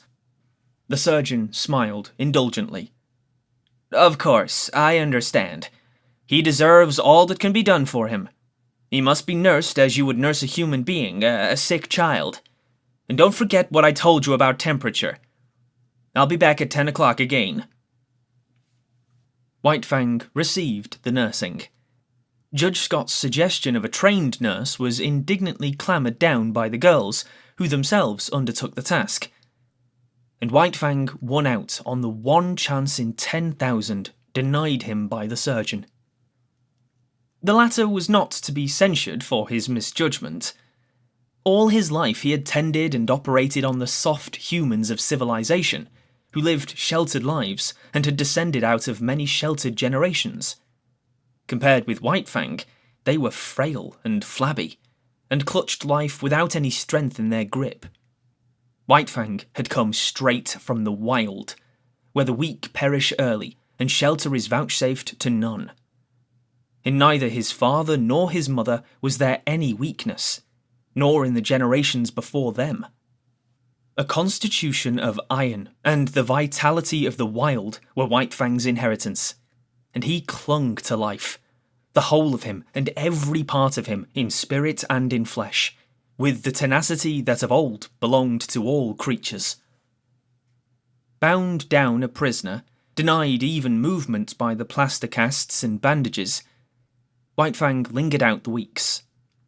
He slept long hours and dreamed much, and through his mind passed an unending pageant of Northland visions. All the ghosts of the past arose and were with him. Once again he lived in the lair with Quiche, crept trembling to the knees of Grey Beaver to tender his allegiance, ran for his life before Lip Lip and all the howling bedlam of the puppy pack.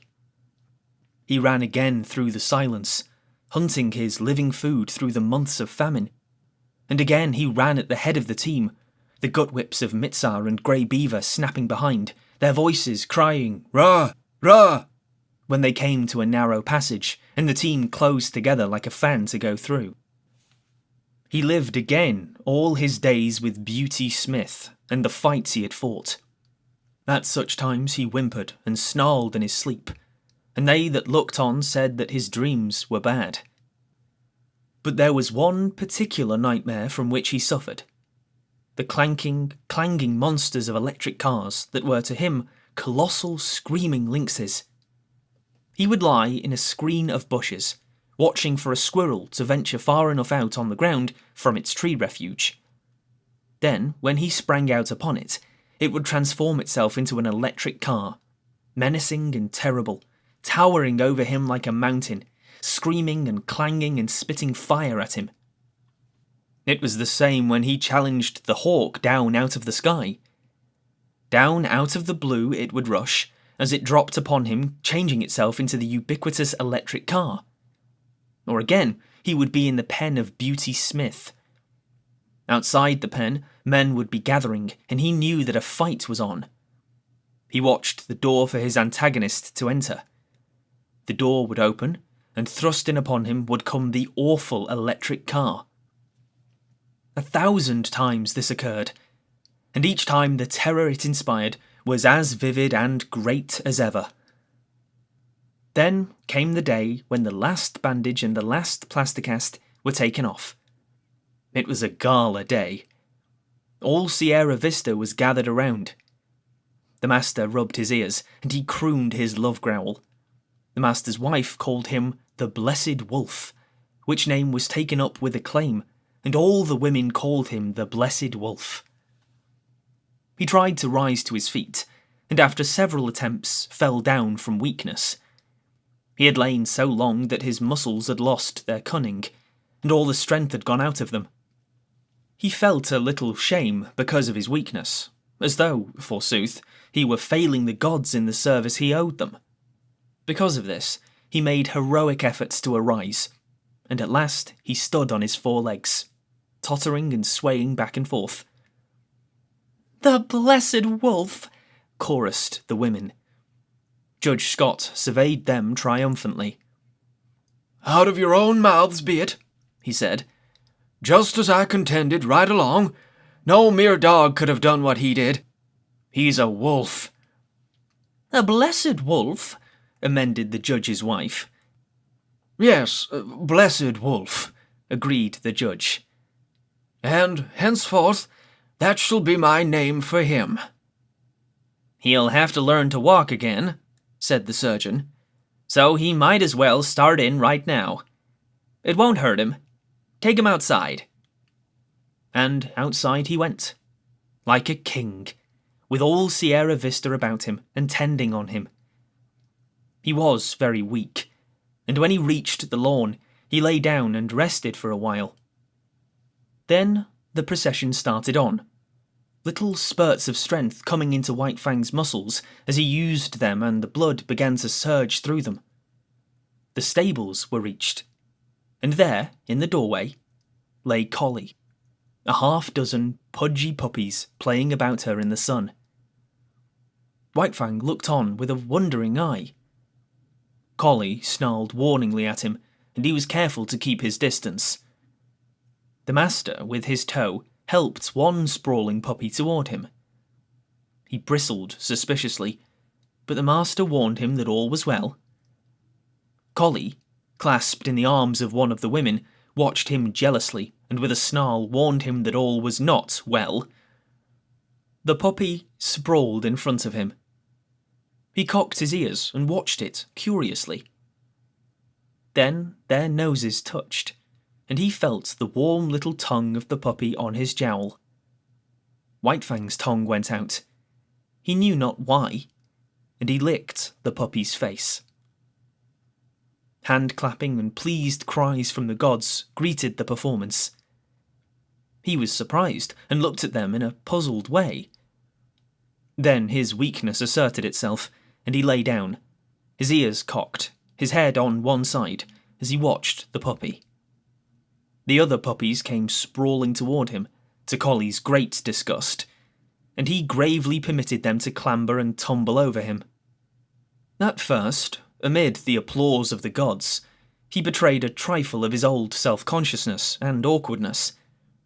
This passed away as the puppy's antics and mauling continued, and he lay with half-shut, patient eyes, drowsing in the sun.